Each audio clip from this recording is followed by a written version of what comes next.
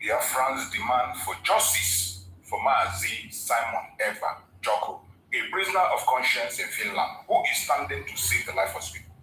Justice for Simon Ekpa, justice for all Biafrans. Let us continue to demand for justice for Mazi Simon Ekpa. He is innocent and must be released unconditionally. Nigerian government is the one responsible for all atrocities happening in Biafra land. Mazi Simon Ekpa is innocent and must be released. Justice for Mazi Simon Ekpa. Justice for Biafrans.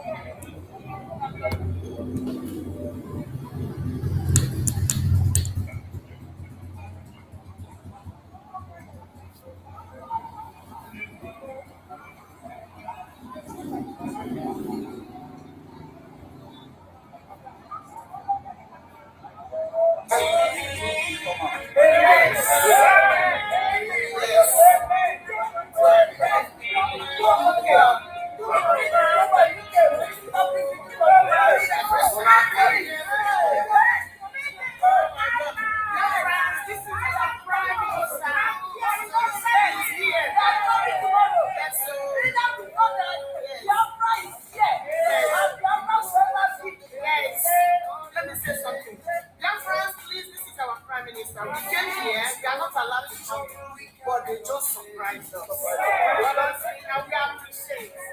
Thank you so much. Oh my God. Oh my God.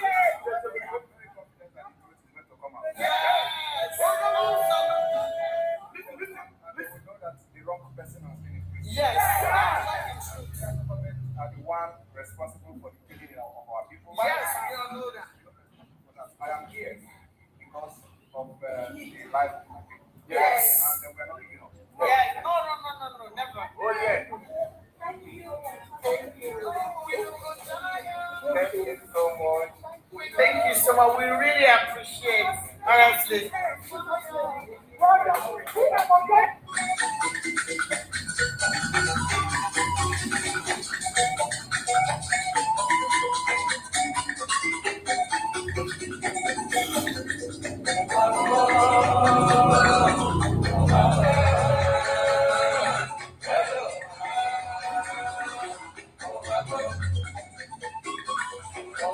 Like and share the program as you join. Like and share the program to all platforms. Share to family and friends. Share to everyone that is close to you. Let us release the bombshell as always. Keep sharing, keep sharing, keep sharing. Don't watch alone. Don't watch alone. Invite someone to join you.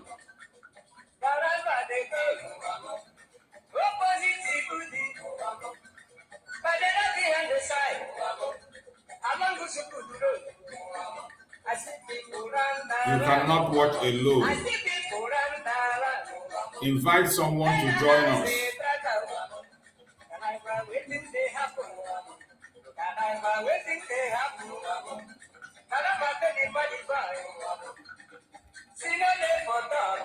Tap the screen if you are watching on TikTok. Tap the screen, tap the screen. If you're watching on Facebook, like and share.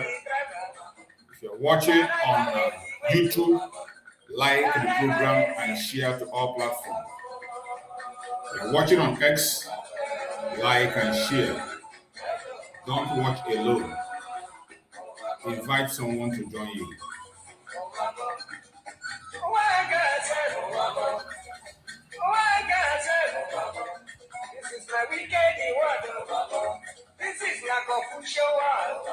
Keep sharing, keep sharing, keep sharing. We must continue. Let the universe bear witness to the sacred code. The ground beneath us does not yield to seasonal guests. The tenant cannot sack the landlord. The employee can never sack the employer. Nnamdi Kanu remains the supreme leader of IPOB. His command is final. Like the program and share it. Like and share so that the message can reach to everyone. The battle has just started. It is not yet over until it is over. The third administration of the DOS is hereby dissolved. The sentence is passed, your names are permanently erased. Chikaedozi, you are sacked. Tony Surumike, you are sacked. Austin Akpagin, you are sacked. Kuya Forma, you are sacked. Isaiah Uba, You are sacked. Collins Chinedu, you are sacked. Gina Zanworo, you are sacked. Fidali Sejoku, you are sacked. Chirin Manworo, Juliet Edward Filatro, you are sacked. You are indefinite. Like and share the live program to other people.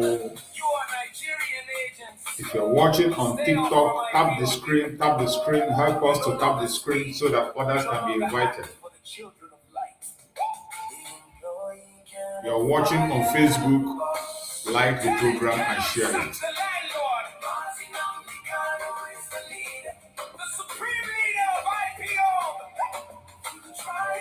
You're watching on YouTube, like and share. If you are watching on X, like and share the program. They thought darkness could hide the shadows of greed. They forgot the soil remembers every treacherous deed. After the illegal extraction, when the leader was taken away, the enemies of the struggle came out to play. Governor David Mahi paid $500,000 of blood money bribe to buy cars for the scholars of shame.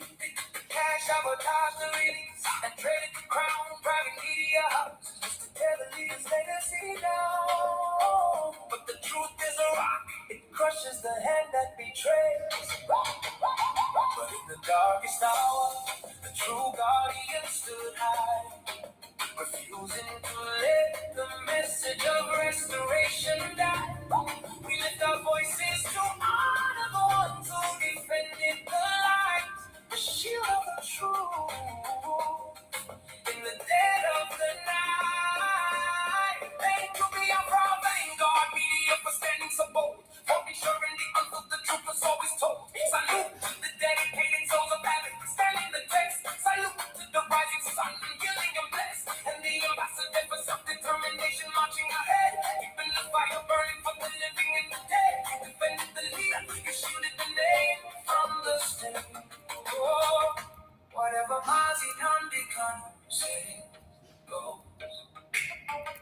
Whatever the supreme leader says.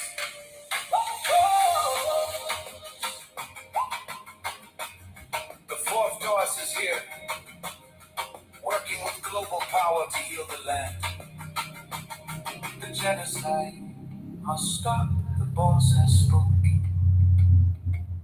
Victory is absolute. Like and share the program to all platforms, share to family and friends, invite people to join us as we start this program. Before we kick off, share. If you have not shared, share the video. Like, invite someone before we kick off. Send out your invitation. Subscribe if you have not done so. In the silence of the night, we still call your name. Through the storm and the struggle, we carry your flame. Though the walls may be high and the chains may be strong, your voice echoes louder every freedom song. Look, we remember your courage, we remember your stand. For the people, for the future, for the promised land. Even when you're not here, your spirit still leads. In the hearts of the people, in our words and deeds. Oh, we no go tire, we no go fall. Through the fire, we stand tall. We know He will be free. Oh yeah, in our hearts, in our dreams, we believe. Simon Ekpa, we call your name. Born for the struggle, born for the flame. We know He will be free. One day, through the night, we go see better day. We miss your voice, your guiding light. But your spirit keeps the fire burning bright. From the streets to the villages, the message go round. Every voice, every soul in a freedom sound. No prison can silence what the truth has begun. Like the rising of the moon and the shining of the sun. Hey, they can try to hold you down, but they don't understand. This is bigger than a man, it's the cry of a lion. From the learners to the youth, everybody knows freedom is a seed and it's already grown. Oh, we go rise again, we don't go fail through the pain. Your voice we hear. We know He will be free. Oh yeah. In our hearts, in our dreams, we believe. Simon Ekpa, we call your name. Born for the struggle, born for the flame. We know He will be free. One day, through the night, we gonna see better day. We miss your voice, your guiding light. But your spirit is the fire burning bright. Even in absence, you're never gone. In every prayer, in every song, your strength lives on, your fire remains. Breaking the silence, breaking the day. Sunshine, freedom, freedom, we cry. Freedom, freedom, we rise.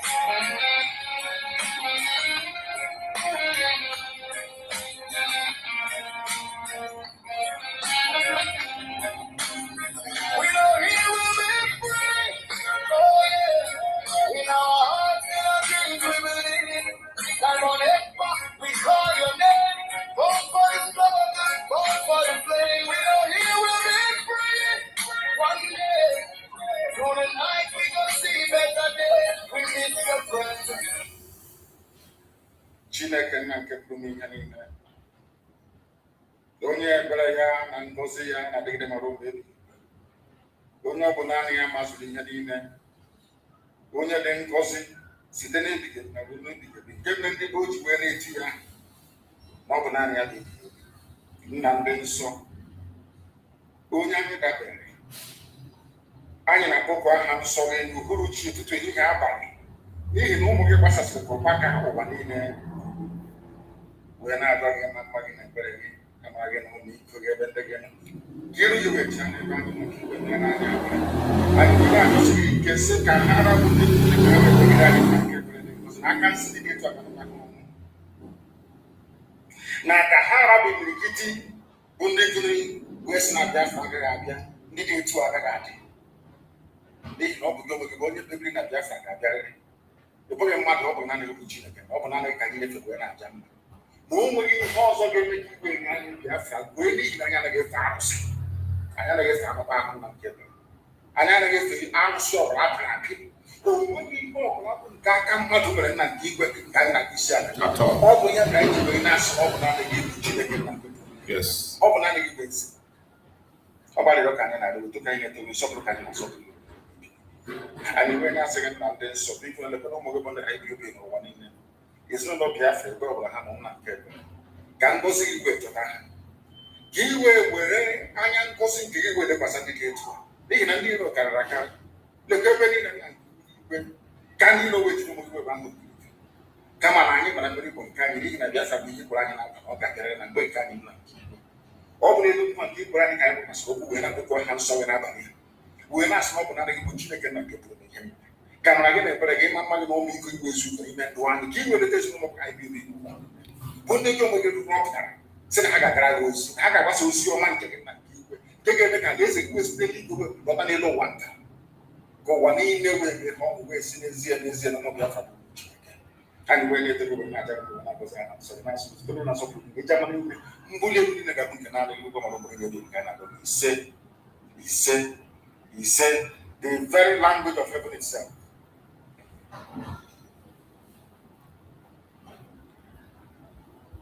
Welcome, welcome, welcome. Thank you for joining us on today's program. I appreciate every one of you that has connected wherever you're connecting from. Please kindly like and share the program. Like and share the program to all platforms. Like and share to family and friends. Like and share to your neighbors. Those that have questions, those that agree with us and those that do not agree, those that have a superior argument, please like and share to them before we start the program. It is very important. Like and share to them before we start the program officially. It is important because everyone is supposed to be carried along. We need to understand each other. Gone are the days when we run away from each other. Gone are the days when we create unnecessary barriers. Gone are the days when we focus our attention on things that do not matter. Wherever you are, and you believe in our eternal leader, Dim Odumewu, you believe in our supreme leader, Mazi Nnamdi Kanu, and you believe in our prime minister, Mazi Simon Ekpa, like and share this program. Everywhere where the name is mentioned, share this program in those platforms to family and friends, because this very morning we are going to touch a very important issues. The Biafra restoration has just begun. The battle have just started. Some of you thought it's over. It is not yet over. We are just beginning. Before we commence this program and continue, I want to inform everyone that is watching this program that in this platform, we do not come here to instigate violence. We don't come to this platform to preach hate. We do not come here to attack people or individuals. We do not come here to attack any race or religion. We are here to present Biafra to the world as the only remedy to the failed state Nigeria. What we do in this platform is to present Biafra to the world in its light and let them know exactly what Biafra is and what it looks like. That is why we are here this morning. When we say Biafra is the only remedy, we are not looking down in other tribes and regions in Nigeria. They have the right to whatever they want to do with themselves. If they choose to remain in the Zoological Republic, it is their choice. We respect that. And they should equally respect our right for self-determination. That is what we are saying in this platform. In our own dialect, we say, live and let's live. Blikambli. That is what we mean when we say Biafra is the only remedy. Once Biafra is free, every indigenous section will be free. The Arewa will be free. The Middle Belts will be free. The Oduduwa land will be free. Everybody will be free on their own to do what they want, how they want it.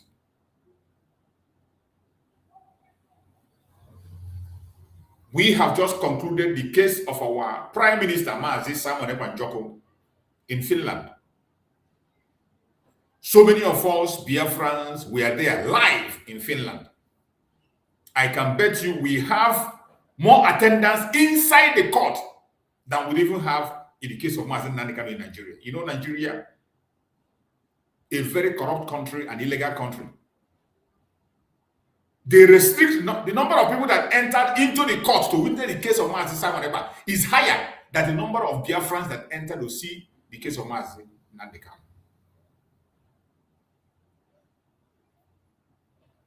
That has a lesson, that has a message to pass. And that is why I appreciate every single person that made it to Finland. I don't care the group you belong. I don't care what is your purpose of coming. I do not care about whatever agenda you have.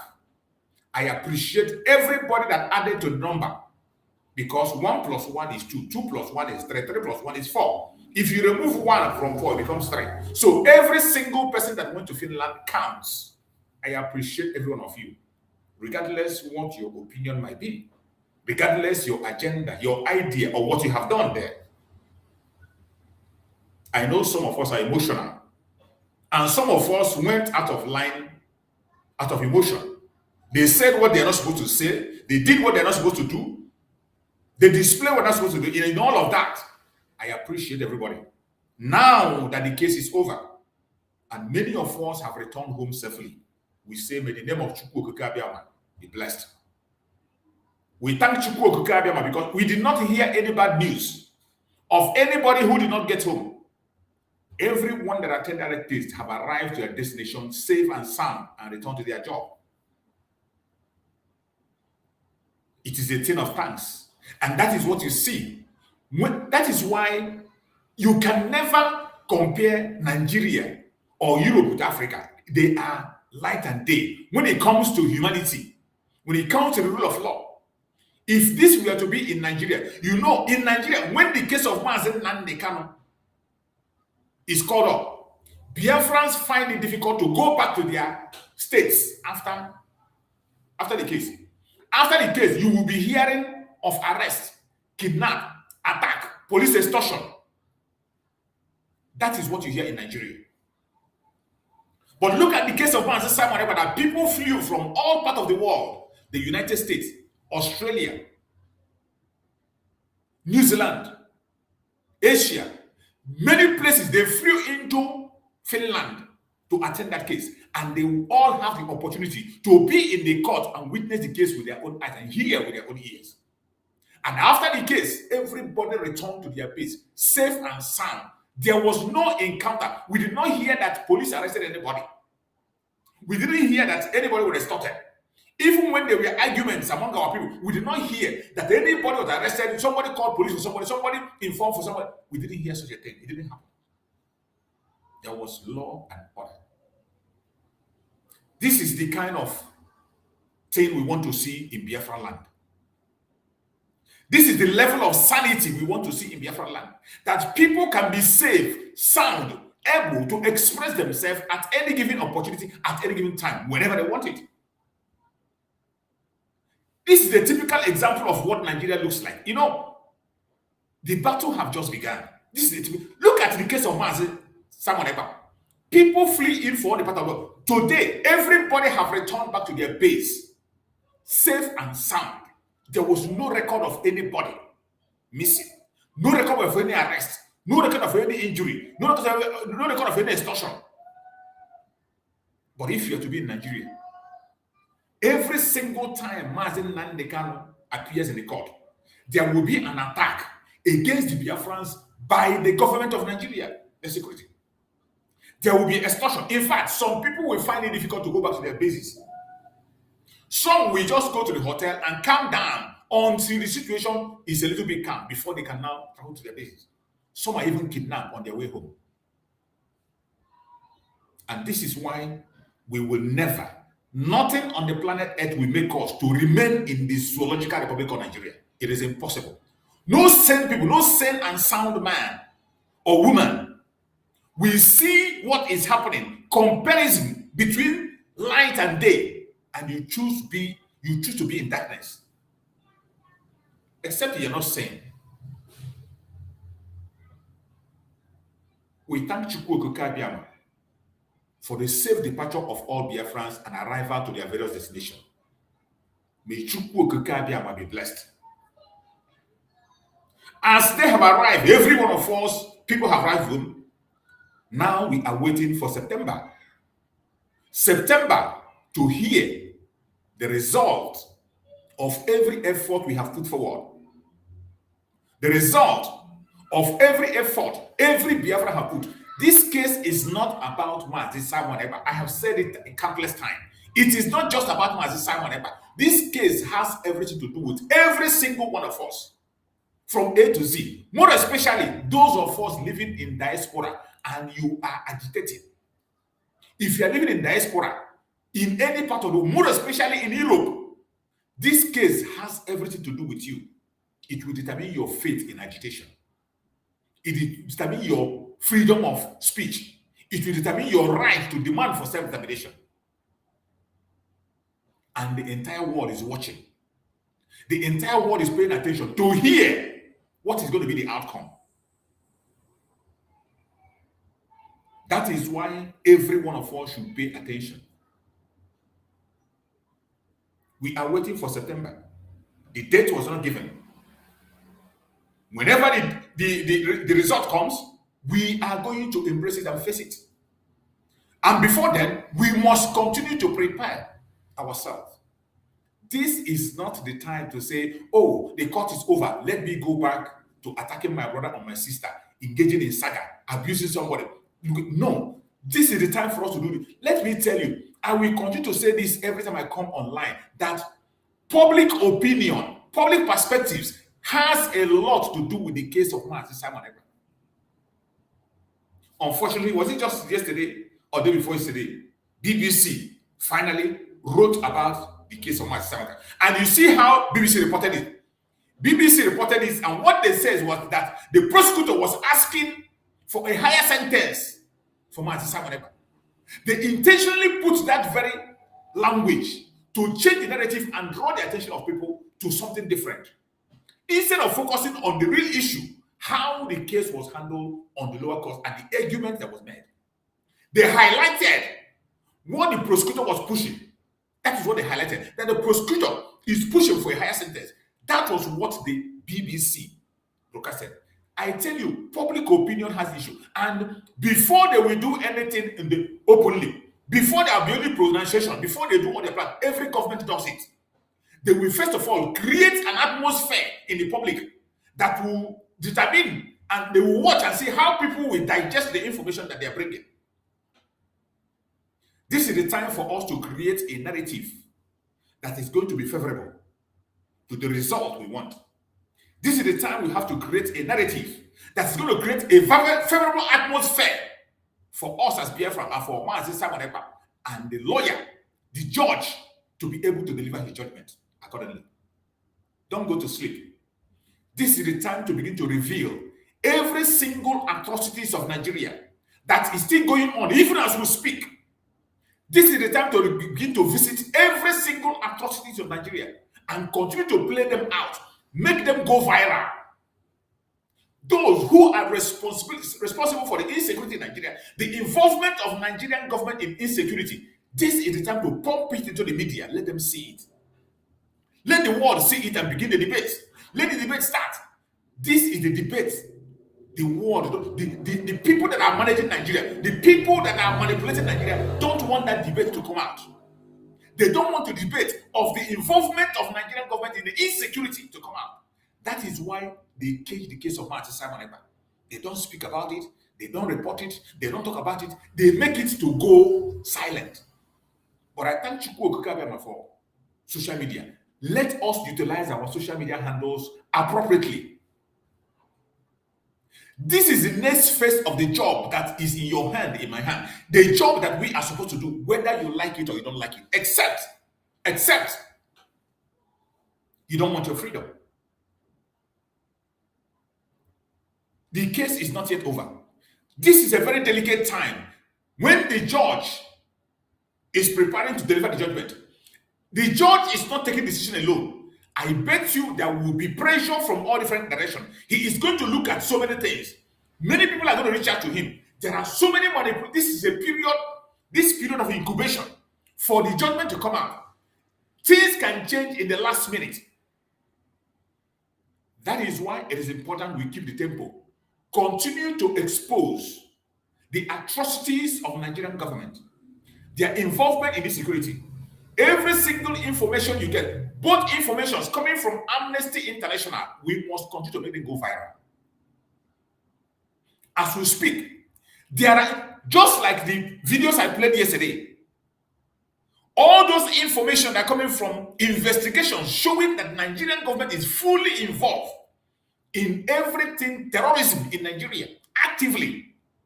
And when we say Nigeria, it involves Biafra land, because I tell you, Nigerian terrorist government are still in occupation of our land. They are still the one managing the affairs in Biafra land. You can't deny that. So when you hear a news on terrorism in Nigeria, involvement of Nigerian government in terrorism and insecurity in Nigeria, Biafra land is involved, because they are the people still administrating issues in our land. Our land is still under occupation. So whatever is happening to Nigeria is happening in Biafra land, mostly in Biafra land. But of course, you know, the reports are not going to say Biafra land. They are going to use Nigeria. This is the time for us to make those information to go viral. Just like the recent summit, bring back the video of the summit that was held in Imo State, where a general stood up and told the whole world the cause of the insecurity in the southeast. The general made it open that more than 5,000 Igbo youths have been murdered in cold blood. More than 5,000. He did not say 5,000 terrorists. He did not say 5,000 criminals. He did not say 5,000 kidnappers. These are 5,000 innocent youths of Igbo extraction. And thousands of them are in various prisons. Thousands of them are in various prisons. Not because they committed offense, not because they kidnapped, not because they killed anybody, not because many of them were not even members of IPOB. But they have been locked up in various prisons in Nigeria without any single person going for them. Without anybody going to ask about them. That video is online. The last Southeast Security Summit that was held, a general, if there is anybody that should know more information about Nigeria, it is a general, a retired general. And he was calling on the governors, the politicians, to do something about it. And before he started, he said, nobody wants to speak about this issue, but I will say it. That was what the general said. I have played the video here over and over again. We must continue to make such video go viral. While Finland is busy over there and continue to ask, the idea seeking for people causing insecurity in Biafra land. In Southeast Summit, a general is telling them that Nigerian government is the one responsible, pointing out critical information, views, points, evidence, verifiable evidence. We must continue to push that out. Look at the recent summit that was held in Abuja of a few days ago. In that Abuja, their social media influencer, very dark man, came out and said that there is nothing like unknown gunmen, that the police is unknown gunmen, the army is unknown gunmen, the custom is unknown gunmen. Every forces in Nigeria, they are the one that makes up the unknown gunmen, and they are the one benefiting from the insecurity in Nigeria. You see, the Chuks have made these things easy. It has gotten to the level that the voices that are loud and speaking today is not even the voice of Biafrans. It is not Biafra. The people that are speaking today are not even Biafrans. I played that video yesterday. These are the videos we are supposed to be making go viral. We are supposed to be making the world see this in their own country, in their own zoological republic, in their own zoo. I want you to watch and see for yourself what is happening in the zoological republic. Terrorist is your government. Yes. The people in government are the terrorists. So how can you say that you want to fight terrorism when the terrorists are in the villa? And the terrorists are running the government. The person that is saying this thing is not an Igbo man. He's not a Biafran person. He's not Nnamdi Kanu. He's not an agitator. This man in a national TV in Nigeria is telling Finland what the people that are responsible for the insecurity. This man is boldly in Nigeria, in national television, telling the whole world the people responsible for the insecurity in Nigeria. And Finland is busy. Finland is busy holding Simon Ekpa responsible. Finland did not come to Nigeria to investigate. Finland did not send their own investigator to Nigeria. Finland relied on information given to them by the same terrorists, the same people that are terrorizing people, the same people that are responsible for the terrorism. They are the ones giving information to Finland. And they did not come to investigate.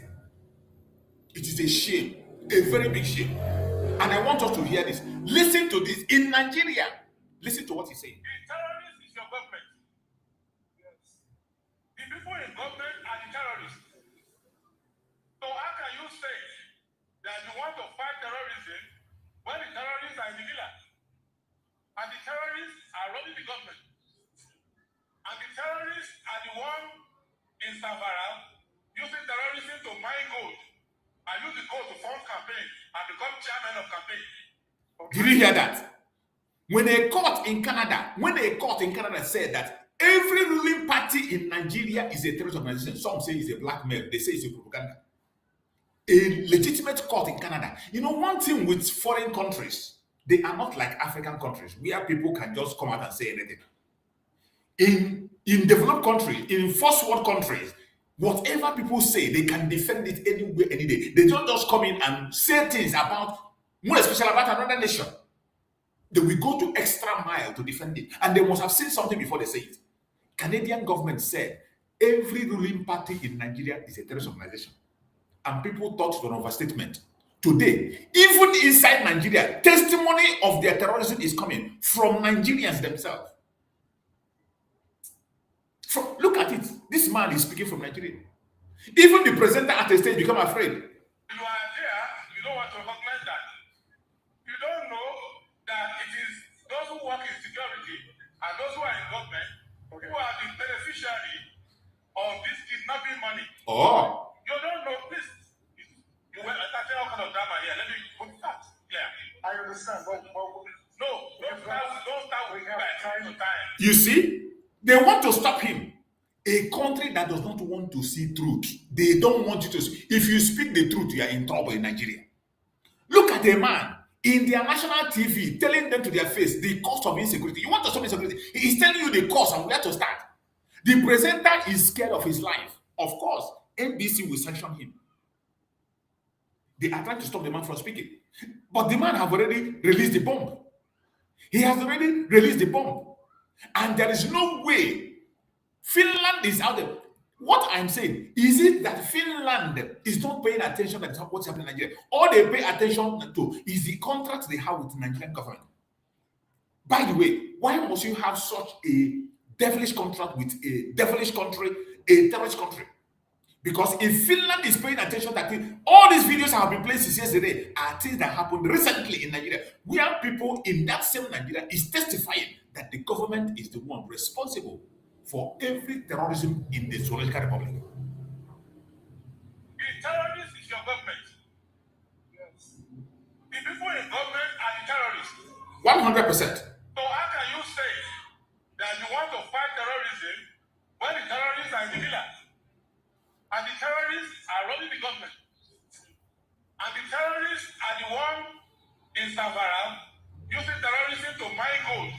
And use the gold to fund campaign and become chairman of campaign.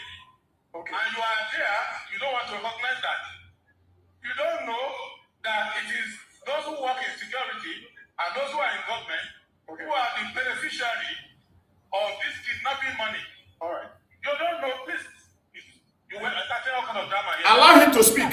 Yeah. I understand. But no, don't you don't understand. You didn't give to time earlier. Let us respect the rules. No, I did. You did not have counted. I did. So the point I'm making is this. Let us make it clear. Yes. What is clear today, if you want to know the truth.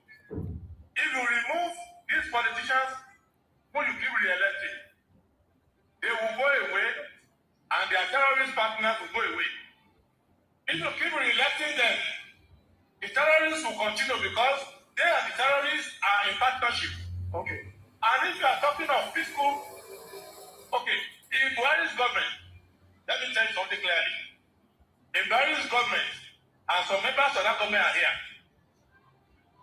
When they were leaving, in addition to all the stealing, theft, and all of that, they left 33.7 trillion in money they printed without appropriation of National Assembly. And they used all that money to buy dollars at official rate from Emefiele and call themselves to trillionaires. Imagine. So, and all of that money, substantial part of it was taken in the name of security. Therefore, in conclusion, yes, your government is more terroristic. Exactly. The government of Afghanistan. So that is why you are under terrorism. Yes. But this was a bombshell. Face to face inside Nigeria. The only terrorist that anybody can talk about in this world is the government of Nigeria. And that is why I don't know why the West is not grateful to Biafra. I don't know why the West is not grateful to Biafra. The terrorist that the world is supposed to be afraid of today is Nigerian government. A government that can be able to sponsor anything that money can buy, including dangerous weapons, including instruments of mass destruction. They can buy it. This is the government that the world is supposed to be afraid of. And that is the government that Nnamdi Kanu want to end. That is the government that Simon want to end. But the people that Nnamdi Kanu and Simon is fighting for are the people today joining that same government to hold them back. Look at Finland. Finland of all people. A very wonderful country that people know them for their human rights, know them for their rule of law. I have just spoken about the case of Simon Ekpa and how Biafrans went there successfully, went there and come back. We didn't hear any record of any embarrassment or any harassment from anywhere. But for economic interest, they decided to begin to deal with terrorist organization in Nigeria. And when I say Finland is dealing with terrorist organization, it is not an accusation. A court in Finland, a court in Canada has said it, that every political party in Nigeria is a terrorist organization. So whenever you are dealing with Nigeria, you are dealing with a terrorist organization. It is a fact. It is a fact. Because of economic interest, even Donald Trump, United States is today dealing with a terrorist country. Nigeria. Indirectly dealing with a terrorist country. Because of economic interest. Their terrorism is confirmed. Citizens in their country are openly calling it out, spelling it out and telling it. In case you don't know, they say it openly. And yet, some people think this is just noise making. They think we just come and talk because we want to talk. When we talk, we bring you evidence. We bring evidence to substantiate everything we are saying and to make it clearer to those who have closed their eyes to the truth.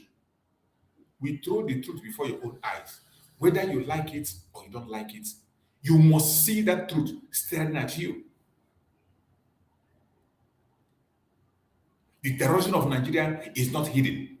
How can anybody be accusing a Biafran of terrorism when the state is the one terrorizing? Even Al Jazeera, in one of their reports, showed it live. Nigerian terrorism during the time of Muhammadu Buhari. It didn't start today. Al Jazeera carried it.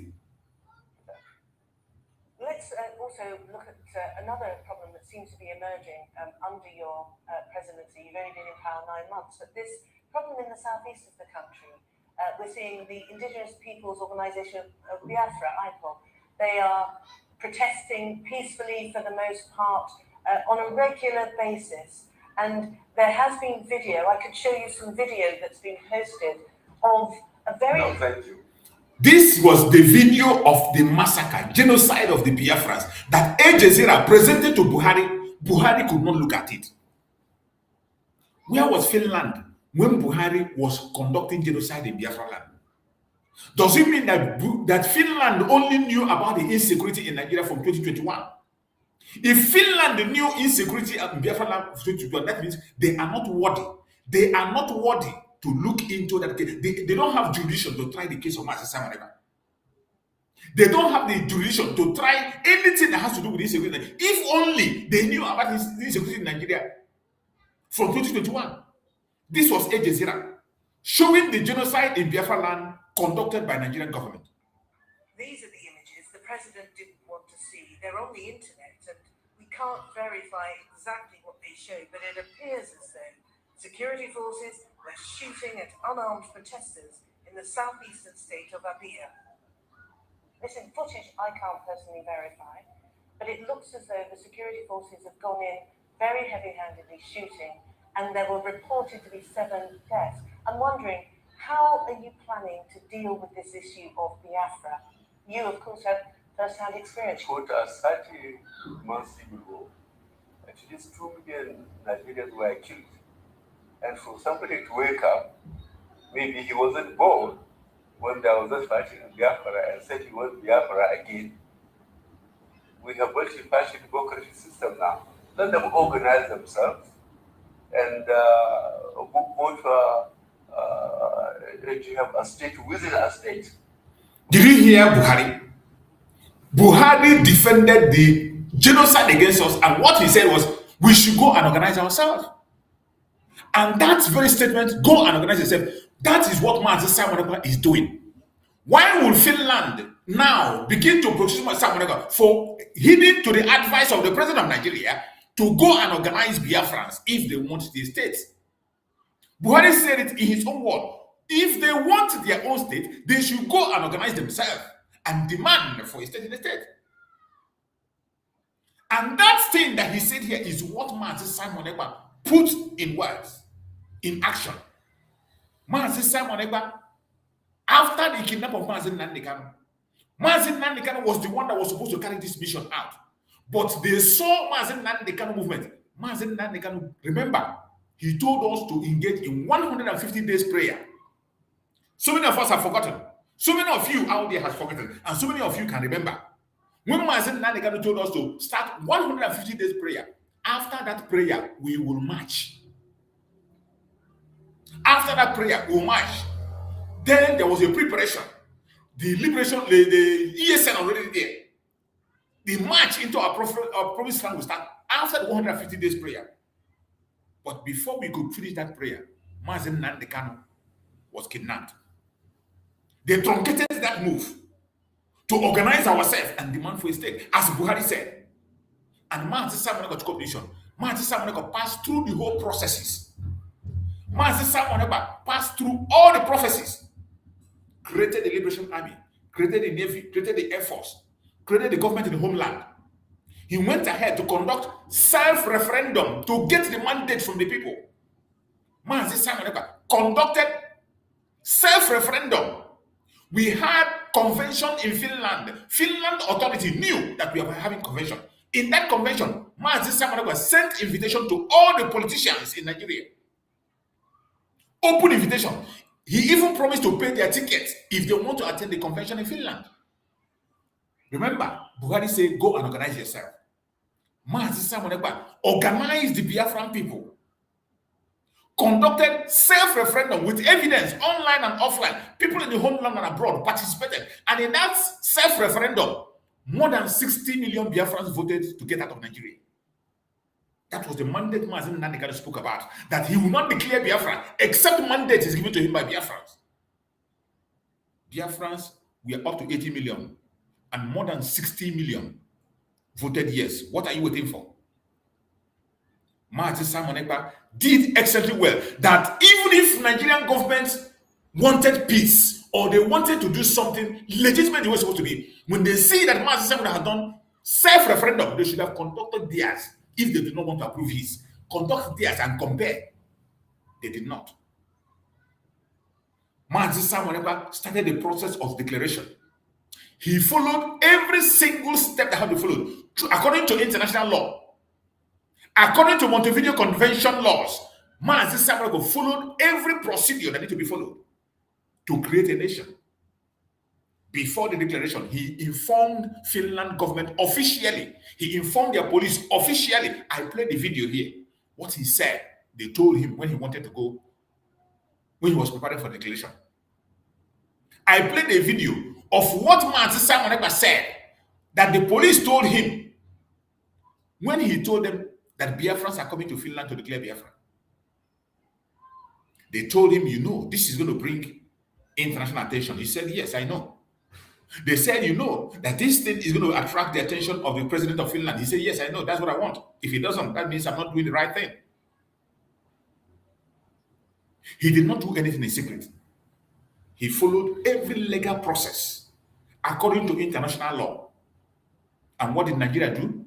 Nigeria, as always, went through the backyard, connived, and brought allegations, brought fake informations, brought lies against Mazi Simon Ekpa, went through Finland, contracted some people and companies to formulate non-existent issues. They used the DOS, the ex-DOS, to create false flags and blame it on Mazi Simon Ekpa. And they used that to prosecute Mazi Simon Ekpa in the lower court of Finland and gave him 6 years, took him out of the way. And they truncated that thing that Buhari said we cannot do. That if we want a nation, we should go and organize ourselves. While we were organizing ourselves, they attacked again. And today, that same Finland today, on their PK court, Simon Ekpa have put everything on the table for them, reminded them of things that they have done and pretend they didn't know. And the whole world is watching for what is going to be the outcome. Look at one of the terrorists they are looking for, Buhari, late Buhari. The orchestrator of terrorism, look at him. The man that led the python dance that took the life of 28 men, innocent men, unarmed in the home of Martin Nnamdi, 28, and Jack the dog was killed. The man that led to the death of the parents of Martin Nnamdi, the man that led the death of thousands of Biafrans on different mass graves during the python dance. Look at him in Al Jazeera. When they wanted to show me the video, he didn't want to look at it. And he posted and said, we should go and organize ourselves. While we are organizing ourselves, they struck. And yet, where was Finland when all this was going on? I am asking, where was Finland when all this were going on? Where was Finland? If Finland does not know these things where they are going, that means they have no right. They have no right. They have no jurisdiction to try Mazi Simon Ekpa. They have no right whatsoever to try Mazi Simon Ekpa. Didn't want to see. They're on the internet, and we can't verify exactly what they show, but it appears as though security forces were shooting at unarmed protesters in the southeastern state of Abia. Listen, footage I can't personally verify, but it looks as though the security forces have gone in very heavy-handedly shooting, and there were reported to be 7 deaths. I'm wondering how are you planning to deal with this issue of Biafra? You, of course, have first-hand experience. A terrorist country that has always been led by terrorists. And today, an innocent man, a Finnish citizen, who have served Finland in different capacity, a man that has served Finland on different level today, they are putting him forward, questioning him about insecurity. That the answer is already out, staring at everybody. Why has Finland ignored the insecurity that has been happening in Nigeria for many years? At what point did Finland suddenly wake up to begin to talk about Nigeria and begin to work hand in hand with Nigeria? What transpired? What happened? What happened? That is the question we're asking. What went wrong? What went wrong? And I bet you we will never stop asking these questions. We will never, ever stop asking these questions, because these questions are crying for answers. These questions are crying for answers. There is no way any sensible person can be working with a terrorist country like Nigeria, defending it or standing in it. No sensible person does that. And that will take me to Dr. Mazanga. As I tell you people, this is the time for us. Biafra need visibility. The Biafra today need visibility more than ever. We have talked to ourselves. It is no longer about Nigeria. It is anything you will do to draw international attention, do it. Enough talking about all these idiots in Nigeria. And I want to bring the last submission of Mazanga. After the closing of the case of Simon Ekpa, let us listen to the last submission of Mazanga. Then we can draw some lessons from there. Let us listen to the last submission of Dr. Mazanga. After the closure of the case of Simon Ekpa, Dr. Mazanga made a very pronounced speech. Let us listen to him. Ladies and gentlemen, thank you very much. For the last 3 weeks, we have helped to bring out evidence that shows that the laws of red flag as enshrined in the European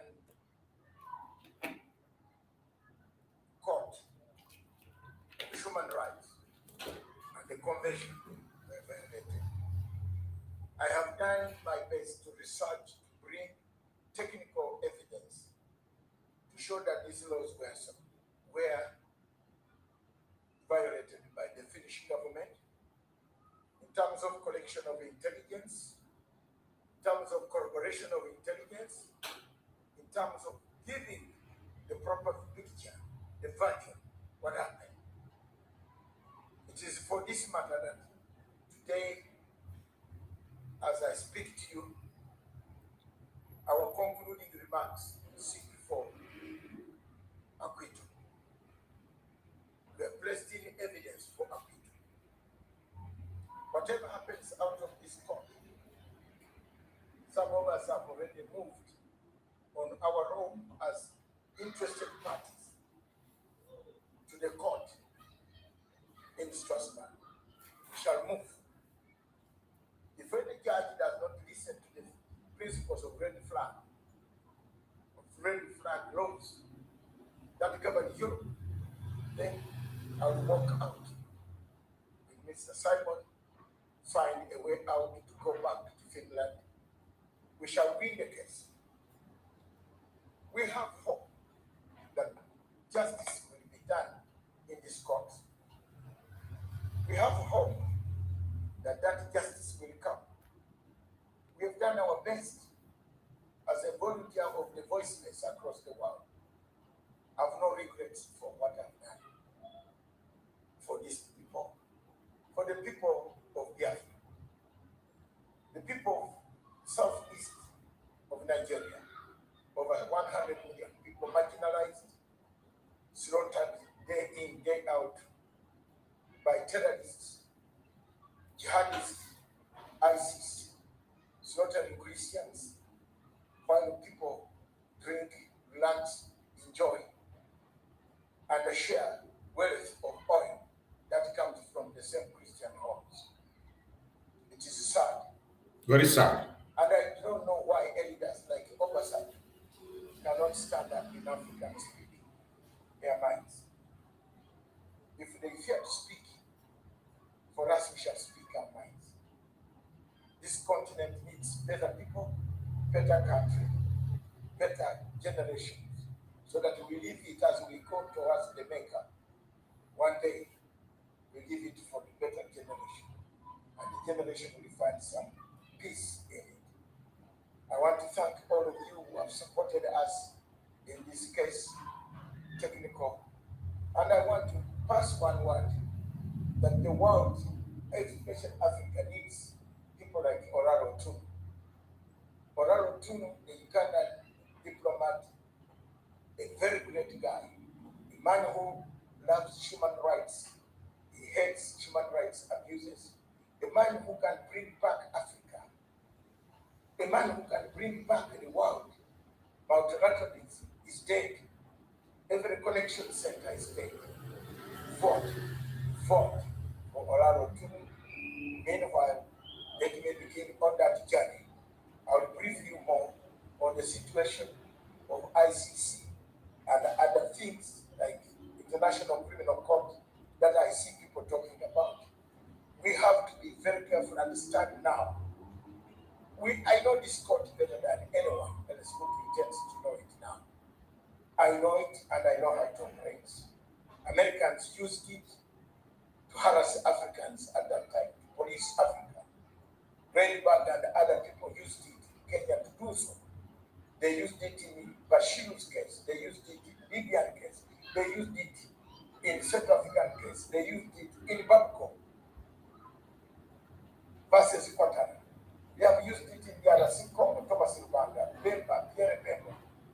They have used it in several places in Uganda. We found a mistake. And for us Ugandans, I want to thank President Museveni. We corrected it. We rejected ICC intervention and I corrected the mess ourselves. I want to say, take my policy, use my policy. The redemption strategy is the best way. Masanga's redemption strategy can make it. If you bring in Orlando too, the world will have peace. We'll have no human rights abuses.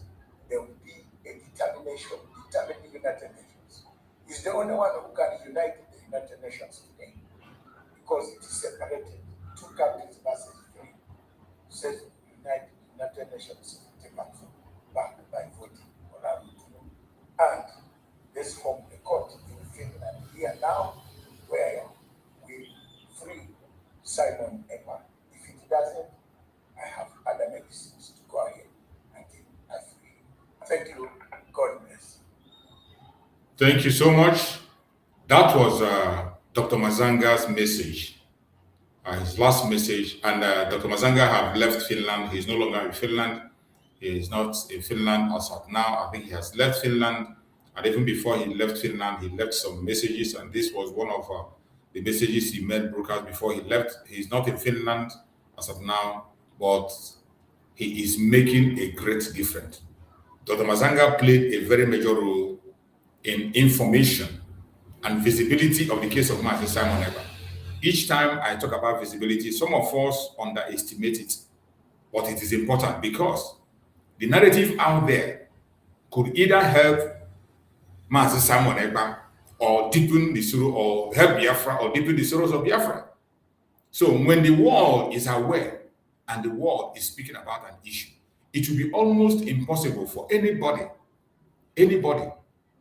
to present something different.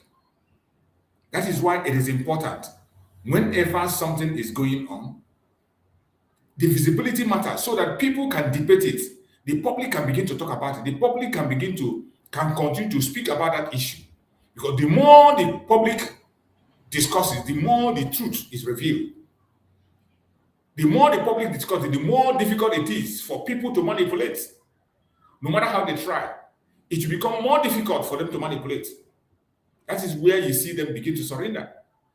That is where you see them begin to hands off. So it is very important in most cases that when a case of this capacity is ongoing, you push it out there so that like-minded intellectuals will be talking about it, speaking about it, arguing about it, because that argument and the public speech has a lot to do to direct the judge on what to do, on how to go. And that was the role Mazanga played very, very well in this very case. He played it very, very well, and I was very happy for everything he has done. You and I today have a responsibility. You and I have a responsibility. And if you and I do not know the responsibility we have, that means we don't know what you are doing. So for some of ignorant ones, I see many people who are very ignorant. There are many people who are ignorant. Many people who are ignorant.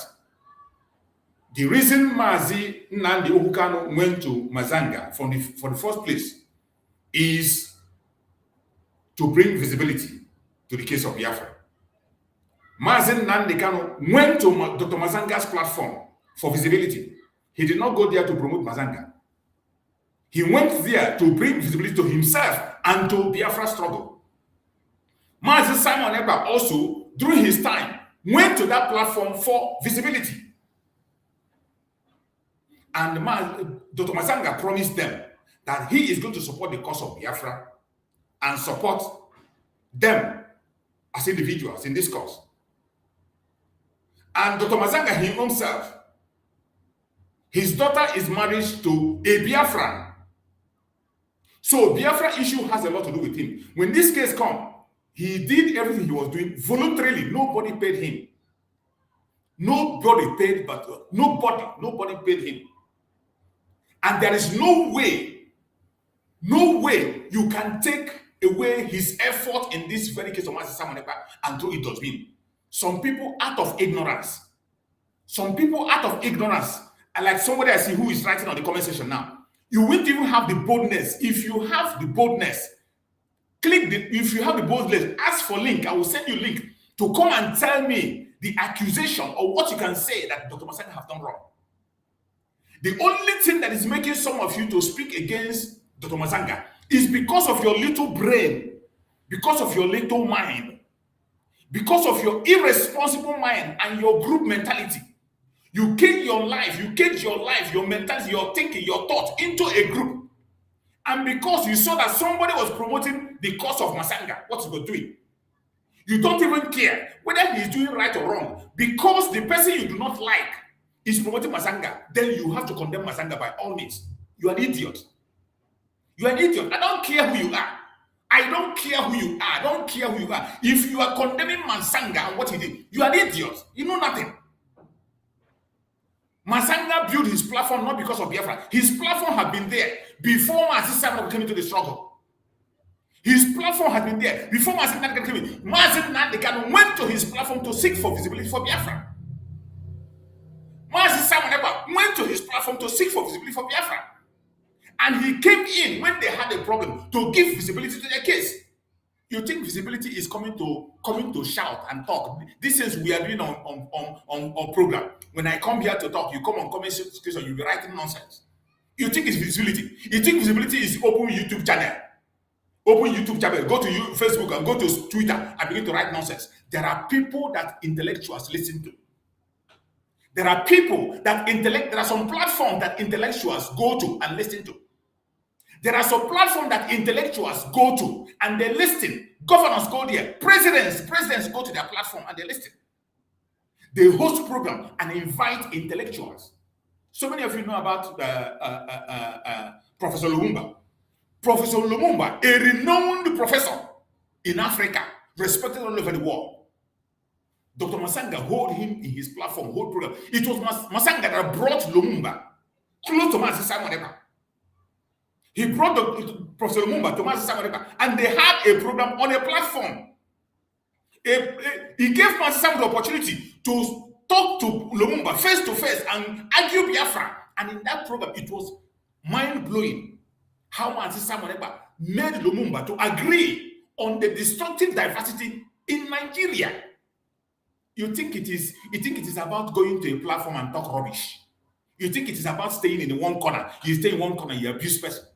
If you have a problem with anybody, face the person you have problem with. If you have a misunderstanding, face the actual person. Don't transfer your idiocy or your aggression to somebody who is doing his own job professionally. Dr. Masanga explained how he came into the case of Mazi Simon Ekpa and what he is doing and how he intends to do and what he is doing. So any of you idiots out there who think that social media platform is what we mean by visibility, you are mentally sick. You are mentally sick. You are a moron. You are a moron. That is why you will abuse Dr. Masanga and talk down on what he's doing. You think having thousands of Biafrans in your platform watching this, that is arrant nonsense. One single person that watches the program in Dr. Masanga's platform is more than 1 million people you have as Biafrans watching you. A single personality that goes to Dr. Masanga to look into the case of Mazi Simon Ekpa is greater than 1 million Biafrans watching your platform. But some of you, your idiocy cannot allow you to understand. Your stupidity cannot allow you. Your hatred against yourselves cannot allow you to think reasonably, wisely. I pity you people, but I thank God that Chuks does not give us leaders that have the same idiotic mind like most of you. Mazi Nnamdi is a man of sound mind. He's a man of sound mind, and he focuses on the real business, what he wants, and go and get it. The same to Mazi Simon Ekpa. Look at Mazi Simon Ekpa in the court. Every time telling you that we are one people, we are one people, we are one people, we are one people. But yet, some of you, your idiocy cannot allow you to accept the fact that we are fighting for one thing. Your idiocy cannot allow you to understand that we are skillful and to get that thing. Your little mind and little brain cannot be able to go to some extent. There is limit to what you can do. There are limits to what we can do for ourselves, and there are something that others must do for us.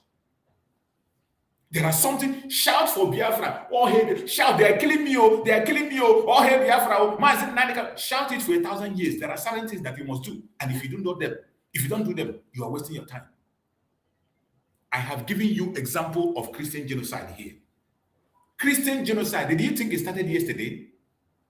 Did it start last year? Did it start 2 years ago? Christian genocide is as old as Biafra. Christian genocide and massacre is as old as Biafra. But yet, nobody cares about it.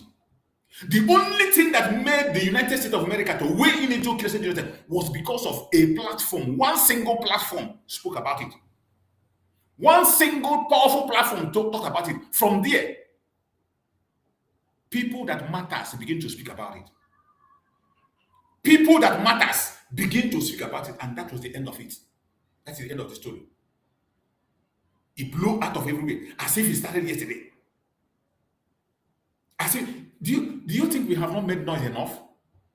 Do you think the IPOB under Nnamdi Kanu did not make noise enough? IPOB under Nnamdi Kanu made every single noise you can make in this world. So you didn't know. You didn't know that IPOB made every noise. There is no noise you are going to make today that IPOB did not make. That is the mentality of us. You think that IPOB under Nnamdi Kanu did a wonderful, great job in evangelism. They touched the entire world. In all the countries of the world, they were protesting and doing things. But did it change anything? Did it change anything? Still yet, when Martin Simon come in picture, Martin Simon Ekpa sent delegates also to the House, to United States, and some of them were claiming that nobody have brought the issue of Biafra officially to them. They were told that nobody has officially reported the issue of Biafra. Some say they have not had it. Even in this Finland, there are people in Finland that doesn't know the Biafra story. Even though Finland participated, they were part of it. There was a tweet that Dr. Masanga made that I was looking for. That was a tweet that he made about this case also. What he discussed with a Finnish man. The man doesn't know. He doesn't. People in Finland, yet they don't know what is going on. When we say it, some of you think it is just by making noise and shouting and talking. You think it is by noise making. You think it is by castigating somebody, abusing and attacking and insulting. That is how you can be able to make a difference. You think it is by opening thousands of YouTube channels, going to Facebook and talk rubbish. You think that is how to make impact. You don't know. You know nothing. You know nothing. That is why you talk down on visibility. Somebody who has come to give you visibility, you talk down. How many big platform can boldly talk about Biafra? Even Nnamdi Kanu that you know, the United Nations have talked about this. How many big platforms, even platforms owned by Biafrans, how many of them? Forget about the conventional media, because they have been bought over. Their interest is clear and overwhelming. We know what their interest is. But I'm talking about Biafrans, their own platform. How many of them? How many Biafran platforms today can boldly come and say and report what is going on? How many of them? How many of them is reporting our case? Can you tell yourself the truth? Then you see somebody who is risking his own platform for you. You are not grateful. Let me read. I think I saw, yes, I think I was searching for it. Let me see. The one of the messages that was one of the article that was written by Dr. Masanga recently. Let me check that, because it is very important. It is very important. I love to read this article because this article, they are sound for those who want to know, for those who have a clear mind, those who are responsible. I have said it time and time again. When I come here to preach my message, I don't preach to people who do not want to learn. I don't talk to people who cage their mind on their who belittle themselves. You don't want to improve. You don't want to improve, and you prefer to remain in that your little cage of mind. I don't work with people who will limit me. Biafrans cannot be limited. We are limitless. We are limitless. We go to every level to make our voice heard. Whatever it will take, that is what Nnamdi Kanu taught us. Whatever it will take to make our voice heard, we will do it. It does not matter. Even if it is my enemy, even if it is my arch enemy that God will use to give me freedom, I have no objection. I am not here to define and describe or decide for God how He's going to give me freedom. Oh, if it is coming from my enemy, I will not accept it. If it's coming from, like people who say that instead of Biafra not to come from myself, let it not come. I'm not part of those people. This is what the message that Dr. Matanga left. I think before he left Finland, he said, this message was left, I think it was yesterday, he wrote this message. He said, look at it. Finland versus Simon Ekpa. This is the message Dr. Matanga left before he left Finland yesterday. He left Finland. I think he left Finland yesterday. The message says, today, I arrived home safely after the conclusion of Simon Ekpa case in Finland, European democracy is strange because if I had been in Nigeria, I would have been thrown in the Niger for opposing president. But in Finland, we told Alex Stop on his soil. I hope he has now seen the truth about Nigeria. This is the message Dr. Matanga left. Just like what I was saying, I didn't even read this message before I began to say what I was saying before. Do you give an example? Example I was giving the beginning of the message. Dr. Matanga left me to say, today I arrived home safely after the conclusion of Simon Ekpa case in Finland. And he went ahead to say, European democracy is strange because if I had been in Nigeria, I would have been thrown in River Niger for opposing the president. But in Finland, we told Alex Stop on his soil. I hope he has now seen the truth about Nigeria. He went ahead to write, I also thank some of opposition members of Finnish parliament, whom we share 4 hours over coffee and a lot of information regarding Nigeria. You see, this is what some of you that are talking rubbish are supposed to be doing. You think it is about social media. Even our people that went to Finland, I was expecting them to engage personalities. That was why yesterday I applauded Brigi government. Yesterday, I applauded Brigi because of what they did. I'm not supporting them or applauding them for anything. Because of what I saw in that Finland, they were the one that we are doing things that were meaningful. To reach out to people. See, you saw them. They went to a historic place. They took a video, asked questions with people, and they discussed. They went to the organization that gave Master Simon Ekpa Ambassador of Peace. With the father of Master, they discussed and told the story of Biafra and explained more to them. We also saw the interview that they granted to the father of Master Simon Ekpa. These are important places. While you were there, what you were supposed to do is not to focus on starting of picture, looking for propaganda picture, looking for propaganda, something to use for propaganda. What you are supposed to do where they are there, when you see a man on the street, a Finnish person on the street, you discuss with him about issue of Biafra. You don't know who the person is. Discuss with the citizens. Tell them what is going on, why you are there. But some of them, when they focus on themselves, looking for propaganda video, how to hug, how to kiss, how to do nonsense that doesn't make any sense. But Dr. Matanga, who was there as part of the technical team, didn't appear to the court, but he was busy outside engaging with important personalities. Some of them didn't even know the story of Nigeria. They didn't even know what was going on with Master Simon Ekpa. But while he was in Finland, he was able to meet some of them. And they were discussing. Look at it. He said, I also thank some of opposition members of Finnish parliament, whom we share 4 hours over coffee and a lot of information regarding Nigeria. My public statement speaks volumes. I want to sincerely thank the defense lawyer, Tommy, for the cooperation we had throughout this case. My tactical headquarters in Helsinki also played an important role in supporting the work. However, it is too early to celebrate. We still have to hear the verdict, which is expected next month, September.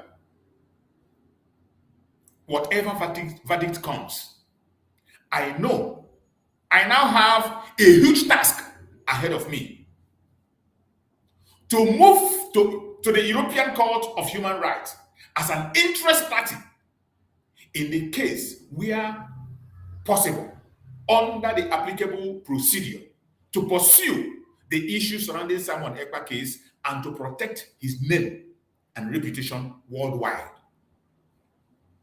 The job is huge. It's not over until it is over. Between me and Finland, whatever comes, I will continue to stand firmly on the principle of European Convention on Human Rights. European Convention on Human Rights.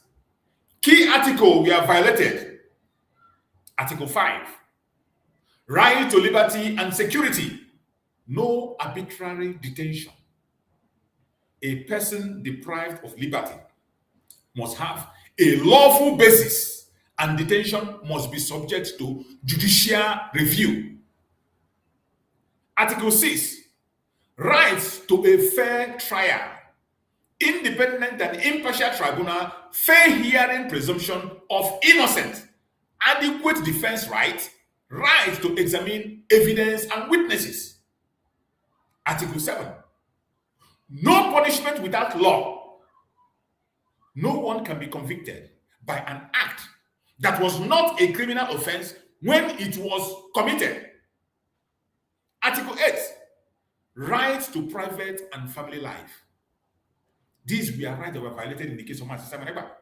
Protection of private life, family life, home, correspondence interference must have a lawful and necessary justification.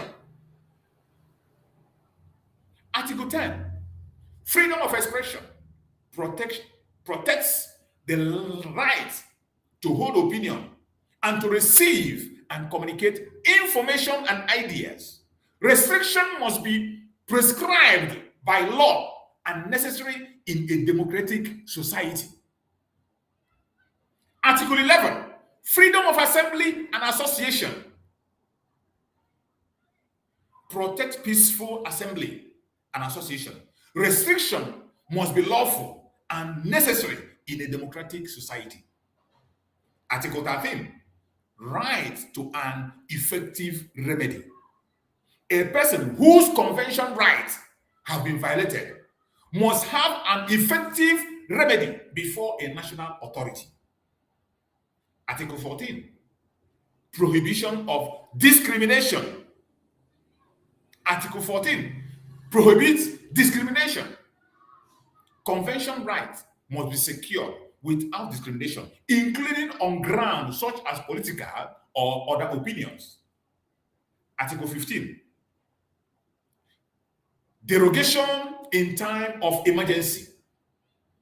Even during a public emergency, derogation from convention rights is subject to strict condition.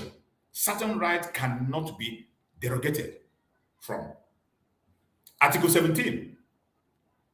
Prohibition of abuse of rights. The convention cannot be used to justify destroying or excessively limiting the rights and freedom if protects. Article 17. Prohibition of abuse of rights. The convention cannot be used to justify destroying or excessively limiting the rights and freedom it protects. Article 18. Limitation on use of restriction. Restriction on convention rights must not be applied for a purpose other than purpose for which they were prescribed. For a red flag stroke security case, this was the one that Dr. Basanga was always hammering, this red flag. He talks a lot about this red flag law that they violated. He spoke a lot about this red flag. He spoke a lot about what's happening. Sorry, I just lost this out. Sorry, I gave up. He spoke a lot about this red flag. That red flag law. He spoke a lot about it. And it is very, very important to pay attention to that. He spoke so much about the violation of that red flag law. He spoke so much about it. He spoke a lot about it. Sorry, let's go back to there. He spoke much about that violation of the red flag law. And I think it is important we look into that. He spoke extensively about that. The red flag law. He talks much about that red flag law. And I think we have to look at that. It is very important we look at that. The red flag law. You know, he has complained every time he wrote many articles on this red flag. For a red flag stroke security case, the most important combination is Article 5, liberty, Article 6, fair trial, Article 7, no punishment without law, Article 8, private life, Article 10, freedom of expression, Article 11, assembly and association, Article 13, effective remedy, Article 14, non-discrimination, Article 18, Article 14, non-discrimination, Article 18, misuse of restriction. These are the principles that I will continue to examine as the legal process moves forward. The fight for justice does not end with one verdict. The job continues. This is what Dr. Masanga put down before he left Finland. He is now back to his base. He has gone back to his base. This is what he wrote, he put down before he left Finland. And I love to follow every single thing he has put on the ground because Dr. Masanga is very sound in his illustration. Very, very sound. When he said he read international law, I have no doubt. With the knowledge and expert on international law, I cannot expect anything less than what I'm seeing. And this is another article that he left. Let's read this before we see what he wrote about the drug baron. This is another article that he left. This one says, "Dear African world, let the fact speak." This is another article that he left. He said, "Dear African world, let the fact speak. I sat down for a coffee in Finland with a former member of parliament of Finland, and we discovered this is our discussion. We discovered in our discussion this in our discussion. We discovered this in our discussion." He was shocked about Nigeria. You see, when I tell you that most of us that went to Finland forgot that we are supposed to be engaging.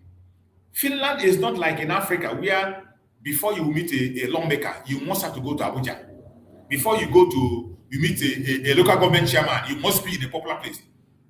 In Europe, you can meet a lawmaker anywhere. You can meet it even in a bus. You can meet them in train.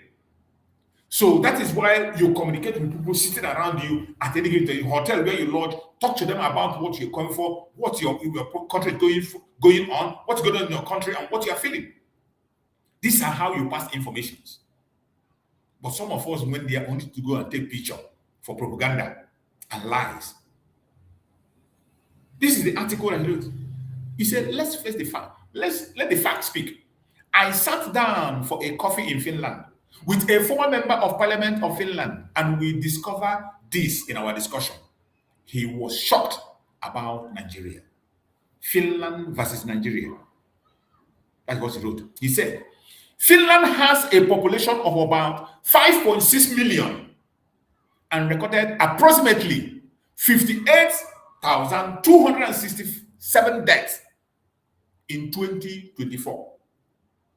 Around 160 natural and accidental deaths per day.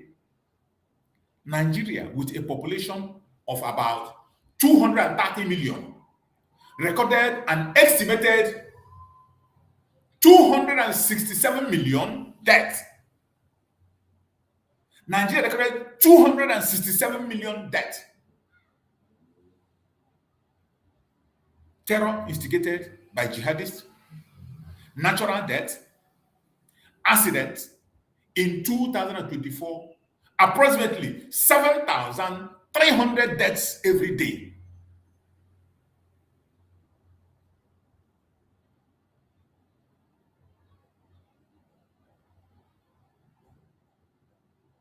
You can imagine. You see the difference? Nigeria, with a population of about 230 million, recorded an estimate 2.67 million deaths. 2.67 million, not 200, 2.6 million. The population is 230, but Nigeria recorded estimate of 2.67 million deaths. Terror instigated by jihadists, natural death, accidents. In 2014 alone, approximately 7,300 deaths every day. In Nigeria, 7,300 people die every single day in Nigeria. That means Nigeria,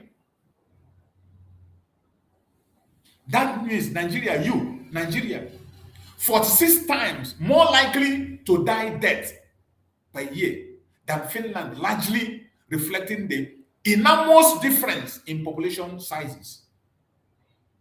But due to the security situation in Finland, less population from generation, you survive daily in Finland. This figure put the discussion into perspective when comparing the two countries. The chances being killed by jihadists in Nigeria are higher than in Finland. I leave it here. You see that many people in Finland, they don't even know what is going on in Nigeria. That is why sometimes we say they do not have jurisdiction to try this case. They don't have jurisdiction. And I read this one. I just want us to touch this drug baron write-up that he put up. Let's touch this one. He said, are these not double standard by the USA towards Nigeria? In the case of Venezuela President Nicolas Maduro and his wife, the United States acted swiftly on 3rd January 2026. US forces arrived. US forces carried out a military operation in Caracas, captured Maduro and his wife, and brought them to the United States to face charges in US court. Maduro made his first court appearance on January 5th, 2026. The United States was prepared to use extraordinary force and take decisive action in that case. Yet, on the other hand, the same United States of America government, US court, appear to have dragged their feet concerning President Bola Ahmed Tinubu of Nigeria over allegations relating to cocaine and drug trafficking across the Atlantic. Why does this remain a hide-and-seek game between the FBI and the US courts, telling us that releasing the information of Tinubu drug cases is going to be security risk? But it wasn't a security risk for you to go and take Maduro, a sitting president. And this is not double standard. Why was there such urgency and decisive action in the Maduro case, while the Nigerian case appeared to move at a completely different pace? I asked, is justice truly equal, or does it depend on who is involved? A very big question. You know, when they were talking about Christian genocide, we were jumping up. Christian genocide. We thought by now that something would have been done. Instead, Donald Trump ended up increasing the problem. That bomb he threw, more people have died since that attack till today. And yet, they are no longer talking about Christian genocide anymore. They are no longer talking about Christian genocide anymore. They are no longer talking about Christian genocide. No, they're no longer talking about Christian genocide. And it does not matter what people say. It doesn't matter what they do or how they do about it. This double standard is unacceptable. It is unacceptable. But the most important thing today is that we, those of us who are Biafrans, we must be very, very practical Focus on reality. Throw away your group mentality into the dustbin and focus on the unity of purpose. The purpose for which we gather in every mushroom group where we are is for Biafra. Nnamdi Kanu is preaching unity. Simon Ekpa is preaching unity. You that claim to be following them, you are preaching divisiveness. You cage your own mind in your little mushroom groups, and you think that will make you progress. It won't lead you anywhere. Nnamdi Kanu have given an example. When he talked about unity, he gave the example. He first of all inaugurated the 100 men. In 100 men, everybody is inclusive. He recovered the IPOB from the criminal Chikazozem and Chinasanworu who destroyed IPOB. He recovered it.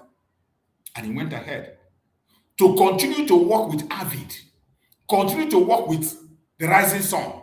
He continued to work with Ambassador of State Dimension. He did not tell them to fold their own organization and join him. No.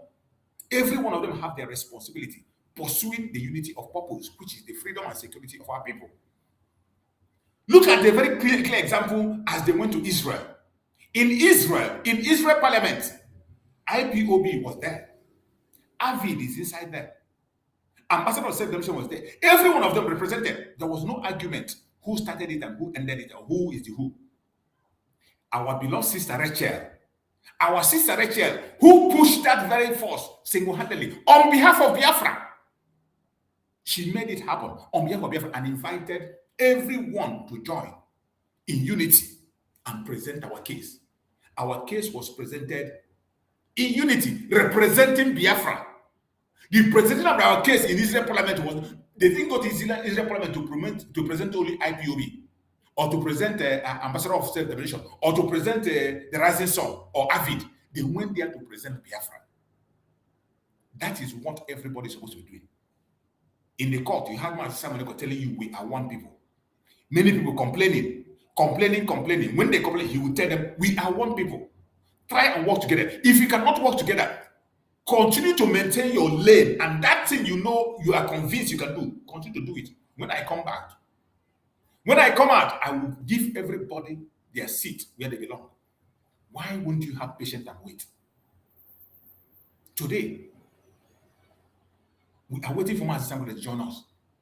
What we are supposed to focus today now is continue to expose the evil of the Janjaweed, the atrocity of Nigerian government. Continue to expose it day in, day out. Don't stop. All those evil they have done, all those things that confirm that Nigerian government is responsible for the insecurity in Biafra land, continue to reveal it. Yesterday we revealed a lot, and today we will continue to reveal confirmations, things that confirm that Nigerian government is responsible for the insecurity in Nigeria. Nigerian government is the terrorist that we know, just as the Canadian court said that every political party in Nigeria is a terrorist organization. It is a confirmed. I have played 2 videos here where testimony we are coming from that same Nigeria itself to confirm it. I want to play one video. Let us listen to this video. Listen to this video. Since the world and Finland doesn't know who is responsible for the insecurity in Nigeria, I want us to watch this video. Let us watch this video. Just be patient. Let me bring this video up. Don't mind the man you're going to see. You are going to see a stupid man on the video, because that man, he is one of the men who was calling for the head of Master Simon Ekpa. The person that is going to show on that video is one of the idiots that was calling the Finland embassy to take Master Simon Ekpa away. But today, bunch of idiots. He says he's a human rights activist. A human rights activist with an empty brain. Of course, he's a Janjaweed like other Janjaweed. What do you expect? Making gain from people's calamity. That is why they don't want the system to work. Because the system pays them. The system makes them look relevant. It makes them relevant. That is why when you talk about solution, they will not. Because they know as long as there is problem, that is where they feed. They feed in people's problem. If people don't have problem, they will become irrelevant. If people are not reporting, they will become irrelevant. That is why they prefer the problem. I want you to listen to this man. Every one of you know him. He's a popular man in Nigeria. One of those who is benefiting from people's problem. That is why they don't want solution. When you bring solution, they will go against you. Listen to him. Listen to him. Let's listen and hear the report he's bringing here. So that those who doesn't know Nigeria, we are bringing Nigeria firsthand for you to know. These are one Nigerianist. Listen to him, what he had to say. Or was he trying to rescue himself?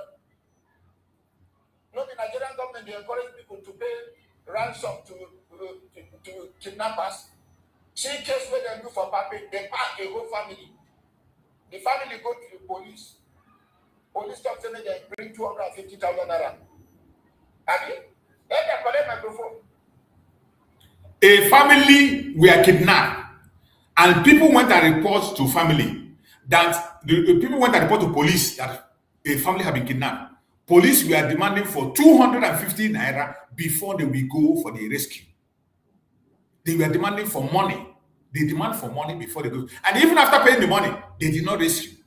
They still advise the people to go and pay the terrorists so that they can go and collect their share.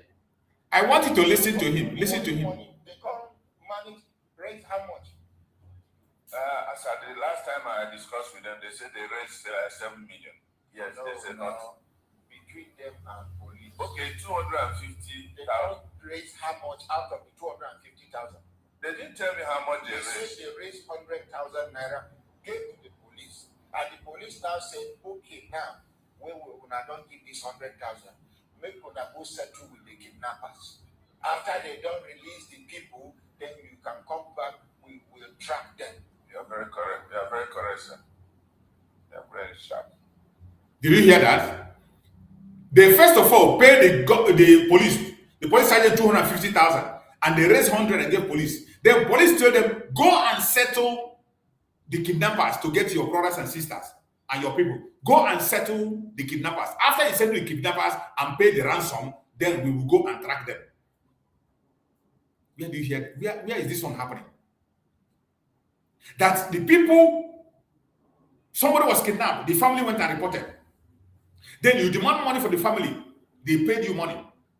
Then instead of you now going to go and rescue after they have paid, meanwhile they're not even supposed to pay for you to go do your work. They're not supposed to pay, but they paid 100. And then you now advise them, go and pay the ransom.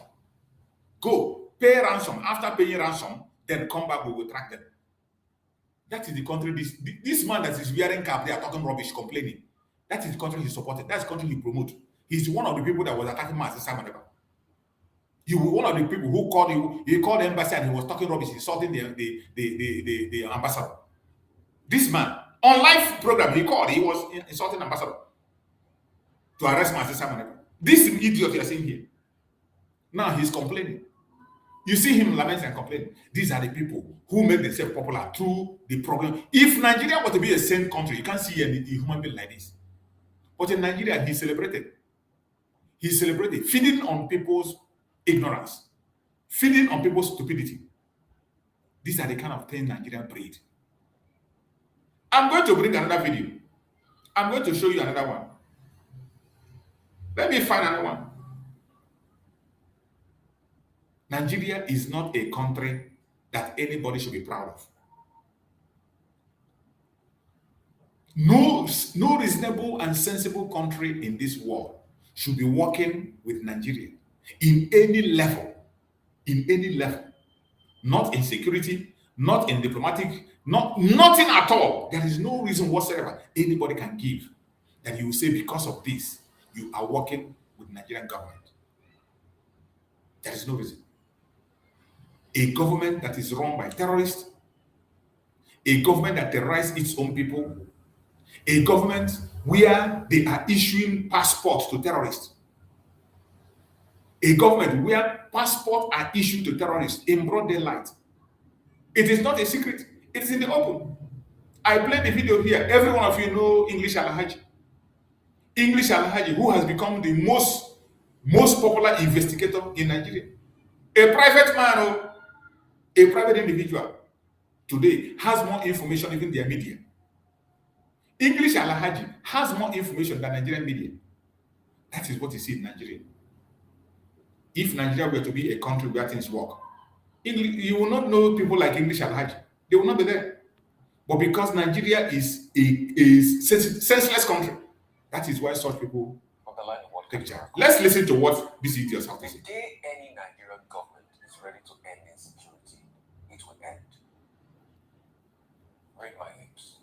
The day any Nigerian government is ready to end insecurity, it will end. Are we ready to end it? I don't think so. I don't think so, because there's way too much complicity in the ecosystem.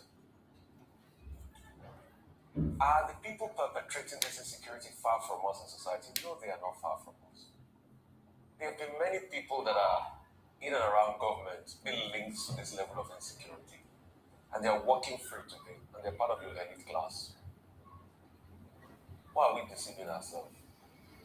But you see, the problem with Nigeria is when you tell them the truth, they get alarmed. What did very dark man say that was wrong yesterday? Didn't he say things we've always known and suspected?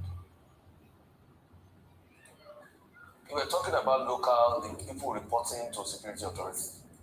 Ayo, is it not this country we were when the citizens of Woro informed the security operatives that there was a threat on their lives? And the bandits came because they heard that they informed the security operatives. How did the bandit know that the people of Woro informed the security operatives? Ask me. Then they came and they did a slaughter. And after the slaughter, for good measure, they took hundreds of people. They just released them the other day after how many days? Mm-hmm. That's Nigeria for We you. talked about Askari Uba. Ayo yesterday made it 102 days. The kids from Askari Uba have been in the dead. I hope Finland is watching. We are talking about Bobo and Dr. More will happen. We are not ready to deal with insecurity. It's not a case of state police. When Nigeria did not have state police in the 90s, we didn't have banditry at this level of insecurity. So why are we deceiving ourselves and say it's more boots on the ground? More boots on the ground will just mark more complicity on the ground. Because the thing that really makes it more boots on the ground, more complicity on the ground. Complicit people infiltrating the ecosystem is very problematic. Is it in states where state governments are sponsoring bandits? Oh. All of you are shouting. Don't be me they talk about. He didn't even make the point when we dumb as a nation, when we saw a terrorist granting press conference in Katsina, addressing the people, and police was there. When we deaf and dumb as a nation, when we saw police, bandits, criminals were passing, police was saluting On camera. When the police spokesperson come out to say that Okay, God. it's a lie, police were not saluting. That we couldn't be God. Is it not in this country they arrested people, terrorists coming back from Hajj? Do you know how many photo ops that state government have done with bandits and criminals in Katsina? So what is very dark man? You know, sort of faithful. What did this say? That everybody is faithful. They have the right to say they have the right. The people don't like the truth in this country. They don't like truth. On our country, don't like truth. Don't move forward. And that's why I made that kind of. When the state is ready to end this insecurity, to end totally. What did President Tinubu say after the Bobo attack? We must not cow. We must not cow when the people are being treated like cows. How many times has he released such statements since he got into power? You've lost count. I'm sure now that they don't even edit those messages again. They just change the name and the location of the incidents. And we say we are dealing with insecurity. We are dealing with insecurity. When we analyze, now we say, yes, America joined us. They did 2 airstrikes. Boom. They shot 2 Tomahawks. Yes, we've captured the largest catchment of intelligence back. What has intelligence done for us? How have we been able to crack the good? We are working on it. In fact, some people are after it, they will say, if I shut up, you don't even know what you are talking about. You're very stupid. You don't know the ecosystem. They are high-level security briefing. I don't want high-level jargons. I want results. Is it today, that we have civilian GTF? because of the infiltration of the system, those young patriots, those hunters are just being led to the slaughter slab and killed anyhow. Tell them. So what? So that was Rufai. You know Rufai. That was Rufai making his own case, telling his own half-truth. You know, these people, is not that they don't know the truth. They know the truth, but they are so scared. They have been conditioned to say things on certain way. They have been conditioned on what to say and what not to say. And we don't blame them. They have their restriction. I don't blame them. They are looking for their daily bread. They are not like us, who has already lost everything and have nothing yet else to lose. And we continue to speak, even when it is so difficult and so dangerous to talk. We continue to talk. So, our question to Finland authority is that, just like Dr. Masanga always asks, at what point did Finland know that there is insecurity in this European Republic? At what point? At what point did Finland realize that there is insecurity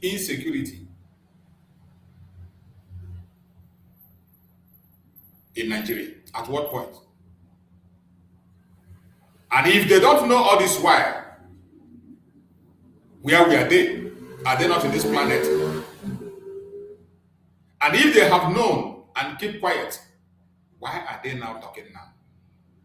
What is so special about now and then?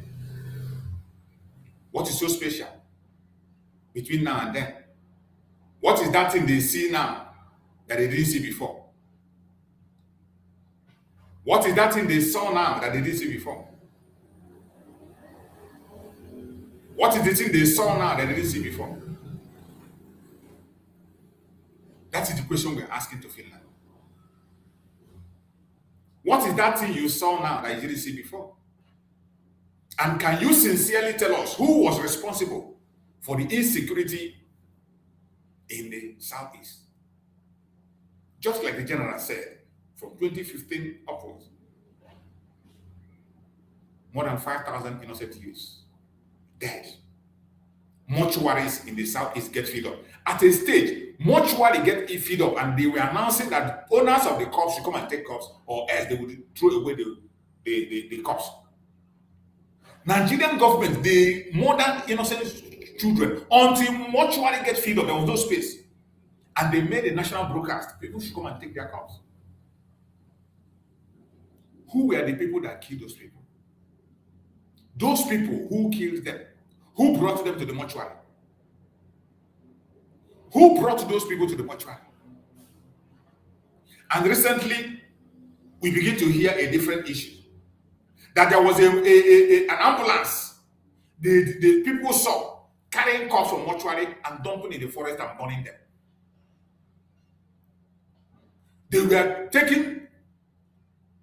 They took ambulance, they carry corpses from mortuary, and they went in forest and dumped them and they burned them there. Why were they doing that? Because there was a petition.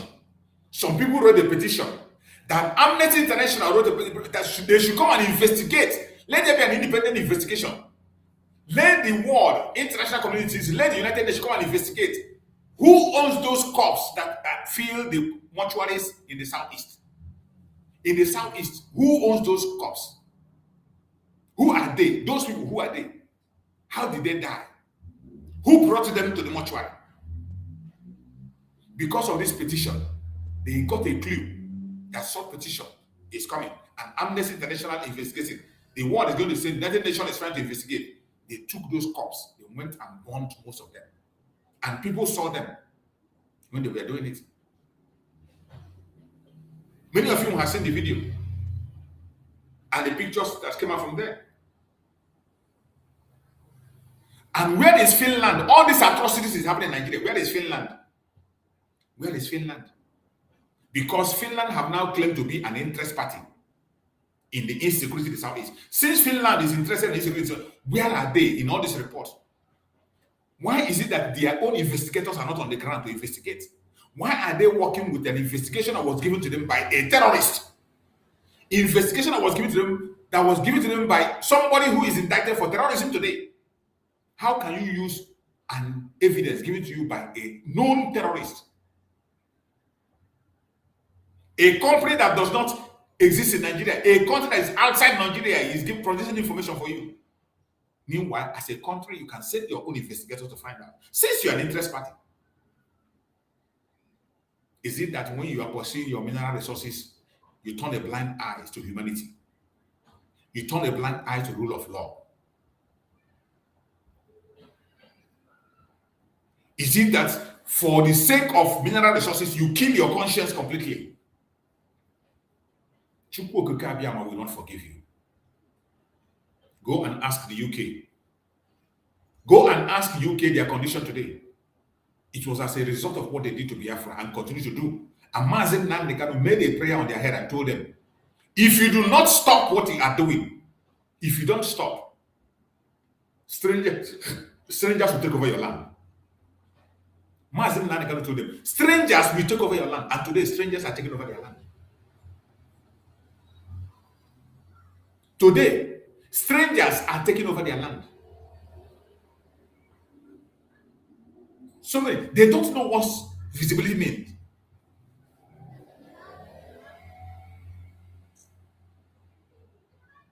Strangers today are taking over the United Kingdom. They are crying. Go online. Go online. You will see them crying right, left, and center.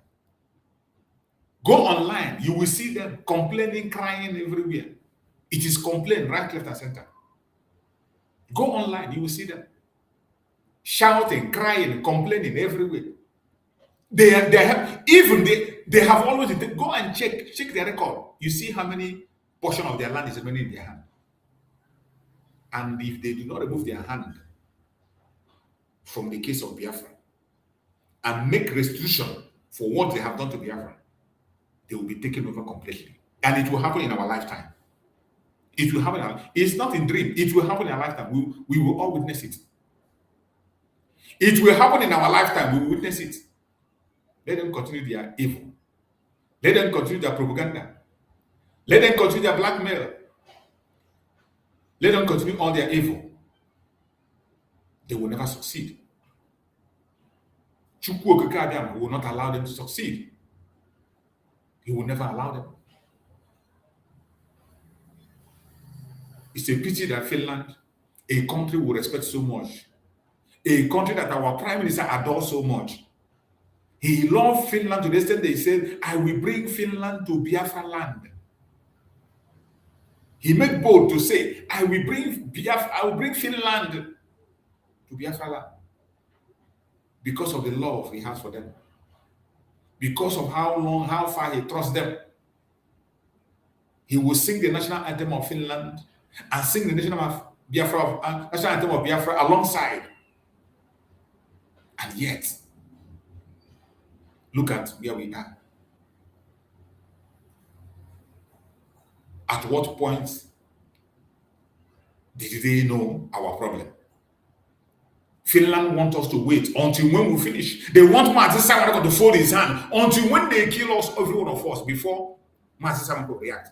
You want Mazi Nnamdi to keep quiet until when all the Biafrans die before they will talk. That is why you have refused to recognize our genocide. The Christian genocide we are talking about today is Biafran genocide is older. It is Biafran genocide that gave birth to the Christian genocide that we are taking. It is Biafran genocide. But you are waiting until we are all exterminated according to your own definition of genocide. According to the definition of genocide of the international community, that everybody must die. They mean that everybody must die before they can be able to say it. But we can't agree. We will not wait for that. And I will play this video for you to know that our intellectuals, people we call intellectuals, somebody like Chinua Achebe, during the Civil War said it, that we cannot wait until when we die. Chinua Achebe said it during the Civil War. And that is why today Mazi Nnamdi is fighting, Mazi Simon is fighting. We can't wait until when we die before we agree. We cannot wait. I want you to listen to Chinua Achebe These are intellectuals. These are people that are sane and sound, people that are educated. These were educated men during the Civil War. Look at the interview with him and the British journalist. Let's hear him. What should actually say? Genocide is the ethnic extermination of a people. You prove genocide when everybody has been killed. Biafrans do not want to wait until everybody has been killed. At all. They have seen the signs of the intention. People were killed in hundreds of thousands. The war has come. It isn't a war of unification, as we are told. It is a war of extermination. Girls are being abducted and married off to strange people. All the various things you do so as to commit genocide are being done. We don't want to wait until it is complete. Therefore, we have the intention. By the way, all this began many, many years ago. Exactly. As far back as 1947, Biafrans were attacked in Kanu. In 1953, the same thing happened. Genocide is not spontaneous. It's a subtle process, which is a result of government propaganda.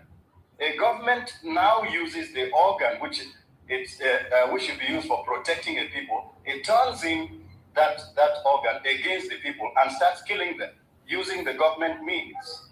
And everybody is indoctrinated to hate a particular class of people, to want them out of the way, to want to kill them. This is what we mean by genocide. Is it not what is still happening today? Is it not what is still happening? Has anything changed? This very thing that Chinua Achebe was talking about during the Civil War, is it not the same thing, the same picture? Is it not the same thing happening today?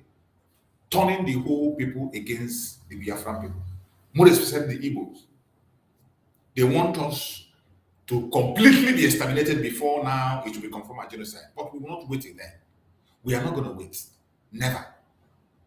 Mazen Nnamdi say he will not wait. Mazen Nnamdi say instead of him to wait, he will put his own life.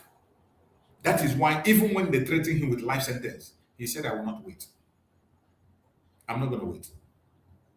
I'm not going to wait until they finish us before. Mazen Simon Ekpa also put himself on the line and said, I'm not going to wait. I'm not going to wait. The signs are there. The signs, the evidence, it's a subtle movement. It's a subtle movement. They are doing it. We can see, we can feel it. We can't wait until they finish us before we react. Where has Finland been?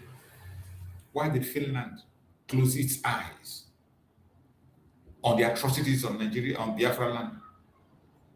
Why Finland all of a sudden turned their back and decides to wipe away the memories that is within them? Why? What wrong have we done? What wrong has we done? What crime have we committed? The only crime we committed is that we are Biafrans. The only crime we committed is that we want to be on our own. The only crime we committed is that we want to manage our life. The only crime we committed is that we want to live as every other human being, decide our fate politically, economically, and otherwise. Is that a crime? I'm asking, is that a crime? Why the global conspiracy against the Biafran people? Why? Why is this global conspiracy against the Biafrans? Why the global conspiracy? What crime have we committed? Why is it that they do not want us to exist? What have we done wrong that they don't want us to survive? Nobody wants to listen to our story. Nobody wants to pay attention to our plight. How many more people need to die before the world will pay attention? How many more people do the world people need to die? That is the question. How many more people need to lose their life before the world take action? I thank God for Mazen Nnamdi. I thank God for Mazen Simon Ekpa. We can't wait. We cannot wait. We will continue to fight until the last man standing. We will never, ever give up. Let us also listen to this, a message to every one of us. Those of us who are still having their divisive mind, I give this message. This video I'm going to play is a message. Those of you that have a divisive mentality, it is time for us to defend ourselves. It is time to protect each other. It is time to continue to look ourselves as brothers and sisters, no matter our differences. We can disagree, but don't disagree with hatred. Don't disagree with hostility. We must not have the same opinion. We must not be in the same group. But unity of purpose is very important. We can't escape it. That is the message of our supreme leader. That is the message of our prime minister. And every one of us should key into that message, no matter what happens. Let's hear this. A strong message that must be heard. Is wrong with you. Something is wrong with you. Money mama, money have a cookie that weekend. Like it didn't get they say like online. On our back cigar, money have the truth of contrast. Yama, they go, they put it in the no billion yawa. Iga, money, they can walk up in the police and walk people. Now, even all the tribes everywhere in Nigeria, up for one in the even from Bible. Only tribe are more how to protect their own. True or false? True or false? You that is watching me, write it on the comment section. True or false? The only tribe that does not know how to protect themselves, Bundibo. In all the tribes, in all the world, only in Igbo, they don't know how to protect them. They prefer to protect outsiders. I want you to listen to it again and answer it on the comment section. True or false? Like it didn't they say like online. On our back cigar, money have the truth of contrast. Yama, they go, they put it in the no billion yawa. Iga, money, they can walk up with them with the police and power. Now, even all the tribes everywhere in Nigeria, up more one in the even from Bible. The only tribe are more how to protect their own.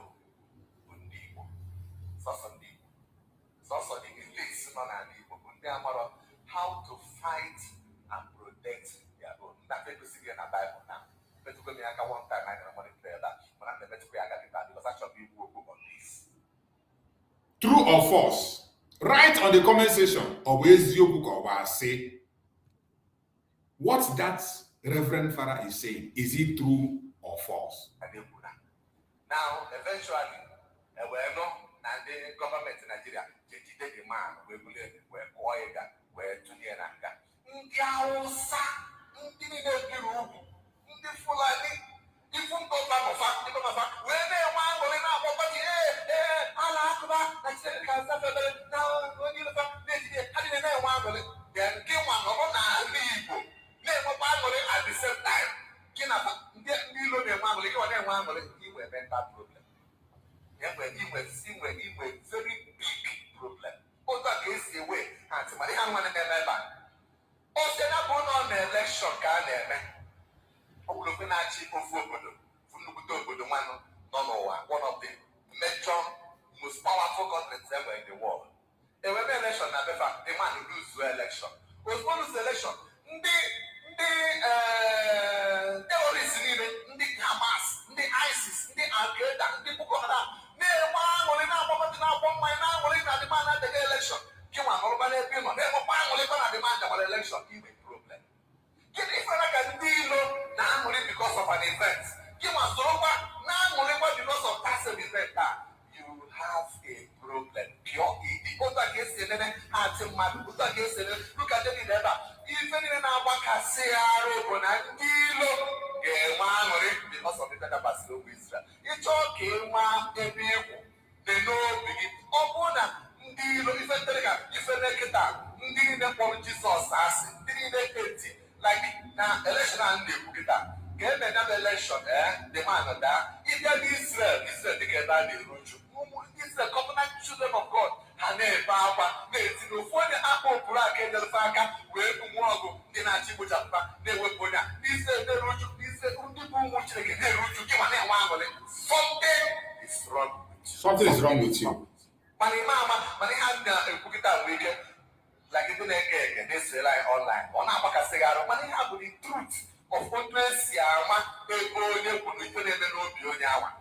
Iga, Malaria, what we from would definitely from now, even all the tribes in Nigeria, up no one in even from Bible, the only tribe are how to protect their own. Absolutely. Also the elites how to fight and protect their own. At all. Again, a Bible now. But when I got one time I don't want to play that, but I'm the best way I got it was actually on this. But I think I don't take it in as Sakopania, they pay develop. Somebody can deal on and I would out and I will wrong because now if we think about the Haman over Israel, people maybe most of our release are Oh yeah, but in the words over the weekend, who will call and told them on Yoruba, the Hanas Hacken with Yoruba nation, Hacken Yoruba nation. No, who say the police walk of us. Oh, now, try,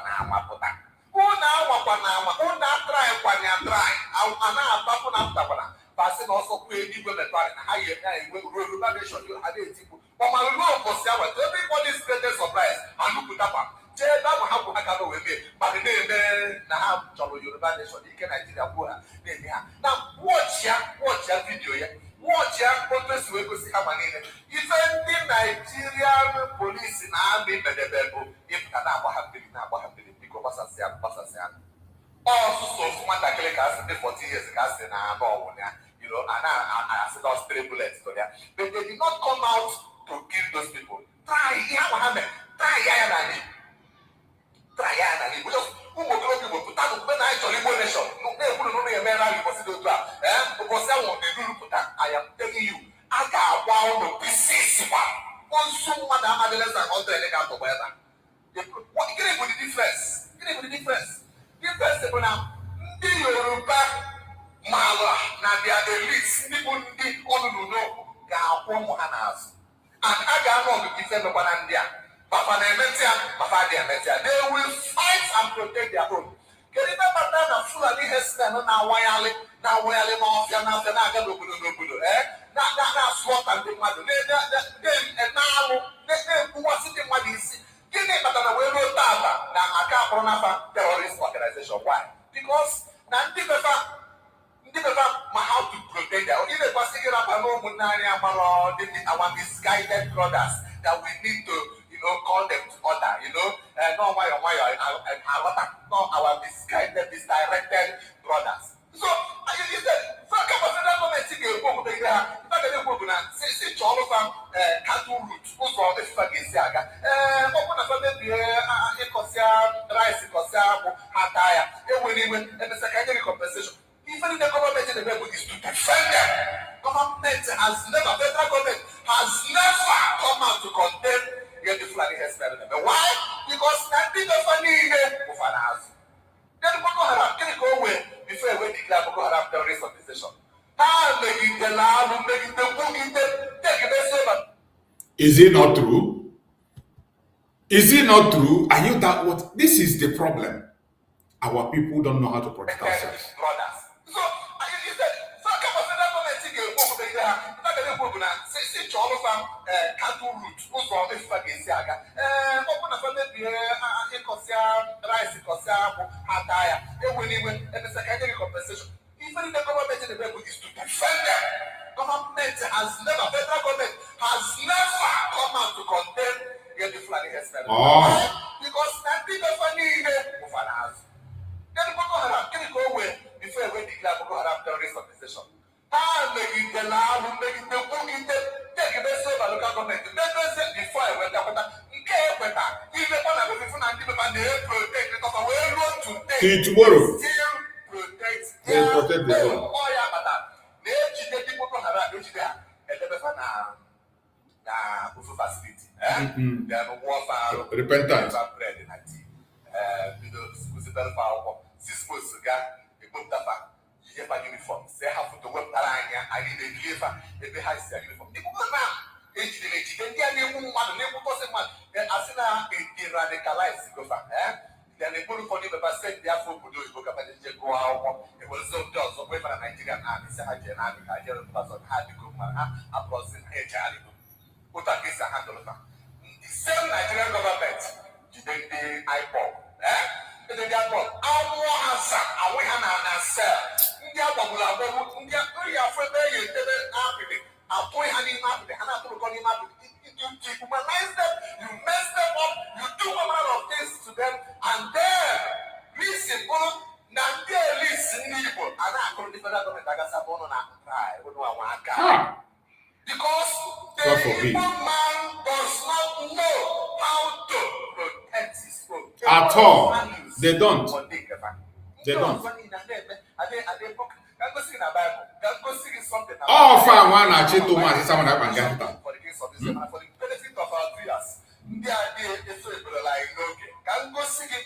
This message is very strong. The calamity of Mazi Simon, what Mazi Simon is facing today in Finland, now Igbo people, the elites, they were the ones that took money, put ransom on Mazi Simon ever head. Remember, Ohaneze no Hinandama, they put money on Mazi Simon ever, an innocent man. Bianca Ono was sent all the way from Nigeria to Finland to go and plan against Mazi Simon ever and his extradition. And Chuks disappointed them. As we are waiting for the verdict of Mazi Simon ever today, do you know that they are already planning? They are going on the ground. Governors in the southeast, they are still planning as we speak. They are manipulating. They are reaching out to everywhere to bribe. They are looking for everywhere to bribe and twist the case of Mazi Simon ever. But Chineke Bidenigwe, Chukwuokike, this one will consume every one of them. The case of Mazi Simon will consume any penny they put in that will mark their end. The source of that their money will dry. The source of that money, that blood money they are gathering, it will dry. The only people that don't protect their own. Look at the case of Nnamdi Kanu. The people that are attacking Nnamdi Kanu today, go to social media. Go to social media. The only people that are attacking Nnamdi Kanu today are Igbo people. Igbo. They are the only people attacking Nnamdi Kanu. The people that are supporting and making case for Nnamdi Kanu is even people from the north. Northerners are making case for him. Even Yorubas are making case for him. But Igbo elite, they don't care. They don't care. They are busy competing with Nnamdi Kanu. They feel that Nnamdi Kanu has become more popular than them. They feel that Nnamdi Kanu have become a popular figure. They feel threatened. Nnamdi Kanu freedom threatens them. They don't want to see him even for 1 minute. But in the north, you see in the north how they are protecting their own. The north, somebody will come on national TV and tell you that Boko Haram is their brothers and sisters. They force the Nigerian government, even Nigerian government will come and say they are brothers and their sisters. Terrorists, they will come on national TV and tell they are brothers and sisters. But an Igbo elite will come to national TV and tell you that his brother is agitating for self-determination is a criminal.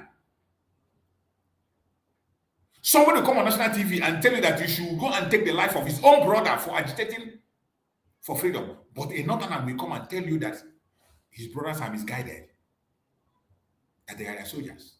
It is a shame, very big shame. But whatever happens, we will never stop. If also, I have only one person that is genuine as an Igbo man.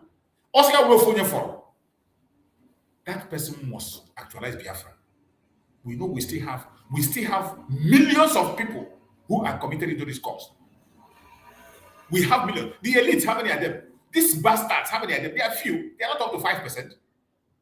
All these, the elite and their workers and all the people they are paying and all those haters and evil, how many are they? How many percent are they?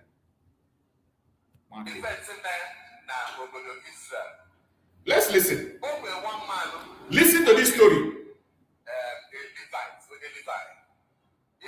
story in Judges chapter 9 to 21. You can summarize there. Now this man no one guy was no one. I'm not concubine the Bible for there. But I would hear one and I did one about the lonely soon. Okay.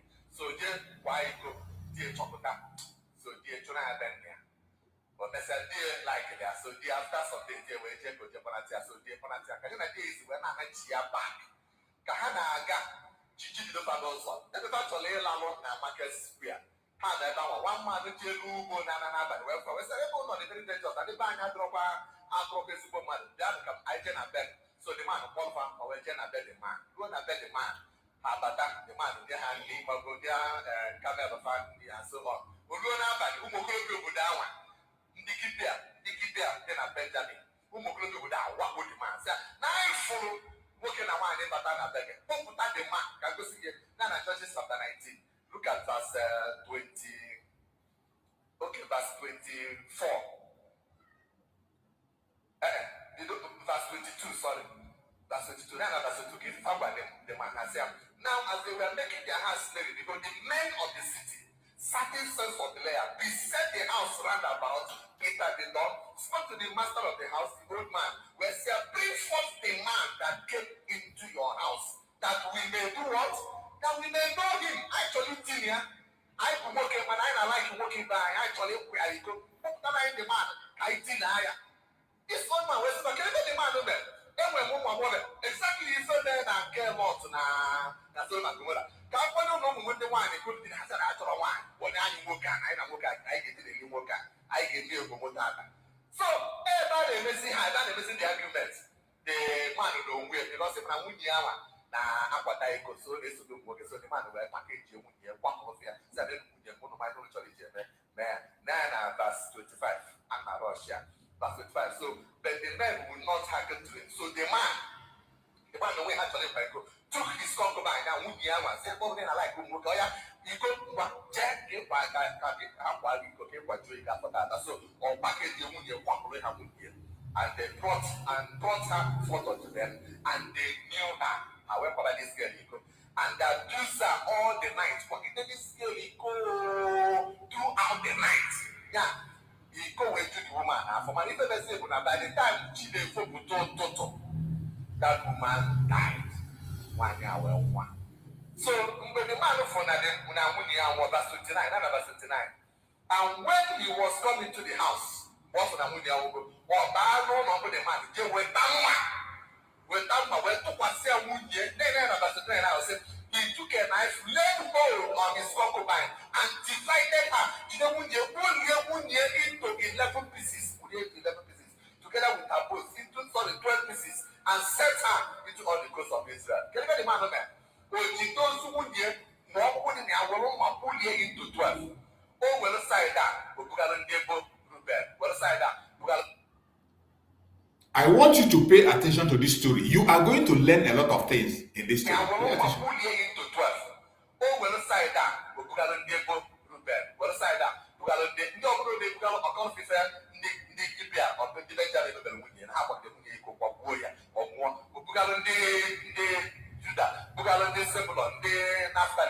And so forth.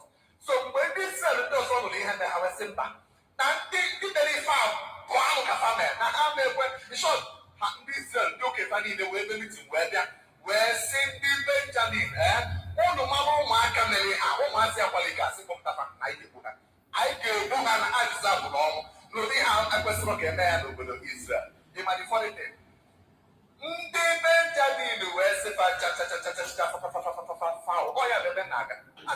the way you want to get back. Self-preservation. Protect their own. Protect their own.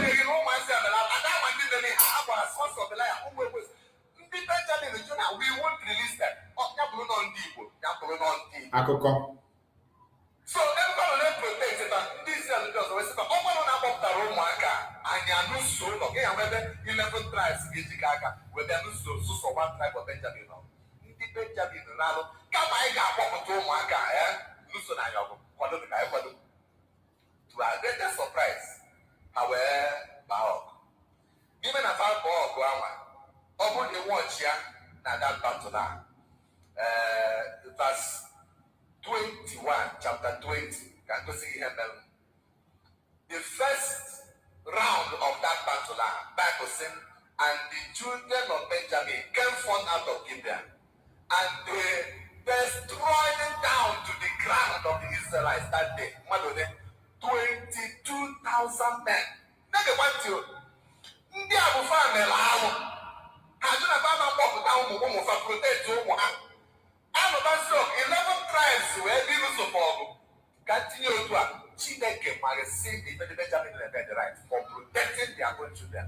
God fought for them. Family Israel in the both Israel 22,000. Now how do you reconcile that?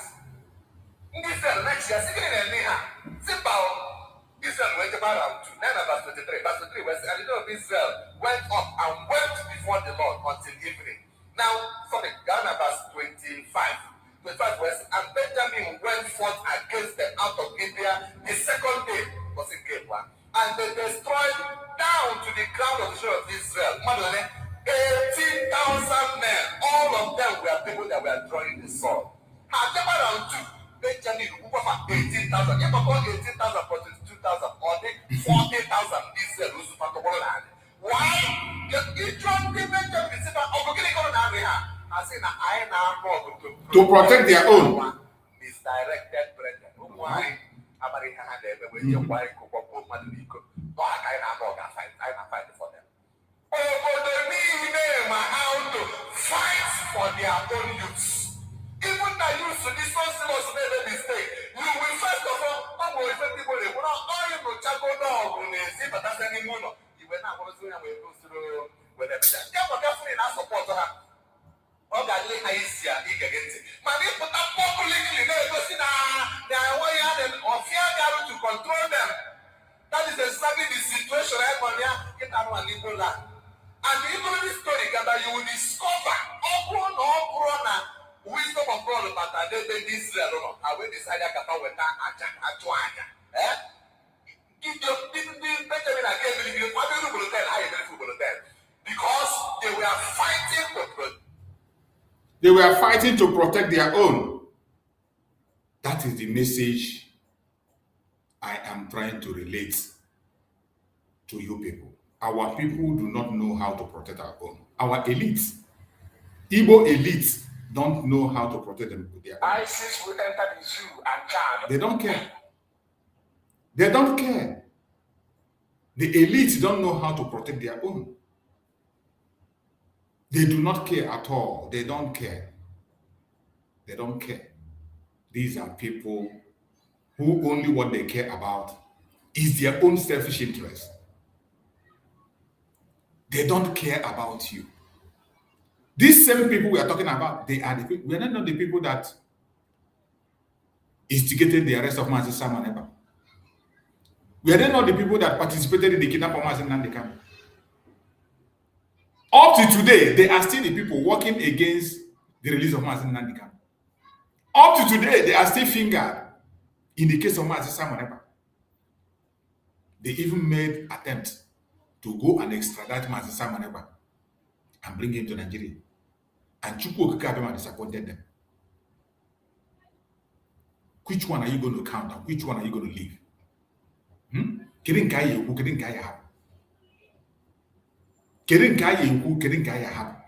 These are a bunch of idiots that we have as leaders.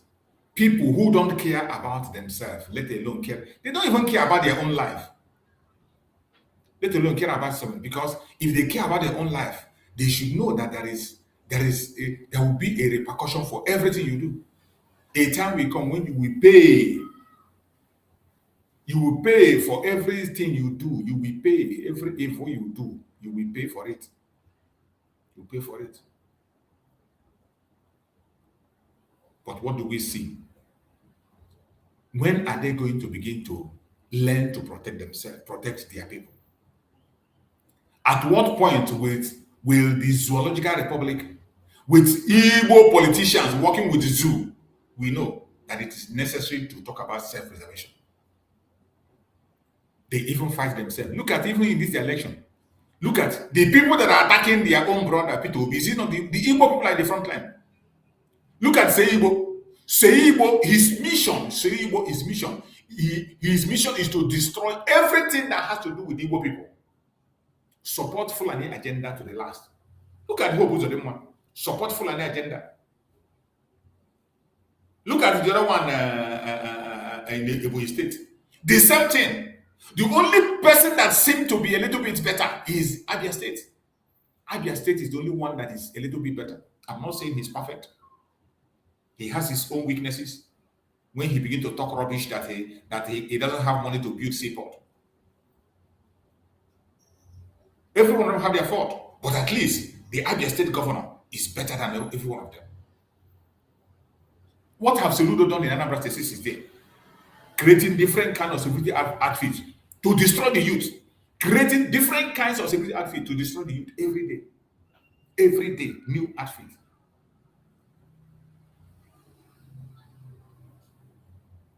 At what point will these people continue to start safeguarding our land? At what point will they begin to look towards our land?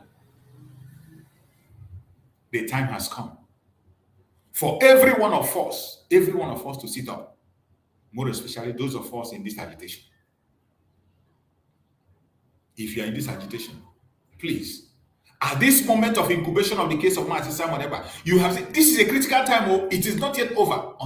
Continue to be on your knees and pray for Simon Ekpa. Forget your saga. Forget your propaganda. Forget your blackmail. Forget your personal interest or group interest. Focus on Biafra's interests. And one of the greatest interests of Biafra today is to release Simon Ekpa Joko. The only thing you are supposed to be doing with your platform, use your platform to expose Nigerian government and the atrocities. Continue to show the world those who are responsible for the insecurity in Nigeria. Continue to show them. We have been doing that since yesterday, and we will continue to do that and go forward. Show the world the people responsible for the insecurity in Nigeria. Show them. Since they feel they don't know, since they pretend they don't know, let's start showing them again. Let us start afresh. Don't worry. Even if it's a video you have played 10 times, play it again. Play it again. Show it to them again. Just like yesterday. Yesterday, we played the testimony of that prelate. A prelate that was arrested. We played the video again. Many of you have forgotten that video. I played the video again. The prelate, where a prelate was arrested and he pays millions to be saved. Was telling us what the Fulani's plan and how they took him and what they told him. The involvement of the Janjaweed in it. We saw it. The plans, we will continue to expose these lies. Continue to expose it. Since Finland government have not been paying attention, this is the time to continue to tell them and show them. Show them the people responsible for the insecurity in Biafra land. What matters now to us is how to save life. And that was what Simon Ekpa was doing. Simon Ekpa was only fighting to save innocent life. That was what he was doing. Nothing. Most of you who claim you want businesses everywhere in Nigeria, for that reason, you want everybody to die. Nobody is above death. Death is going to visit everybody. Just have to pray that you live and make impact in this life. The impact that matters now, as far as Nigeria is concerned, is not the impact to make people millionaires. It is impact to make people to be alive. It is impact to make people to feel secure. It is impact to make people feel they are free. That is the biggest impact. People will become millionaires when they are alive. Of what use is it? You make somebody millionaire today and tomorrow he died by gunshot. Of what use will it be to the society? You pick up somebody and send him abroad and he come back to Nigeria and police kill him. It's happening every day. All right. That is what matters to us, and that is the impact we are trying to make. That is what Mazi Simon Ekpa was trying to do. To save life. The only thing he was doing is to save life. Mazi Simon Ekpa was only trying to save life. Nothing else. Nothing else. Mazi Nnamdi Kanu, on the same vein, was also ready to save life, including putting his own life on the line. Wherever you are as a Biafran, join us in this struggle and do what you want to do. If you're now prepared to work with us, if you're not prepared for Biafran freedom, you better get out of the way. Mazi Nnamdi Kanu said it. If you are not ready, get out of the way. Let those who are ready do the job. If you do not believe in what we're doing, get out. We're not going to stop. God knows we cannot stop until Biafra is restored. We are disturbing people. We have all death and killing of another soul. It's in our nature, that's how we are. And because of that, they have been coming and killing us all these years. We've kept quiet. They've been killing and killing and killing quiet. We have a case at the ICC. We have a case at Africa Union. We have a case of, what else again? Pending before the UN in New York. We've been to Geneva to tender our case. Before UN, till today, no? In fact, the more we complain to them, the more they come to our blood and rape our That is why Finland is still arresting Mazi Simon Ekpa, even when we are complaining. And who told them that's going to be possible in our time? In a time, in a movement that I lead, you think can come into our land and take it over? Oh dear. That means we don't know who we are. That is Mazi Nnamdi Kanu speaking. We have made reports in so many places. Where has Finland been all this while? Did they see the report we have made to United Nations, Amnesty International, report that are coming? You didn't pay attention to that. All matters to you is your own interest. Where did you get your evidence against Mazi Simon Ekpa? $1 million question that we will continue to ask. We will continue to ask. The politicians in Biafra land, they don't care about us. They do not care about anybody. All they care is about themselves. Nigerian government is the one sponsoring terrorism in Nigeria. It is not a propaganda. Even terrorists themselves confess. Let us listen to this video. The videos I'm playing here are old videos that you have forgotten about. Notorious bandit leaders have agreed to end banditry as part of a peace-building initiative spearheaded by the Kaduna State government in collaboration with some federal government agencies to end violence in many parts of Kaduna and environs. Trust TV had exclusive access into the peace deal with at least 3 meetings across various bandit camps in Oborgen of Chuks local government area, Rima Forest, and Maidano in Yuan local government area, as well as Kamfani Doka along the Funchua Birnungwari Road.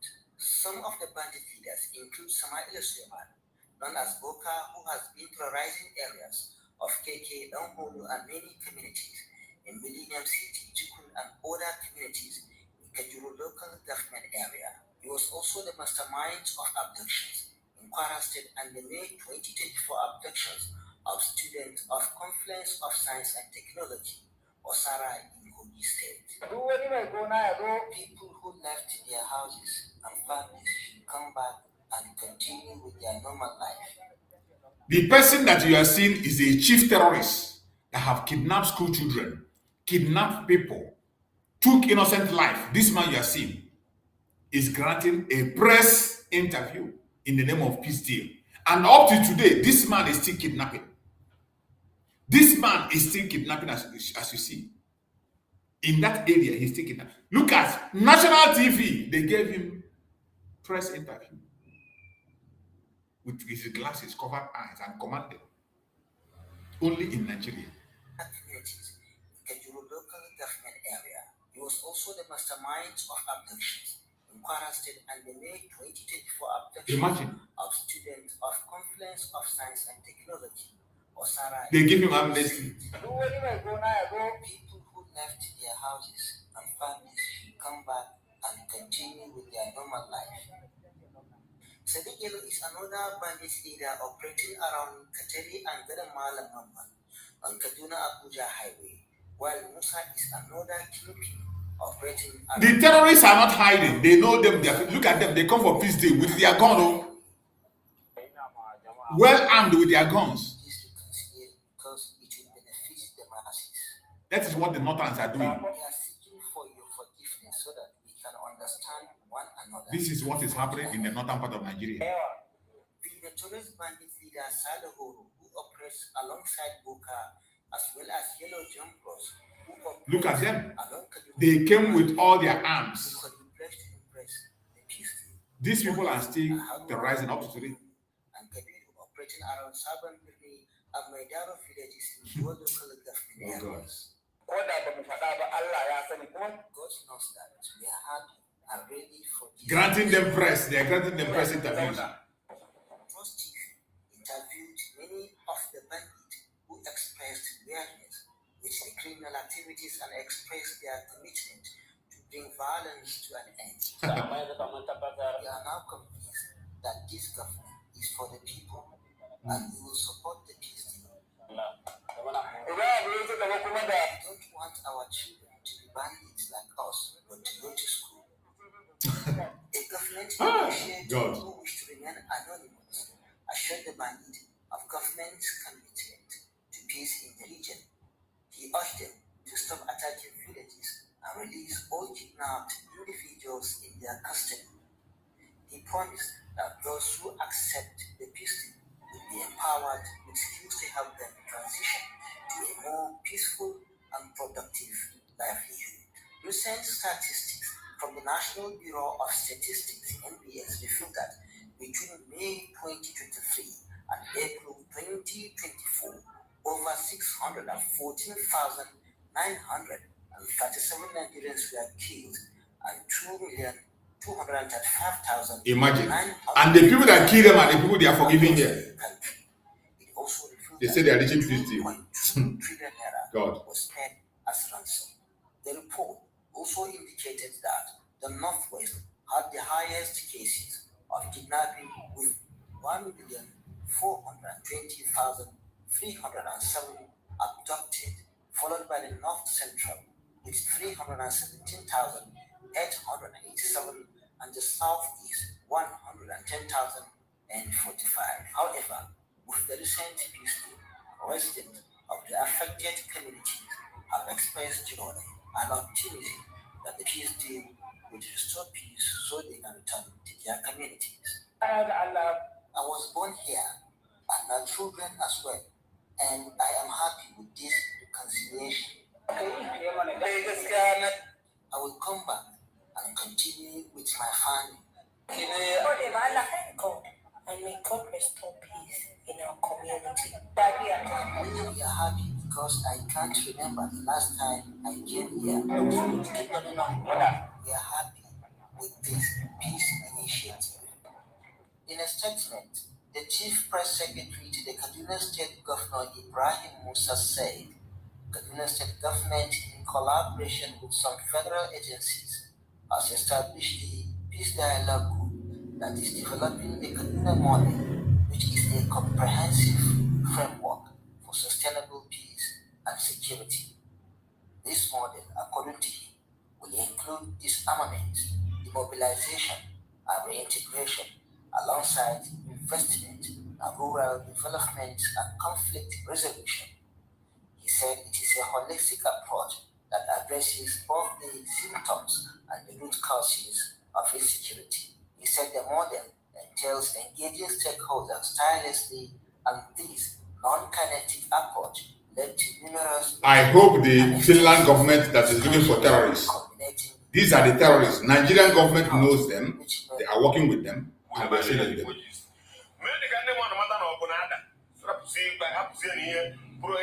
Prosperity, progress, or what all you know, and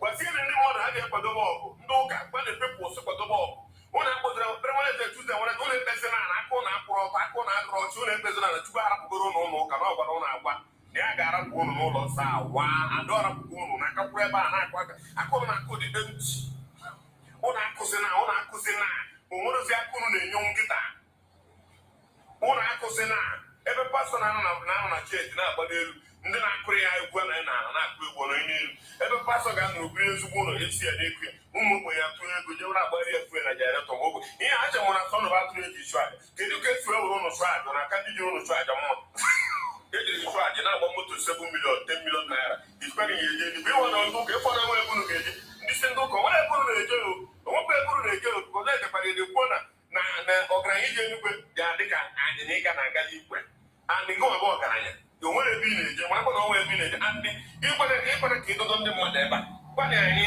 ga-akwadobe ọgụ onye bụrụ na ọmụ maka o nwere ezi ụmụ ya dịrị n'ọgụ na-ada ọbụna egbe ka ị nwere edo egbe edozi izo n'ọgụ na-ada ọbụna ọgwụ ka ị na-akwụta aji ekwụta ụmụ Izrel jiri gwọọ ọgwụ na Baịbụl ama mụ na amakwa nke ahụ na ndị ụmụ Izrel jiri ọgwụ gụọ Baịbụl wee bụrụ na akọwa ahụ prosperity adị mgbe nwere mgbe gwana ndị mmadụ na-alụ ọgụ na Baịbụl ihe na ha na-akụ gị na Baịbụl ọbụ mmadụ anaghị ebe jiri ọgụ agwaghị ha na ndị Filista na-ewe lụọ Filista nọdụ n'obodo oyibo ọrụ na-azụ ụwa ka ọ dị Filista nọdụ n'eluigwe ụmụ Izrel enwe echekwa aka onye ebudo ụmụ Izrel nwa ya dị ụmụaka iche ụmụ Izrel ọbụla na eluigwe ka ọ dị nekwa Izrel na ebe enyi ya na-ekwu okwu ya jeresịrị obodo n'obodo dị ya ụfọdụ eluigwe ka ọ dị Jerusalem dị ebe enyi ihe niile na Filista dị ebe enyi Kọrịntịans ihe niile a na-agbaghị akwụkwọ ndị Kọrịntịans dịka edere ndị ihe niile abụ n'ụwa mụ na gị na-agba nọka ome o ihe mere eme ebe a ihe mere eme ada o nwere ndị o mere n'oge fa so n'oge nke anyị eje ọgụ kwado ya ọgụ na ọgụ na-ada gbabatara ndị mmadụ na ọgụ na-ada mụ na agbanwere ha weta ji wetara isi weta nke a weta projekti mụ na enwere projekti ya zuo n'ike projekti mmadụ na nke emetere emetere igbe gbana ndị mmadụ na ọgụ na-ada let people get ready ka ọsọrọ ọgụ na-adịghị akịta na-abụrụ ezigbo ọgụ ụmụazị ndị Igbo be anyị mụrụ na anya ọgụ na-ada a na-ekwu na ọgụ na-ada ma nkunu si aghọta mụ na na-aghọta ihe ịnakọta na enweta ga-ebere isi onye ụka egburu isi eji na abalị awa onweghị ihe umenwu enweta onye isi ndị ka na-egburu isi ụtọwa onweghị ihe imenwu abịa n'ihu gara nwunyegara ụmụ gị niile kwerezi igwe ụcha ebere arabere igbubere na onweghị ihe imenwu mgba ifere fara akwa gị kụwakwa aka ịtọkwa ebe ị na-akwa ka a na-agwụ ụmụ ga apụta na-agwụ onweghị ihe imenwu onweghị awa menwu a nakata egburu fada isi ha eyirisi blak kpagharịa dịtụ mgbe ibi na mgbe ejibido igwu fada ka ha ji wee bido na-akpagharị na-eme protest oge mbụ wezie ege n'ụzọ ọma na ọ ga-adịcha mma gịnị kwara na ọ ga-adị mma onye ifu ka ọ na-anwụ anwụ isi ya na ọ ga-adị mma kemgbe ọ ga-adị mma ndị pepụl na-enwere ọgụ na ọgụ na-akpado ịda n'obodo ọgụ na-ada n'obodo ka ọ na ndị mmadụ ha si ebume ihe ha ga-eji wee gaa lụọ ọgụ onye nwere ego were kashi gị tii n'akpa na-ese ebubo ka chara be gị ọ na-abụ ọgụ ada ị na-enye ndị agha onye agha nwude gị inye ego ọ ga-abalị ugodi ego ahụ inyere for the moment ọ gwa gị na-awa were ego a na-azụgodi onwe gị gbaa ndị dịra asọ ego adị ijekwa na bankị ahụ ị na-amakwa na ịkpatụkwa akapatụkwa ị na-ese ekwukwa ego bikọ na bankị nwere felu bankị ga-efelu onye ọbụla mgbe ahụ maka na ọgụ anyị adada kịta ebuzo bank akụ ewe bee ya ebe akụ ewe pịawa agha azụ so ndị ụka ka nna chigwa ga gbalị ndị mmadụ na ọgụ na-ada ụlọ ekụziri ihe ọzọ na-agba ha na ọgụ na-ada ọ maka ị na-amụdebe gị n'aka ka iji ekweta ma na-eme a na-enwute ndị mmadụ n'aka ọgụ na-ada ọgụ na-ada and ọgụ aga dị ihe edere na Baịbụl emere ụlọ gụrụ matara ọya ada mana onwe chọrọ ịnya nkịta maka ọ na-eke ka na-azụta ego n'ime ahịa ọgụ na-ada tee pepụl na-akwado elu ọgụ ịkwesịrị ihe iyi na-ezi ya fụrụ Jenụwarị to Disemba ofu ihe na baakị na-agba chejide ha tọpik gbana ha na ọgụ na-ada anaghị agụsọ mpaata na Baịbụl ka ha wee kweta na ọgụ na-ada ịga na revelation ọgụ a na-ada na edere ya na ọ ga-ada mana ị naghị alaiki igo revelation ọfụ ebe igo revelation ihe ebe ya akụ ebe dị gị important ebe ndị ụka ya na wee laiki ya gị enye onye project Sunday enye nke ndị foundation enye nke ndị Man U enye nke ndị general enyezighị nke ndị a na-akpọ Jizọs ihe niile na-enyekọcha mgbe ụrụ na-atọ na bildin ụnụ arụ nke ọrụ nke na-arụkasị ihe na-arụ ụnụ toziri na rebild onwezi ha naghị emezi ihe ọfọ ọ rebild ihe nke arụrụ ochie arụgharịpa ahịa nke arụpụtara egbughepụ ya akụ aparapet arụkwa ọzọ ụmụ ogbe ha na-ata afụ onwebeghị ebe ụka rụbara ihe rụọ ụlọ ụka rụrụ ọrụchi ogbenye sorotu ego arụcha ụlọ ụka ahụ ogbe ya gụọ ya akwụkwọ gwa m ụlọ ụka ahụ the most expensive church enwere and the most expensive school enwere bụ ndị ụka nwunye mana ndị ga-atụ ibi abụ ụmụ ogbenye rụsịa ndị ahụ ọrụ na-ama ebiri ekpere Wednesday ka ha rapụ ndị ọkụ ọtụ ka ha rapụ maka ndị ọkụ ọtụ ndị nwere ego n'anya ụnụ ka ha rapụ ndị ọkụ ọtụ oligo ụmụ ogbenye ihe nyekwara gị aka chekwanata ndị big man ga-enye ha aka paa ya ọpa ya anụghị anụcha mgbe edobe iji wee ụmụ akwụkwọ n'ụlọ akwụkwọ edekpakpọrọkwa ndị ụmụ ọkụ ọtụ ahụ dịka isi chie adịkpakpọrọkwa ha ga-agụgwụ ya maka praịs gị tinye ndị ga-ekwu ya ọkwa ndị ọkụ ọtụ ahụ ị na-akpọkwa ọkụ ọtụ kịta bikọ ọdụrụ ọkara gị wee nwe ego bụrụ onye ọkụ ọtụ nwere ihe na-ada faya ndị ọhụ edu faya ka ụlọ dagide mgedere ọnụ nwụrụ ọkụ ala nwụrụ ọkụ elu nwụrụ ọkụ ala nwụrụ ọkụ faya ogedu ka ọcha nje bidoro ịgba ọkụ ụnụ ncha gbapụcha onwe ezo ya 5 onye ọbụla n'ọrụ onwe ya bụ ụka ndị ọ na-ewu nke ọ na-edobe obi iwe n'ikpeazụ gwana ndị mmadụ eziokwu hapụ ịnwụ na agba ndị gwana ndị mmadụ na ọgụ na-ada gwana ndị mmadụ nsogbu anyị nwere ịrụgide anụma ndị ọbụ ndị esmen n'ime ọhịa ebe ị ga-agbaba ma alụgba ọgụ ka ha jiri birigote ebirigi ya den ebiri n'ime ọhịa kọnka ime ọhịa niile nne ga-agba n'ọsọ n'ugbo nna ga-agba n'ọsọ n'ugbo gbagote n'elu ala n'elu ala anyị na-ekwu okwu ha niile nọchara jọnshọn niile si abanye na bonu si na onwebụ ihe ịfụrụ nwebụ ihe ịchọrọ imepe anya ha niile nọchara jọnshọn bonu ịnọkọta na azụbeghị maka na kpakpakpakpakpakpa ọgọ n'ụdụrụ na polisi akwụkwọ na azụ ụlọ m na ọgụ ada kịta ka ebe ị ga-ezo kịta arụsị ihe dị n'obodo unu buru ya buru soro unu kwuru ya n'aha Jizọs unu ebere n'aha Jizọs wee resọt ya anyị n'aha onyekwa Jizọs unu na-agbafu unu na-egwu enwere unu kwuo nke unu ekwu. This very program has a lot of humor. You know, it's not every time we laugh, we be serious. It's a very humorous message, but it has a strong message. This message is very clear. There is something coming, and everybody must prepare ourselves. It is not just about praying. I think there's a portion in the Bible that said that the time will come when you have to sell everything you have and buy the sword to protect yourself. Self-defense is not a play. It's something that people must begin to consider, because these people are not going to back down. They're not backing down. More especially as they go towards their election next year. You see how many people that lost their life in common, what is your state or whatever that had election. People lost their life, and they are preparing for war already. Everybody must learn to protect themselves. Be very careful. Don't lose your senses because of your religion. Don't lose senses because of religion. Always apply your senses and focus on reality. Work on the things you can see. Those you cannot see, you continue to commit them to the hand of Chuks to direct us aright. This message is very humorous. You can listen to it and you laugh, but while you are laughing, there is a serious message that is hidden in that very place. And I want you to pay attention to that message. Always pay attention to the message. There is always a message attached with all these humors that we are showing. There is a message attached to this. Don't skip that message. Don't ignore that message. You laugh and you laugh and you laugh and you forget yourself. We are revisiting all these informations. Since Finland say they don't know the insecurity in Nigeria, who are the ones causing the trouble, since they have not been perfect, we are showing them now and we are asking them, what have they done all this while? All this while. What have they done? What have they done? Does it mean that they were not paying attention? Does it mean that they don't care? What have they done? All this while that all these atrocities are being committed in all parts, everywhere. What have they done? Why have they kept silent? Why have they kept silent? And why do they think that Mazi Simon Ekpa Njoko, Mazi Nnamdi Kanu is the problem of Nigeria? Why on earth will anybody think that our leaders are the problem of this political problem? Why would any sensible person think so?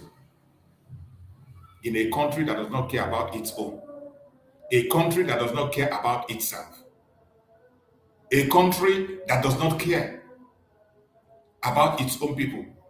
The primary objective of every government is to protect the life and property of its own people. Once a government has failed to do that, that government has failed. It has failed. Wherever you are, as long as you believe on this man, our eternal leader, Dim Odemegwu, you believe on our supreme leader, Mazi Nnamdi Kanu, and you believe on Mazi Simon Ekpa, we are one people pursuing one project. We have only one goal. We have only one goal, the freedom of Biafra. One goal is what we have. While we wait for the verdict to come, wherever you are, don't forget. Continue in your own way to do everything you can do to see that Biafra is defended. Continue to do everything you can do to see that we protect the image of Biafra. Be on your knees and continue to pray for Mazi Simon Ekpa. It is not yet over. In fact, we are just starting. While we are waiting for this is a period that the Nigerian government will do everything they can. All those criminal organizations, all those Igbo politicians, all those criminals, they will continue to do the underground work to change the verdict. to change the court, to turn the court against us, we know that Chukwu Okike Abiama has all the powers. When God said yes, nobody can say no. That is why prayer is needed. We have done our own work as human. We have done what we can do as human beings. Now is the time for prayer. We have to allow prayers to work. Let our prayer do its own work. That is where we are now. That's where we are. So, my fellow Biafrans, before we round up, let us round up to go to the news. Let us go to Nigerian news and show the world the kind of news you have in Nigeria. So that people who are watching, we understand the kind of country we say we don't want to be part of. They will know the reason we say we don't want to be part of Nigeria. Because those who do not know, we think that we just wake up and we are making trouble. When we say we don't want to be part of Nigeria, there's a reason. And we want to bring the news that is coming from that zoological republic for those who did not know, to know why we say we don't want to be part of it. So today, we are going to their news. Let's see the information they have in their news. And we will share it with the world and let the world know what is going on. Starting from here. This one says, NAFDAC orders recall, destruction of sachet alcohol, threatens violations with heavy fines, business closure. That is misplaced priority. They are fighting alcohol. Mad people. Look at this one. 334 tourist travelers missing after massive flash floods near Nepal, China border. So, Imo government to spend 1.1 billion on refreshment in 3 months, another 458 million on honorarium. Hey, this is how they spend your money. This is how they spend your money. Only refreshment, ordinary refreshment alone. Imo state government under hopeless use of danger is spending. Refreshment, a governor is spending.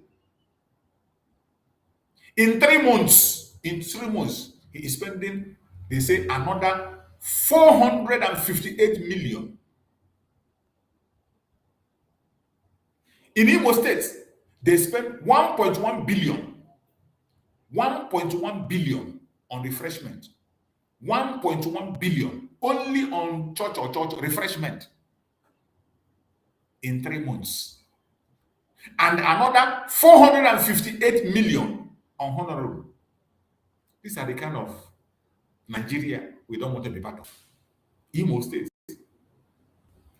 Rural Finland order civil society petition NHRC over alleged secret detention of Igbos in Wawa mystery bodies in Imo. You see, this is what we are saying. Where is Finland government? Look at this one. No be IPOBO. This one is not my sister Nnamdi saying. Look at it. Rulak, Federal orders civil society petition NHRC over alleged secret detention of Igbo. Secret detention of Igbos in Wawa. Mystery bodies in Imo. Is it Mazen Nnamdi? Is it Mazen Simon Ekpa? Where is Finland authority? Look at the kind of news. This news is what Finland is supposed to be paying attention to. These are credible organizations they can contact. They can go and investigate. Civil society already, they petition, and this is why they have begun to smuggle the bodies. This is what I told you. They have begun to remove the bodies and they go and burn them and remove them so that they will not find out where the bodies are coming from. Bodies of Igbo people. Igbo people detained in Wawa. Igbo people detained in Wawa. Is it Wawa or Wawa? Mystery bodies in Imo State. This is what Mazen Simon Ekpa was fighting against. This is what Mazen Nnamdi was fighting against. And they took him out. And the Finland government today is the one doing their case. May God have mercy on them. God will not forgive all of you. God will not forgive you. He will never. If you don't make your correction now, you are going to pay the price, just like the British is paying. Omoyele Sowore has experienced just not the kind the establishment want to recognize by Dr. Oluwase Akinloye. Of course, I have said it. Omoyele Sowore is a good guy, fighting his own cause. But as far as Nigeria is concerned, that kind of his agitation cannot work in Nigeria. It will just be a wasted effort and wasted time. The kind of agitation Omoyele Sowore is doing cannot work in Nigeria. Do it for 1,000 years, you end up losing your life. NFF committed report exposes alleged cash for players scandal in Super Falcon board interference failure. This is Nigerian news. Corruption, criminality, insecurity. That is what you see. We are reading Nigerian news. So anybody that's watching across the world, wherever you're watching, either you're watching on TikTok, on YouTube, on Facebook, on Twitter, this is Nigerian news. These are the kind of things you see in Nigeria. Meta to pay up to 16.7 billion in child safety settlement to US states. When it comes to other countries, you see there's news. Ghana reject MTN financial support for victims of xenophobic attack in South Africa.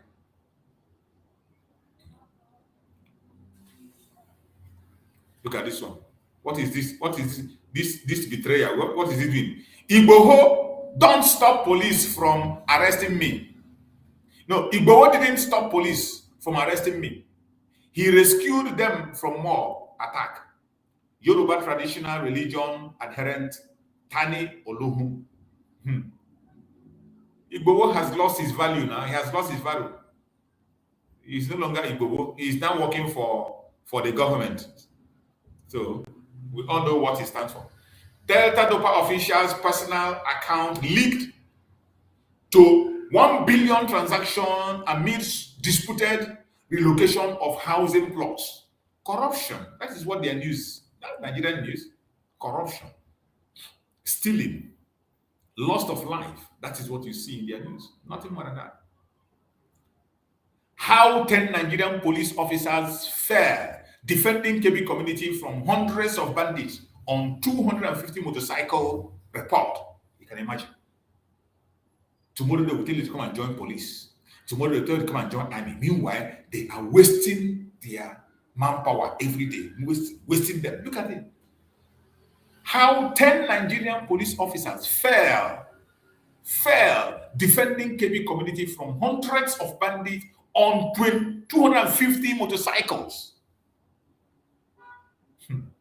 That is the zoological republic for you. Go and serve the zoo and come back dead. It's not come back in shape. Come back dead. Serve the zoo and come back dead. 20 years arrested, 20 years old, arrested for allegedly killing father with machete in Anambra. You can imagine. Anambra of our own. You see the kind of pressure. You see the kind of pressure Nigeria is putting on young people. You see the kind of pressure Nigeria is putting on. Look at a 20 years old, an Igbo boy in Anambra machete his own father. Unheard of. Abomination of the highest order. Only Nigeria. It's only Nigeria that will make that possible. Only Nigeria that will make that possible for a child to remove machete and machete his own father. I don't want to read the story.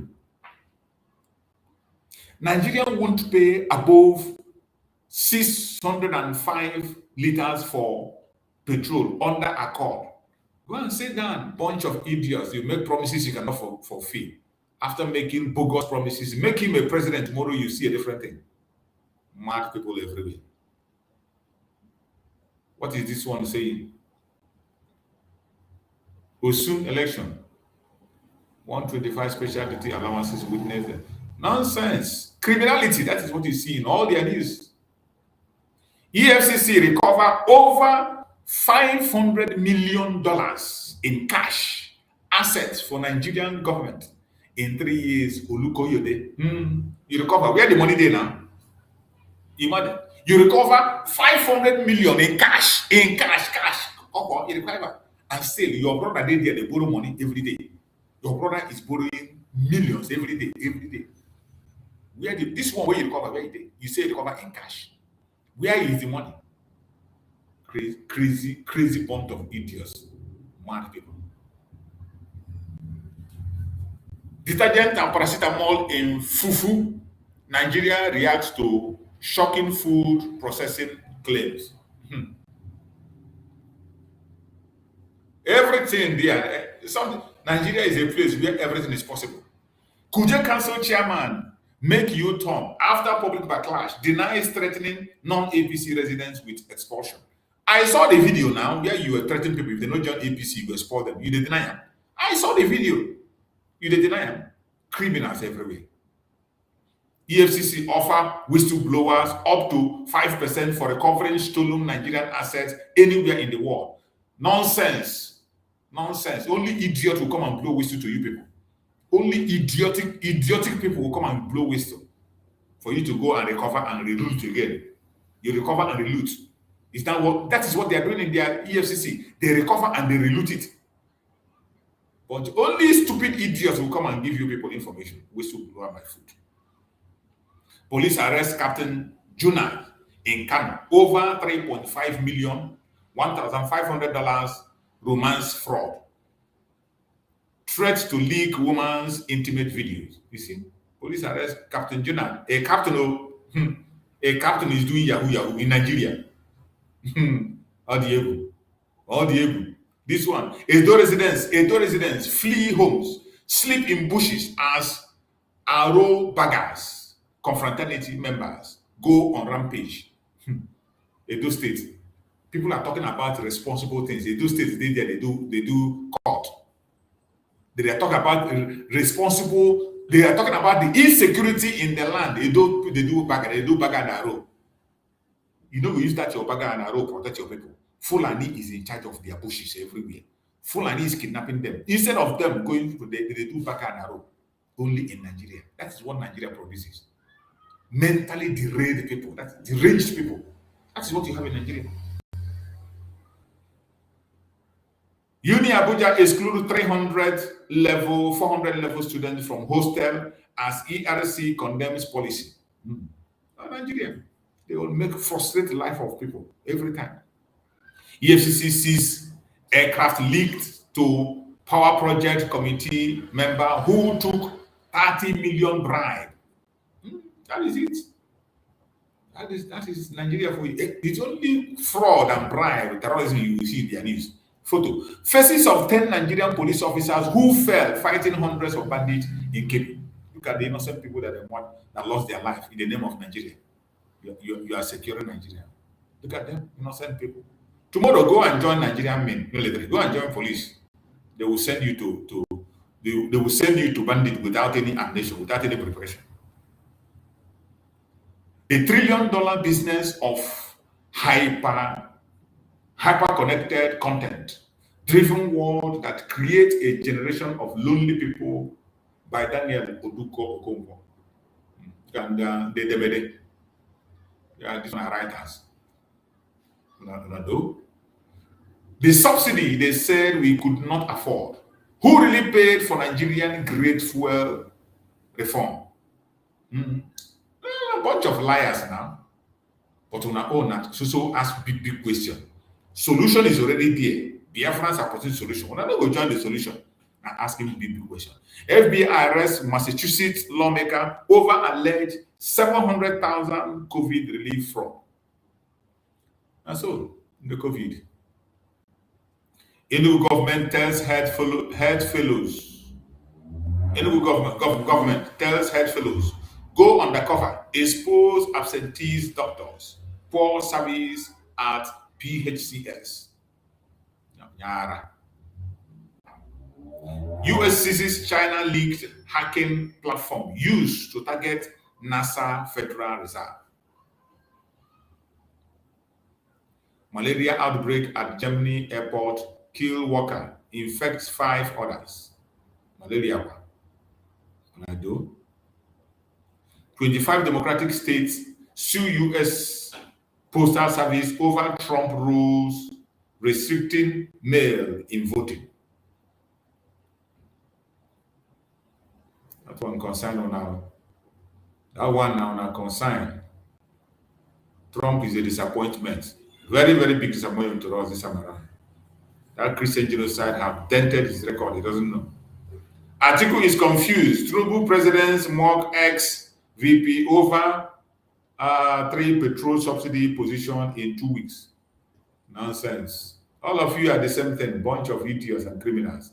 65 Nigerians from 13 states to arrive Lagos Wednesday night after fleeing South Africa amid xenophobia.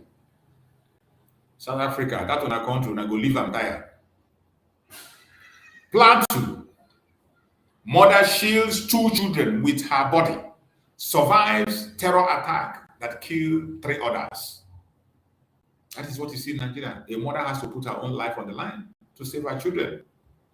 See, breaking. Alaafin of Oyo declares chieftaincy title given to Brazilian Yomoja worshipper, null and void. The traditional rulers on a tribe. Accepting transport money from a man without seeing him could land you in jail. This one are for women, though. The Nigerian police say if you collect transport money, you no come go see the person. They fit jail you. For people where they Nigeria women, no collect money if you no say you no go see the person. This one says, amid men carrying rifles reportedly patted down for explosive. Where this one they happen? Where this one they happen? Armed men carrying rifle patted down for explosive at secret checkpoint in Yemen. You can hold your rifle, but explosive, now that one I think the matter for them to pass. Kaduna ex-governorship aspirant Madaki dumps NDC. Go and see that if you like, dump your family, dump your papa, no concern you. That's none of my business.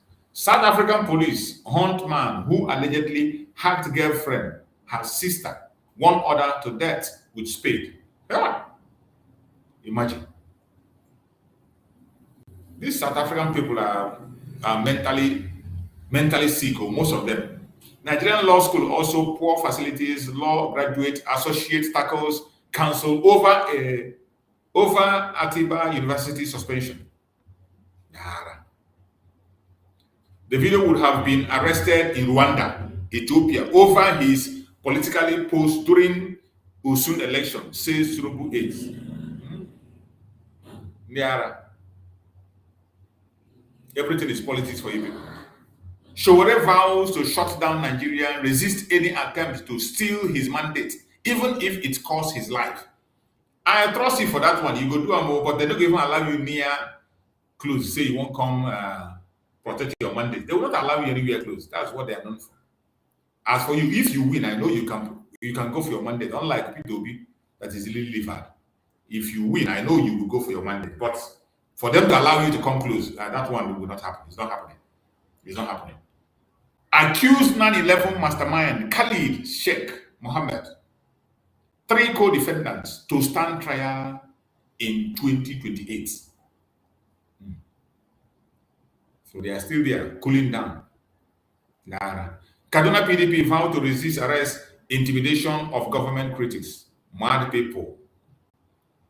Una talk no give it. NFF President Ibrahim Gassau, executive committee members resign amid crisis in Nigerian football. Everything na bribe for now. No be away calamity no day. Disaster full level. Nepal, Tibet flood, more than 1,300 missing, including 700 foreigners. Wow. 165 dead. So good wow. So good one at Tibet.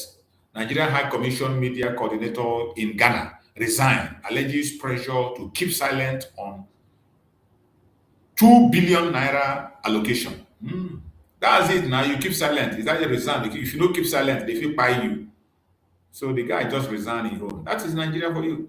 Nigeria recorded 7,825 kidnapped victims, 1,142 deaths, 7.8 billion ransom paid in 1 year. Where is Finland authority? Does it mean that Finland is not paying attention? All these things that is being mentioned about insecurity in Nigeria, does any one of them come close to? Did they mention as Nnamdi Kanu or something called Biafra agitation? Are we connected to it? Why is it? What does Finland know about Nigeria that we don't know? And if they have known, why are they acting in such a way? Nigeria recorded 7,825 kidnapped victims, 1,142 deaths, 7.8 billion ransom paid in 1 year. 1 year alone. This thing is 1 year old. Is in 1 year, in 1 year alone. In 1 year alone. 7,825 kidnapped in a country, a sovereign country. This is the country they want you to be part of. This is the country that Finland is defending. This is the country that Finland is telling us that we cannot go on self-defense to protect ourselves. A country where 7,825 people are kidnapped in 1 year, and you say people should not protect themselves. You say people should not act to defend themselves. You say self-defense is a crime. You must be mad. You must be sick upstairs. A country where 1,142 deaths happened on this kidnapping issue. 7.8 billion paid for ransom. And you say people should not protect themselves. You say Simon Ekpa should not act. Only God will answer you people. Nigerian police challenge very dark man. Overclaim checkpoint officers leak wealthy motorist detail to kidnappers. That is the truth. You can challenge him anything. He's part of you, so say anything. Very dark man was right. He was right. He didn't just make that claim. He's right. He was right. Nigerian nurses face license renewal cost hike as MCPDP fee doubled to 40,000 naira. Activists condemn new charges. That is, they're always looking for how to extort money from innocent citizens that they didn't help. Look at this one. Boko Haram faction collected 90% of Nigerians, nearly $5.8 million ransom payment in 1 year. You do hear them? No, I don't hear this one clear. Finland, don't hear this one. Oh. Finland, where are you? Boko Haram faction collected 90% of Nigerians, nearly $5.8 million ransom payment in 1 year. In 1 year. In 1 year. $5.8 million in 1 year. Now him Boko Haram collect as ransom. And the country where they say make you can't stay. Oh, I'm a Nigerian. Oh, I will be a Nigerian. God forbid. Holy Ghost fire. FAN clears boat to resume operation at Nigerian airport after passenger outcry. Bunch of idiots. Wait till this one they talk. Lagos Sky officials rescue a child at Alakija Junction. What happened to the child? Lagos Sky officials rescue a child at Alakija Junkyard along Lagos Badagry Expressway. Small child, though. That is Nigeria. Maybe the parents don't tire. Maybe the mother don't tire. No way to survive again. The mother self don't tire for the world. He leave the pikin. That is what Nigeria produces. How police raided ex-Niger deputy governor's aide's home at midnight, detain him despite not knowing his offense. That is Nigeria. They can detain you indefinitely. They don't need to know you. You don't need to commit any crime for Nigerian police to arrest you. You don't need to commit a crime. They just need to want to arrest. Once they want to arrest you, they pick you. And that is it. There's nothing you can do. My fellow Biafrans, that is all we have for the update on the Zoological Republic information. We will continue to bring news from the Zoological Republic. We will continue to show the world what the Zoological Republic is made up of. That is why we are here. We will continue to expose the Zoological Republic. We will continue to tell the world why it is necessary that we will leave Nigeria. We will continue to prove the innocence of our leaders, Simon Ekpa and Mazi Nnamdi Kanu, we will continue to prove their innocence every day, every night, every morning. The Biafran battle is not stopping. We have just started. Wherever you are watching this program from, please continue to pray for our Prime Minister, Simon Ekpa. Continue to pray for our school, Nnamdi Kanu. Don't you ever relent in your effort. If you think it's over, you are a joker. We are just starting.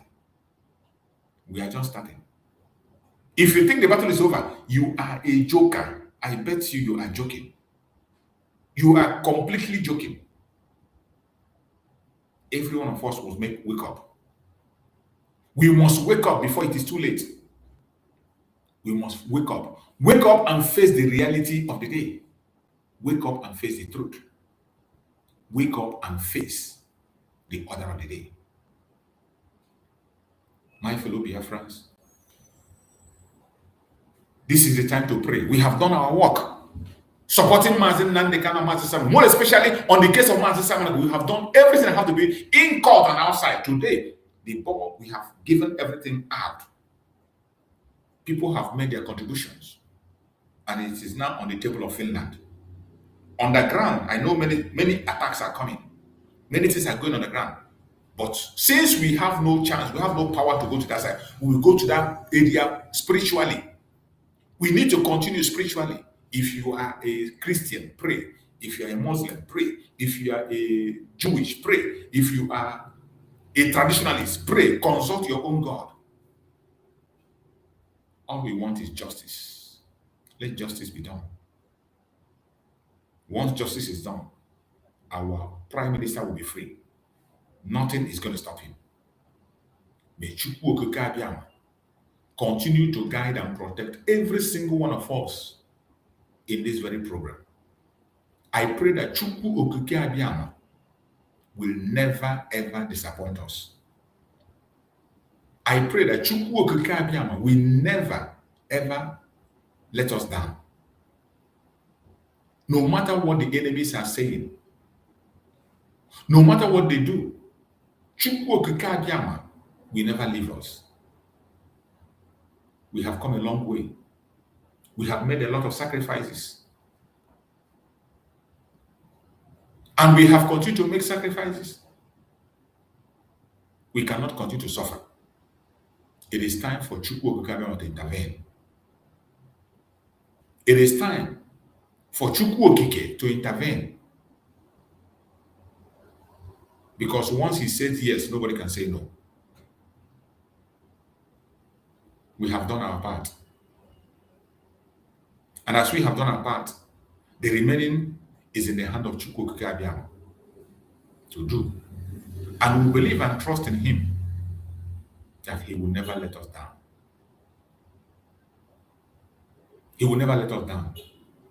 Chukwu Okike Abiyama will never ever let us down. He will always lead and we will follow. The battle ahead of us, Chukwu Okike Abiyama is going to lead the battle and we will follow. And at the end of the day, victory will be ours. We will never give up.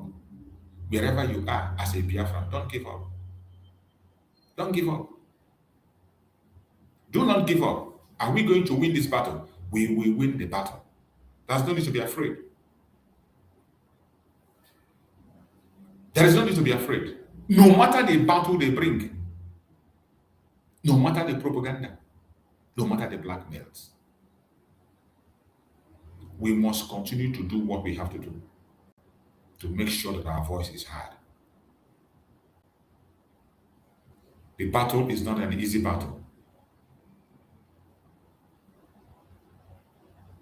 The battle is not an easy battle. It's a very tough battle. Are we going to win the battle? I strongly believe that we win that battle. We don't need to be afraid. And as we conclude this message today, I pray that Chukwu Okike Abiyama will continue to guide and protect every Biafran, wherever you are. Every single Biafran, any part of the world where you are and you're watching this program, please, if you have not liked this program, like and share this program.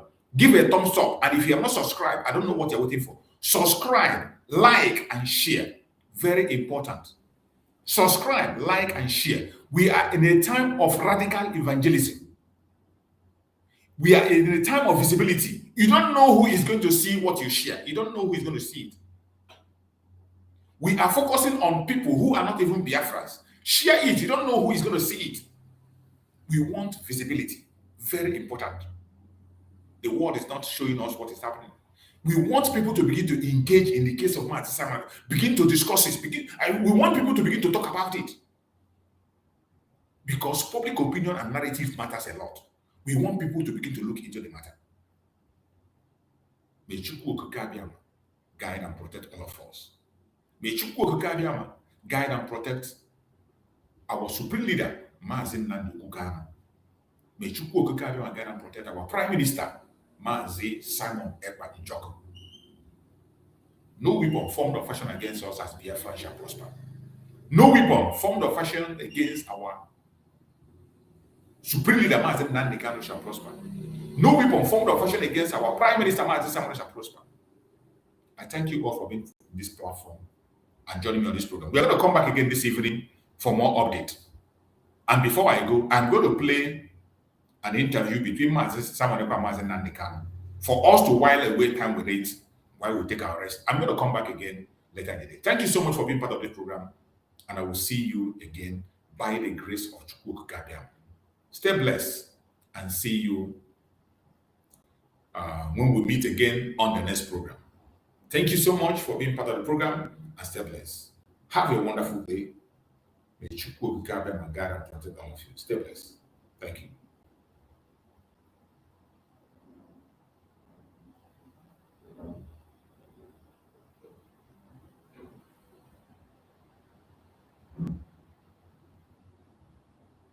Welcome back, everyone. As you all have seen, we are being under attack, and finally we are back.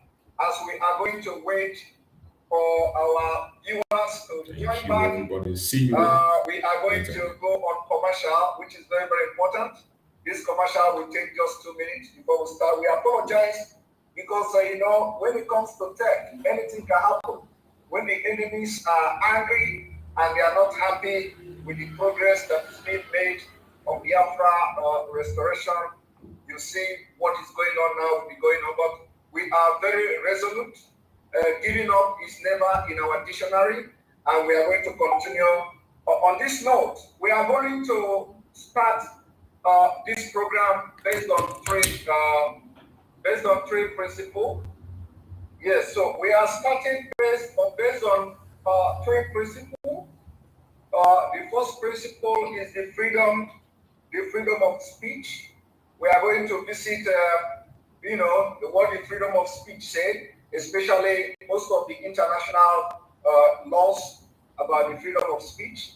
And then after that, we go to the state formation, what is being recognized as state.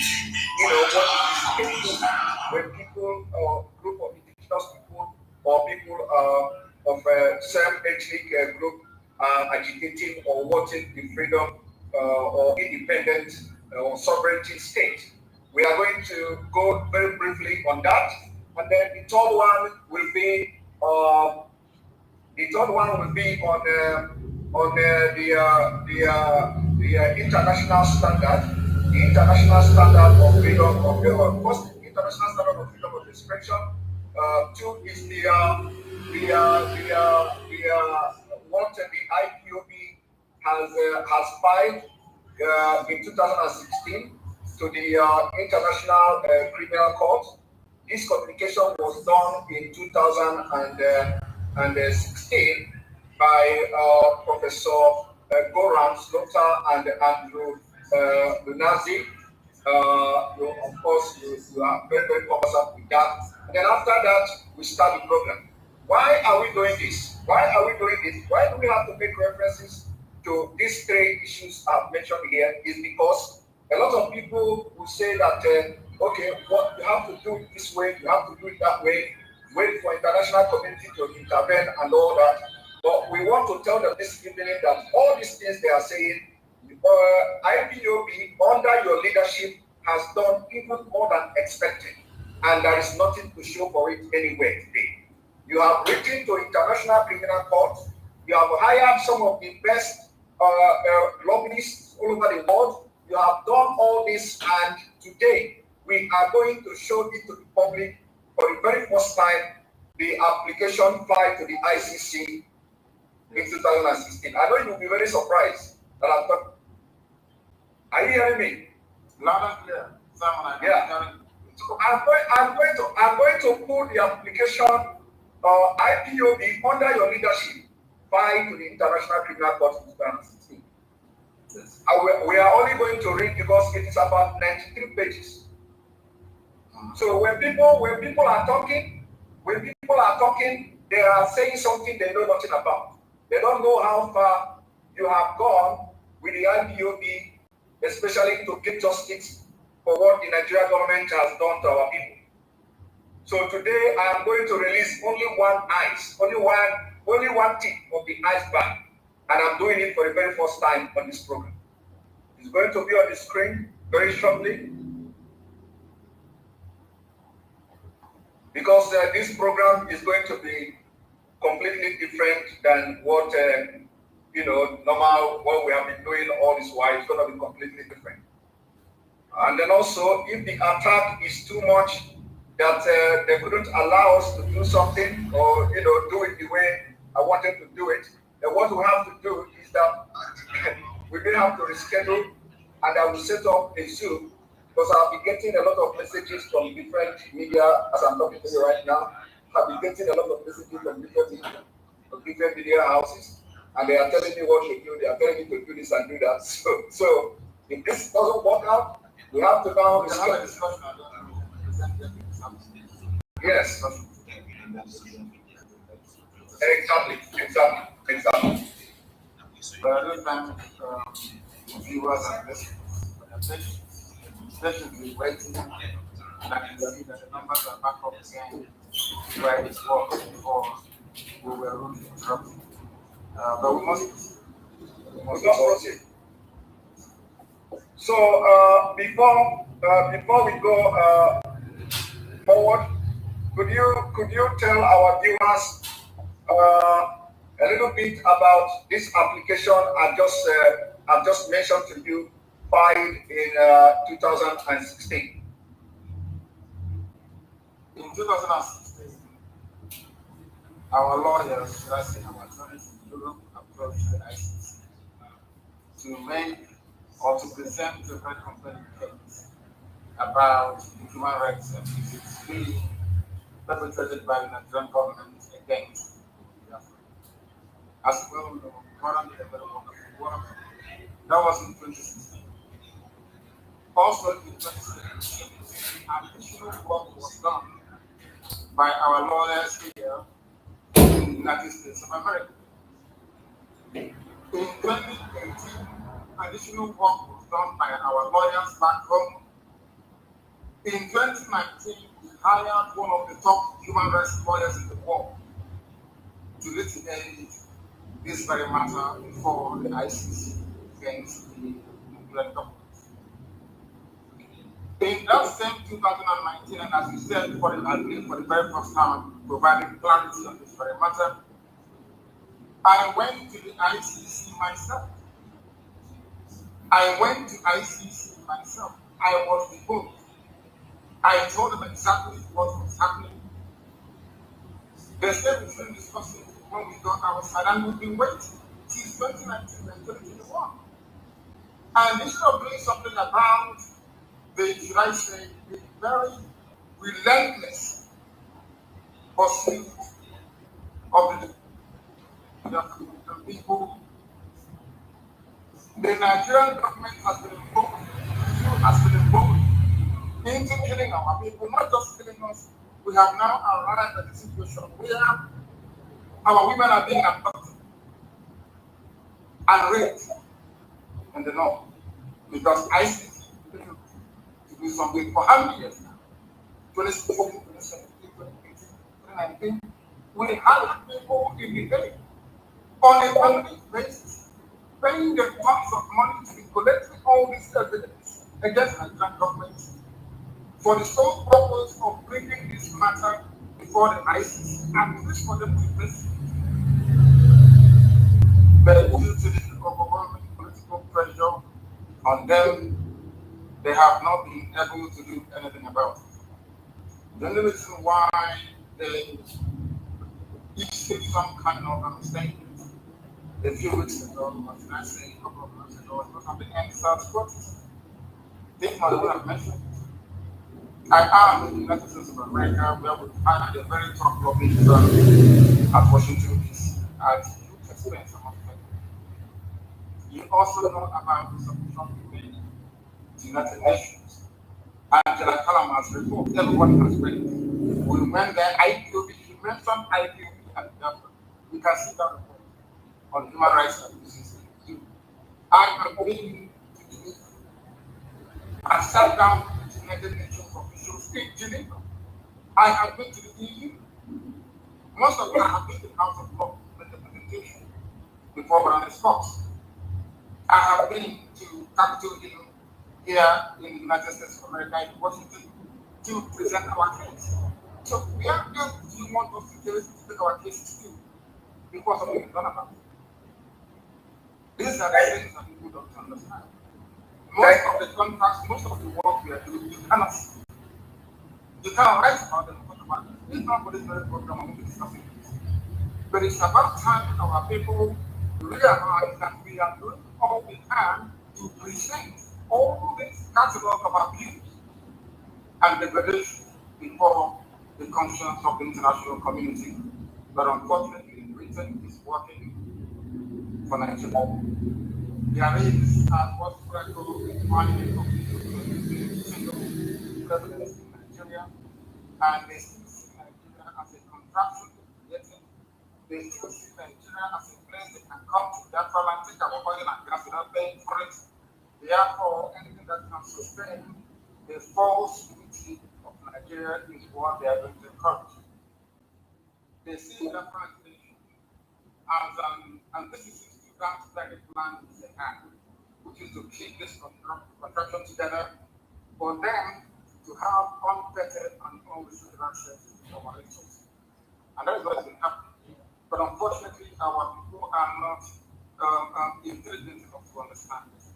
Every year we spend money. We have somebody in the day right now collecting all the evidence, the cases, everything, all the mothers, all the capacity, everything. But for ICC, all of that very thing is another problem. When I say that Biafra is going to be a national miracle of people don't try to understand what I mean by that.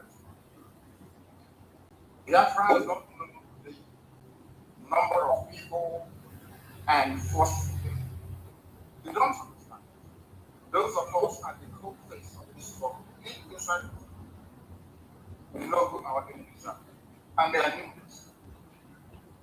But I am very, very confident in praying because the God we serve is the one that made this very place and his word is true.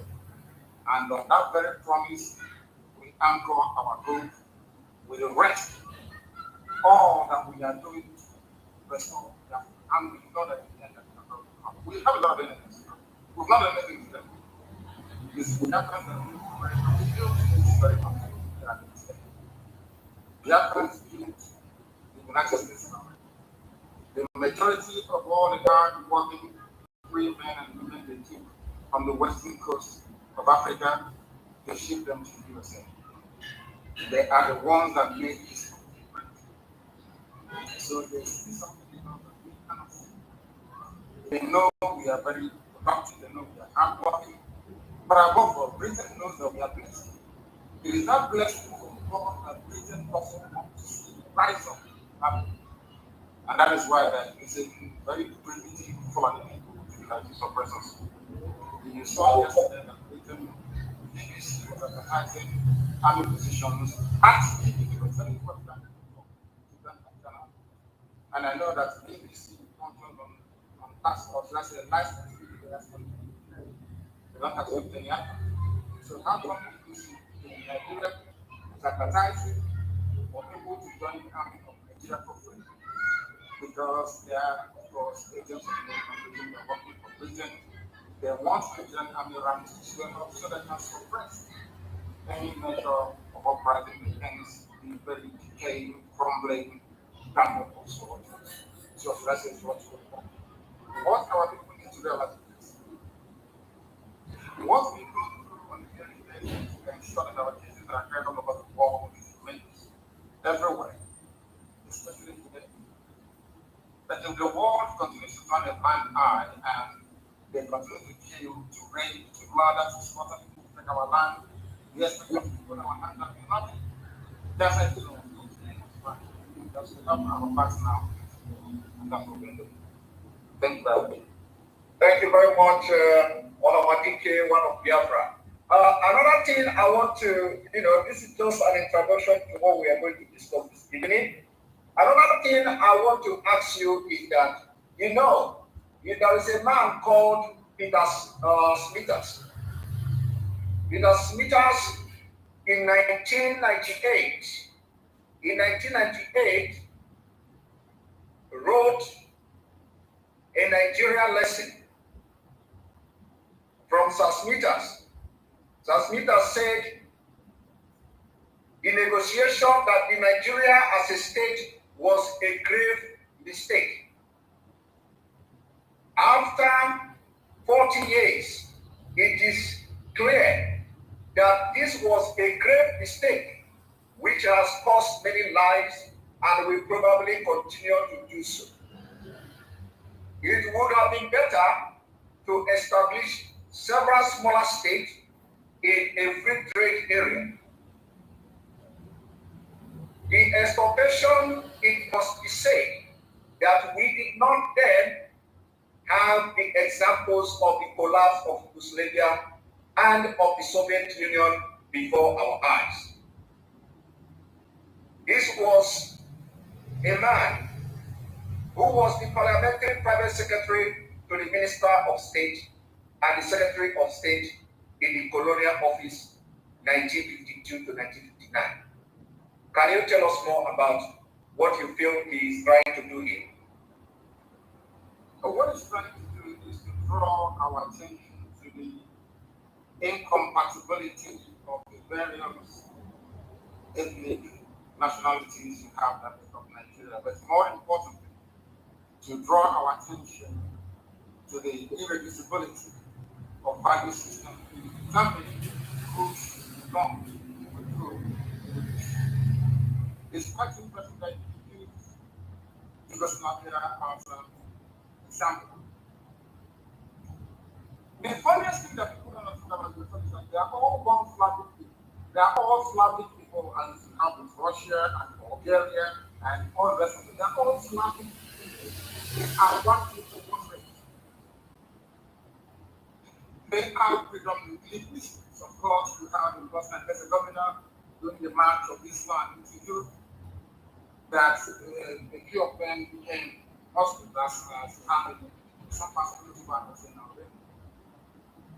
What I am trying to point out is this. These people who are one race, predominantly one religion, cannot live together in a country called Yugoslavia. How about people who are from Senegal and goodness knows wherever? Not the same language, not the same religion, not the same tradition, not the same culture, absolutely not. How can you make these people become one nation? It's not possible. There is something we talked about before that most Africans don't seem to pay much attention to. We are tribal animals by nature. Africans are tribal by nature. That is why every Christmas, every New festival, every August, we travel back to the Even if you live in Kaduna, somebody will ask you where you're from. You shall commit your because that is where your ancestors come from. In Africa, we come from where our ancestors come from. And white teenagers can travel to Australia, they're comfortable. They're from Australia. They can travel to New Zealand, they're okay with it. But even if you take us to New Zealand, and we stay there for the million years, if you ask us where we come from, how we come from today, that is something that is unique to Africa, and nobody can take that away from us. And that is something that most people do not understand nor have an appreciation for. That is why in Africa, in everywhere you go to visit, in Kenya, in Ethiopia, in South Africa, everywhere, people still talk about tribes tomorrow morning because we are different.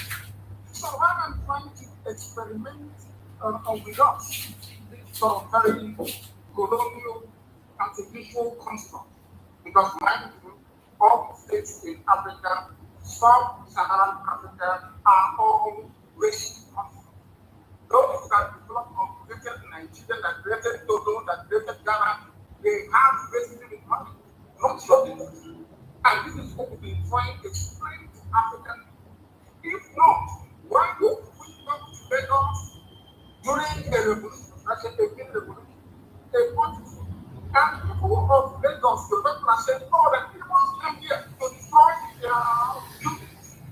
But you are not one Nigeria. These are the things that people need to appreciate. We don't want politics in our life. For the simple reason that we don't want that it looks. Attention, attention. IPOB, one family. Listen up. Can you hear me? Sorry about that. It's okay. What I'm trying to point out, Simon, is this. Forget about all the one Africa. I'm a pan-African. But we need to start organic. We need to go back to the economy and begin to build the consensus from the grassroots. When the Biafra want to join people who are forming a nation, we look at all the pros and cons, and then reconcile all these things like that. Look at the Britain that today Nigeria that colonized as own like that. Scotland wants to be on their own. Where the people is on their own basis. Northern Ireland will need to be on their own. That is human nature. We cannot take it away from us. The only reason why we have Nigeria together the way it is, and why we have been complaining, and why authors and great commentators like the man we alluded to has been putting in terms on people being able to understand our picture we're saying is because of the way we reason. I say this all the time. A great literary times, I would say, came out the other day to say that he is fed up that his war on his doorstep. He knows very well, as an intellectual, so to speak, that the reason why the war is on his doorstep is because Nigeria is flawed. If you are where to be on their own, you think somebody will go, any cow will go to drink, that's something the cabbage or the carrots, don't happen. These are things that we need to understand. That first and foremost, we are tribal animals because life, as we know, is in Africa. We are attached to the land we come from. That is what we are. Because the white man can be born in England and come to America to settle for life and say he or she is an American, doesn't mean we have to. Thank you. Thank you, Onyendu. Now let us now go from the fundamental in the sense that, when people are hearing that we are agitating for Biafra, we want Biafra. Some of them in the West, we say the political elites are not shouting Biafra. That they are only those who are in diaspora, like civilized ones, are the ones shouting for Biafra. And this fact, a lot of people don't know. When you look at it, you find out that 99% of people in Biafra are shouting Biafra. 99% of Biafrans in Nigeria are shouting for Biafra. Only 1%, not even up to 1% of this so-called elite. These are the politicians that have been benefited from Nigeria. Now, I want us to look at how would disintegrated Nigeria favor the region. Before we come into the crisis and the lives that have been lost as a result of trying to keep one Nigeria. Can you tell us How do you think that a disintegrated Nigeria will favor the Fulani themselves, the Hausa themselves, the Middle Belt, the Oduduwas, the Biafrans, and any other nation that will want to come out of Nigeria? Explain to us. Let us hear. Before I come on this your fantastic program today, I may present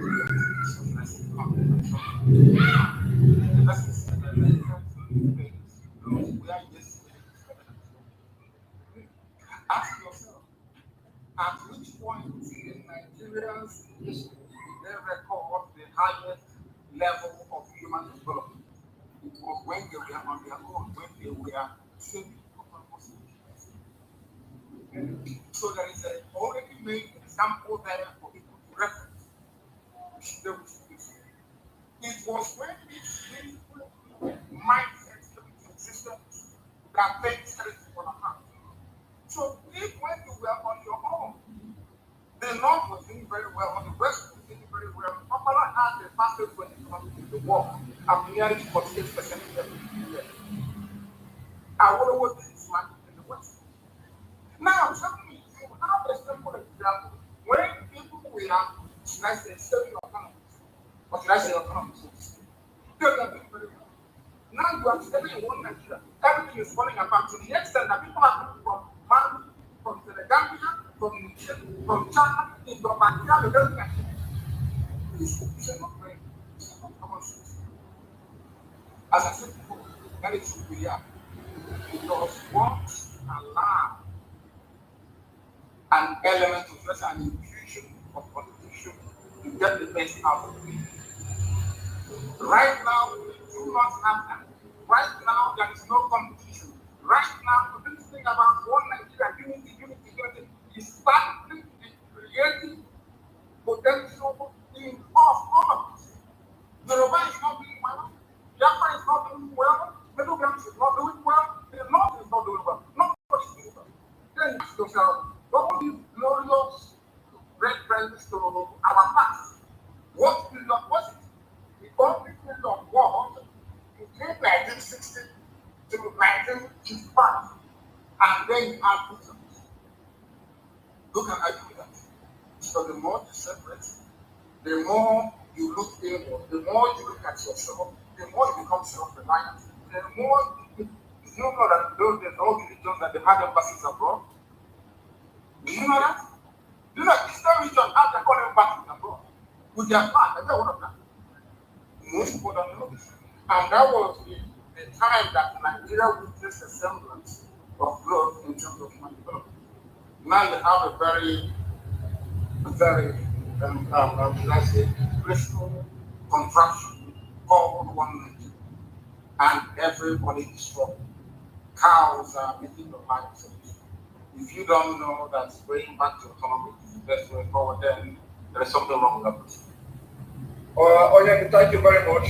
Just because you know everything we do in Biafra, we stand by the truth. We do everything with evidence and fact.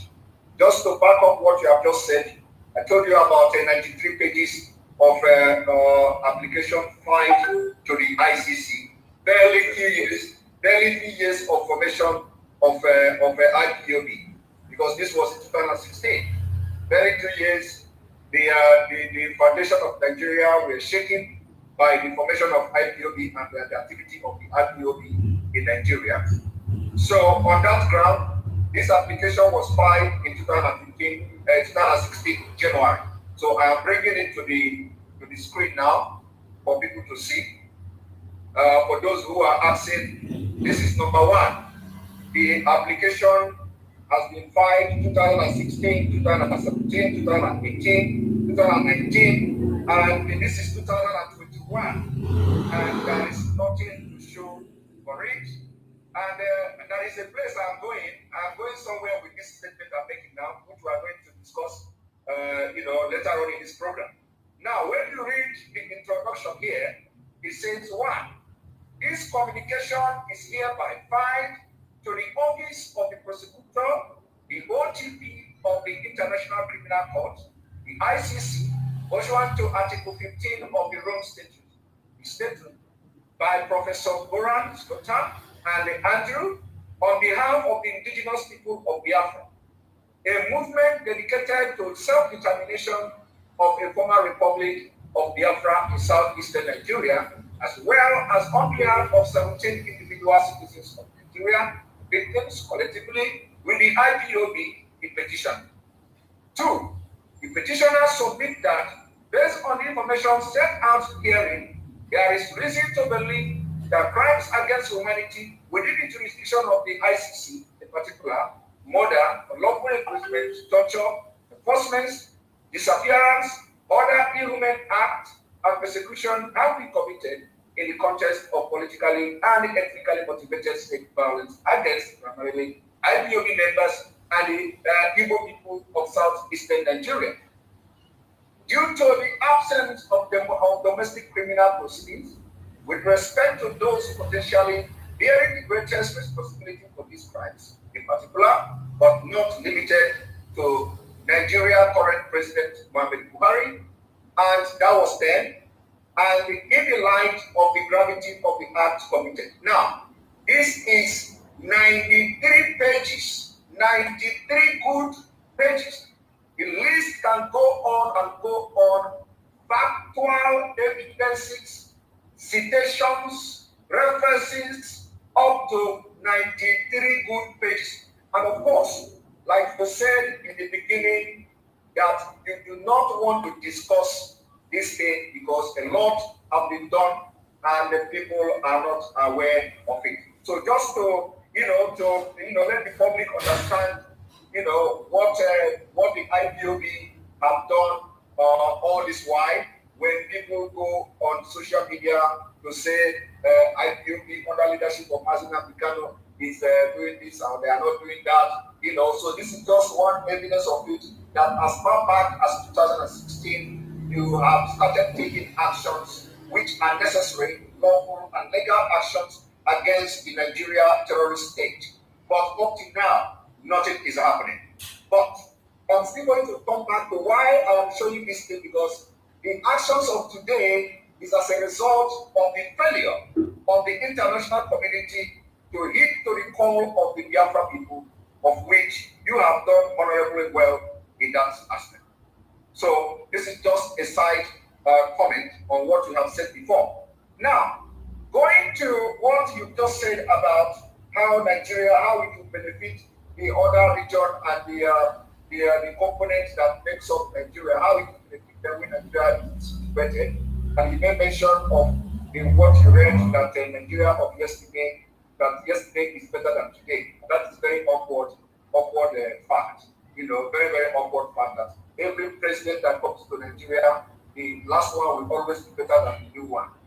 It's not only in the economic sector and all that. But the second question, or the third question I want to ask you is this. Now, looking at what is happening now, a lot of people don't understand what is going on in Nigeria. A lot of people still believe, of course, they still believe somehow in Nigeria, they believe that the structure, the political structure of Nigeria is the major problem.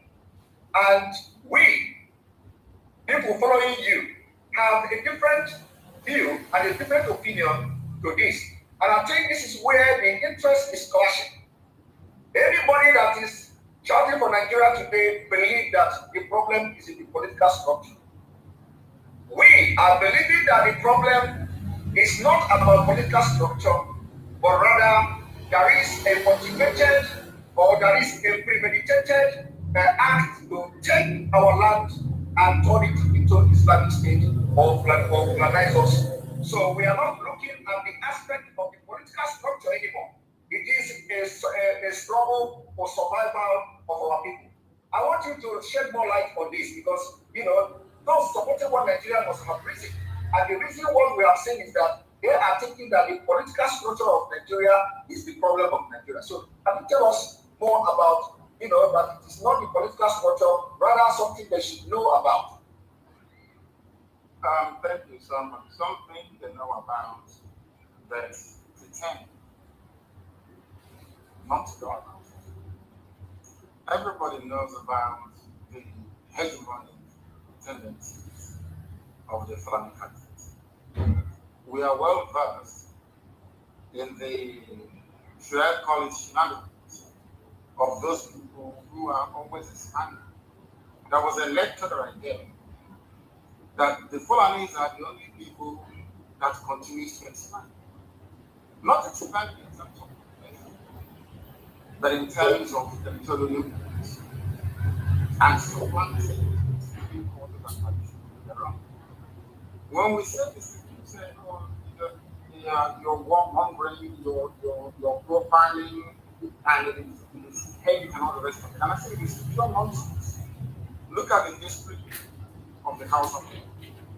Those of you that want one Nigeria, look at what is happening today in Kanu for President of the state. Look at the fate of those of them in the Middle Belt. Look at the fate of those of them, our brothers and sisters in those families. Even the caliphate what a state. Many years ago, of 90s. Many years ago, you don't know this. They possibly tried to convert the act of a Ghana to Islam. These things are there now. These people, they are everywhere. If one Nigeria means that our land should be surrendered to people from Senegambia, then death is a better option because it's not going to happen. We are the Biafran people, and within that Biafra it contains a very difficult war, Lord's words. They are very difficult, but they are very, very, very. I don't think anybody is more stubborn than you. I don't think anybody is more determined than you. I do not believe that any race of this earth is more accurate in terms of natural blessing than we are. Anybody thinking that has been the guise of one Nigeria to take the land of our ancestors, not that it's good, them and their peoples, that. And I will tell you one thing. They have tried before, over 300 years ago, to take that very land. They said, Islam did it in the sea, and cross was happened. Islam did it. The only place that Islam wants to see. And when they came for that very jihad, we had no army at all. God Almighty in heaven, all their armies stand. That thing they tried in Kwara State and succeeded. They tried in Lower Dome. All their armies stand. The few that survived I must warn everybody. All of this people are getting or saying, oh, we want one Nigeria. You are setting up yourself to fail. You are as Hausa peasants. Hausa peasants living the kingdom. Go around them, give them land, give them cattle. By the time you are more than things like this, Hausa kingdom is very people and evidence. We have Hausa government, we have Fulani government. Telling you that I'm Hausa government, we are Hausa government. And I keep asking myself, why is it that people don't see it? This is because, that is why we call it the sin. Without a politics, because if you are not this these people asking you for land, asking you for independence, let's say in one Nigeria. What are their ambitions? What will they want to pass? Because they will come from one nationality. From their rebellion in the past, you now want to control them or not. But it's written that behind this thing, we won't take every person. I am I go to the British passport. I know there are good men and women in England. It is a land of conscience. It was English people that left Southampton to come to America to build America, the land of conscience. English people, they traveled on a ship called Mary Rose. They landed at this place called Uri. Conscientious, honorable, God-fearing people. They were the ones that held slaves to escape from the south to the north. English, that is a big we have land. Blood-sucking kings. Their job is to hold Africa down, to hold the black person down. And how? I mean, they don't want you to tamper with any of their creations in Africa. All these exotic states, all these artificial boundaries they gave us in Africa. No, because that is the beginning of the chain that is holding us down. And they know it. And the question is, who is the Nigerian? And I will ask this. So I ask you now to go and prepare a Nigerian dish for me. What are you going to present? Because if you bring a good dish, somebody on the list will very conscious. They're not going to eat it. If you bring up for a big item, somebody from Kanu will tell you that is not about food. If you bring too much, you should get or whatever they call it. Somebody from the middle of the say that is not one food. Ordinary food that is known for nothing. Is it the way they dress? So I keep asking myself, what is going on? And then I discovered this thing. And you need to desire to corrupt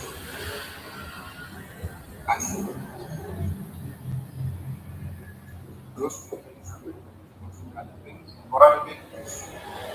People talk about the founding fathers, and people are talking, they say our founding fathers, and I keep asking them, Nigeria, your president, so called, is older than the country. And where else in the world do you have a head of state that is actually older than the country? So only in Africa. Because they came to Africa and they built all these contraptions, and now in our idiocy as black people, we accept it. As I keep asking all the time, can you go to Europe to build a country for them? They will hang you that simple. If you cannot do something that Europeans did in Africa, why are you accepting it? Why do you accept it? The key thing here is the way we reason. That is the problem with the black man. How we reason. People talk about Nigeria as their country, talk about Nigeria as a nation, as Nigeria as a next. Nigeria has no meaning. It's a very nice thing. It means something very different. If I ask you about language,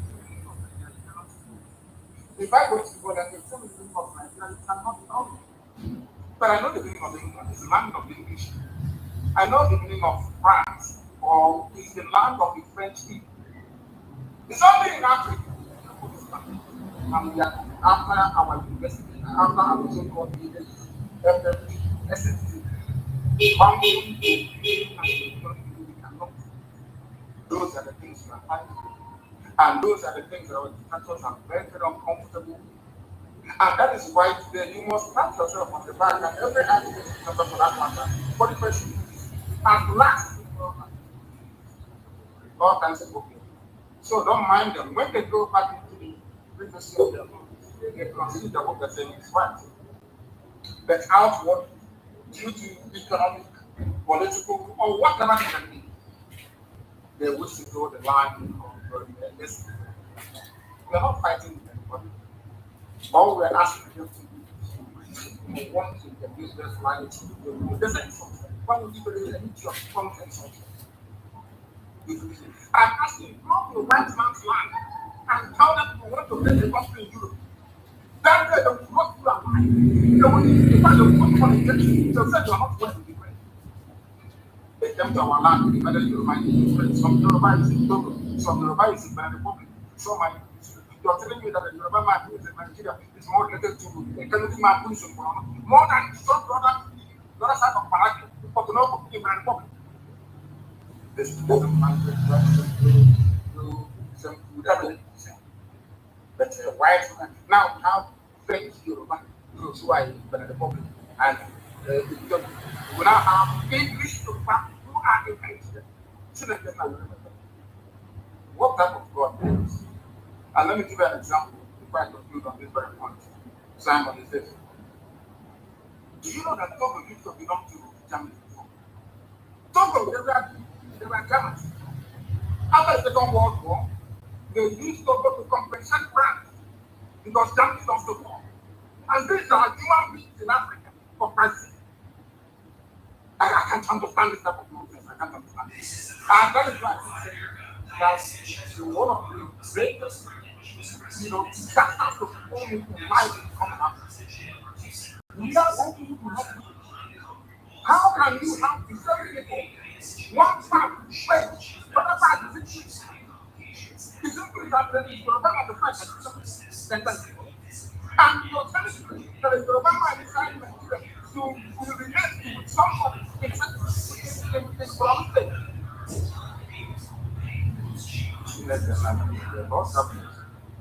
Thank you very much.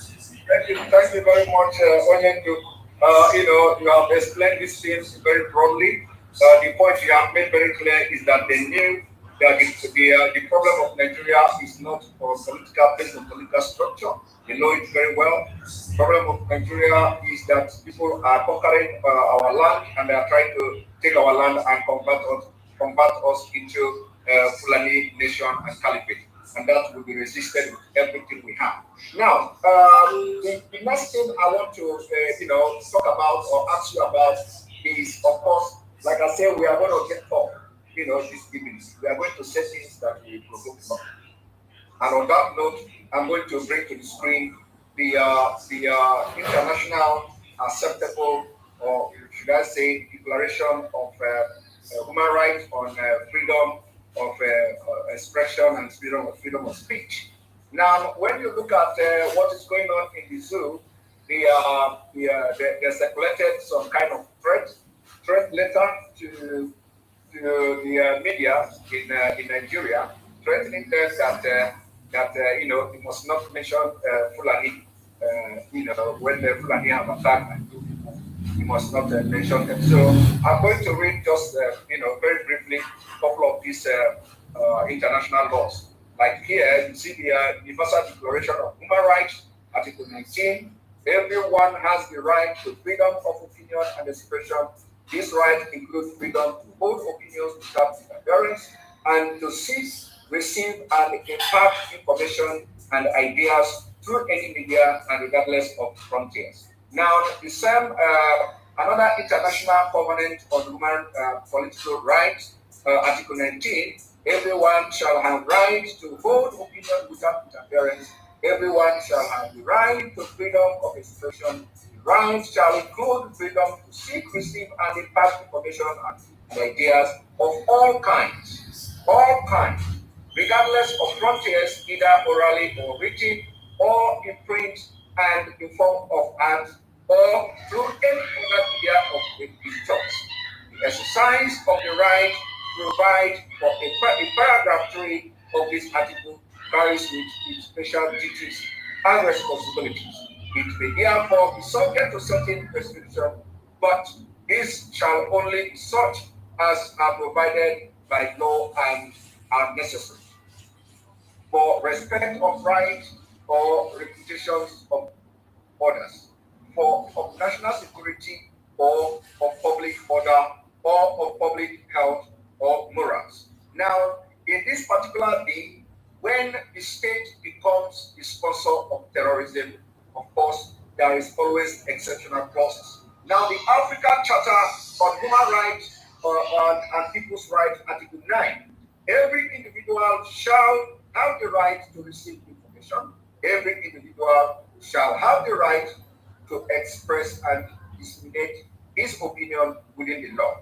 The resolution 169 on repealing criminal information law in Africa by the African Commission on Human Rights and People's Rights, 24 December 2010, underlined that criminal defamation laws constitute a serious interference with freedom of expression and impede on the role of the media as a watchdog, media as a watchdog, preventing journalists and media practitioners to practice their profession without fear and in good faith. Automatically is failed in the Zoo Republic of Nigeria, commending state parties to the African Charters parties that do not have or have completely repealed assault and criminal information laws, or on state parties to repeal criminal information. Of course, this is directly talking to Nigeria. Now, while I'm reading this, let us go to the European Convention as well on protection of human rights and fundamental rights. Something is saying everyone has the right of freedom of expression. This right shall include freedom to hold opinions and receive impart information and adherence without interference and all that. Then the American Convention of Human Rights, Article 13, is saying the same thing. I don't need to go further. The Asian Human Rights is saying the same thing. Now, I am not going to ask you a question from this what I have just read now. I am not. It is not to ask you a question, but rather it is about what we are going to discuss from here. Now, looking at the Nigeria state today, you see that when it comes to international law, we have what we call the state-sponsored terrorism. We have state actors, non-state actors. Now you have in Nigeria who have been internationally recognized by different nations, by many nations, as aiding, abetting, and supporting ethnic cleansing, supporting terrorism by their action, inaction, body language, policies, and name them. Now it is lies in the hand of the citizens of this country.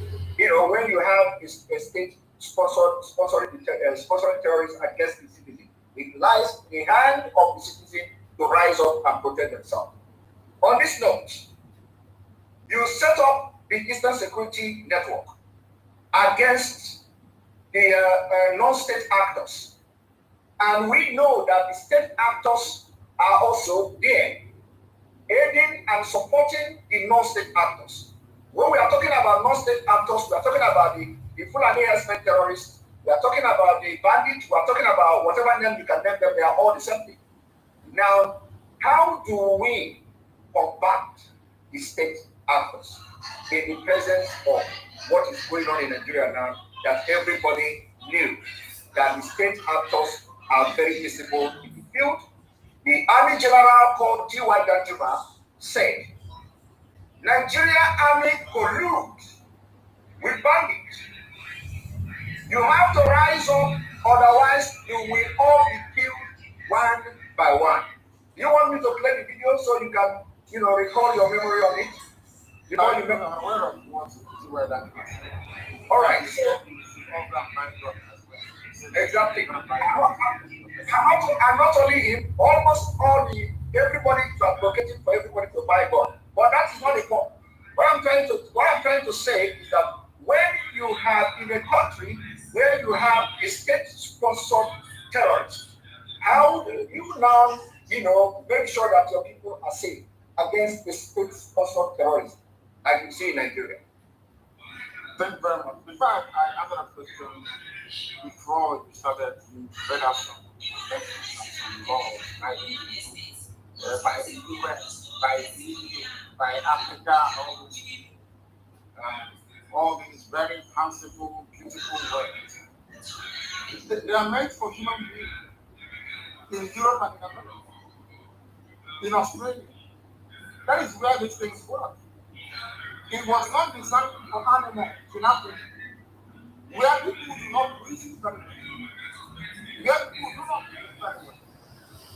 You have a country called Nigeria that domesticated its laws,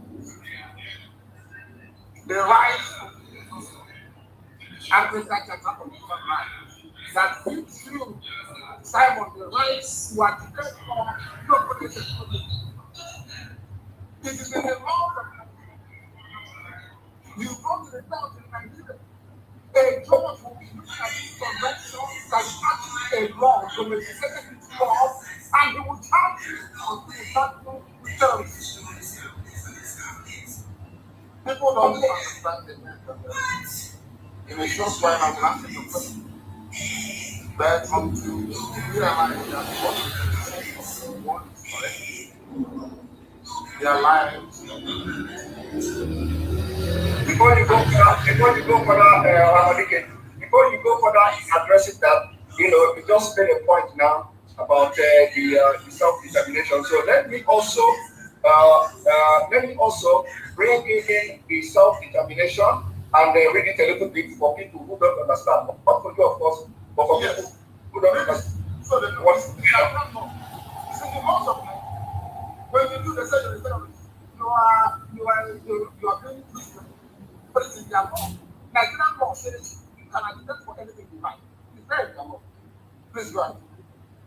Now, apart from that, Nigeria being signatory to all these international laws, of course, automatically becomes also they are compelled to respect that law. Here you have the right of a people to self-determination is a cardinal principle in modern international law and commonly regarded as a Jacobin rules.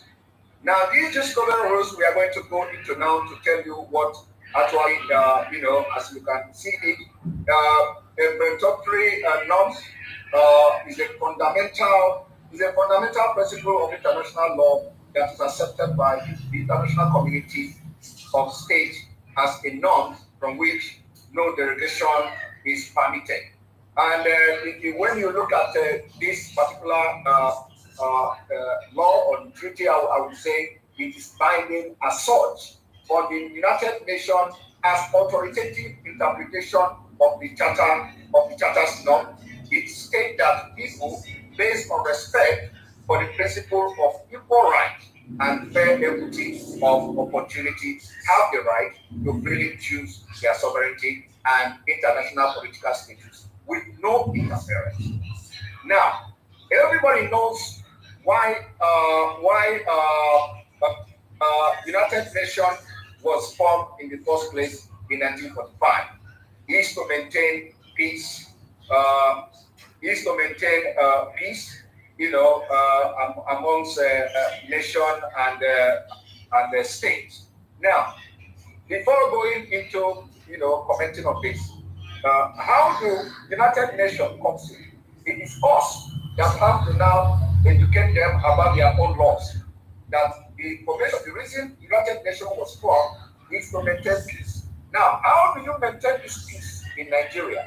In Sahel region in West Africa, considering the status, considering the situation at the moment, what do you think that the United Nations should do to maintain peace in this region? Because that is exactly what they set them up after the World War. Yes, what they are going to do to maintain peace is to allow people that want to go via their own UN expression or reference to the to allow you to determine where they wish to belong to. We are in a world where we can no longer shackle people to a dogma that is outdated.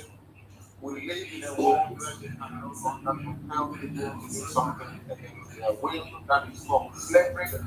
I don't know why some people attempt to justify, the clamping down or the demonization of freedom fighters in public.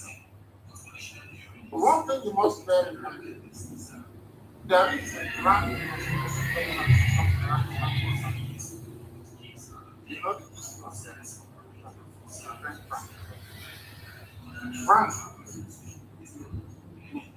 But in Africa, the person of the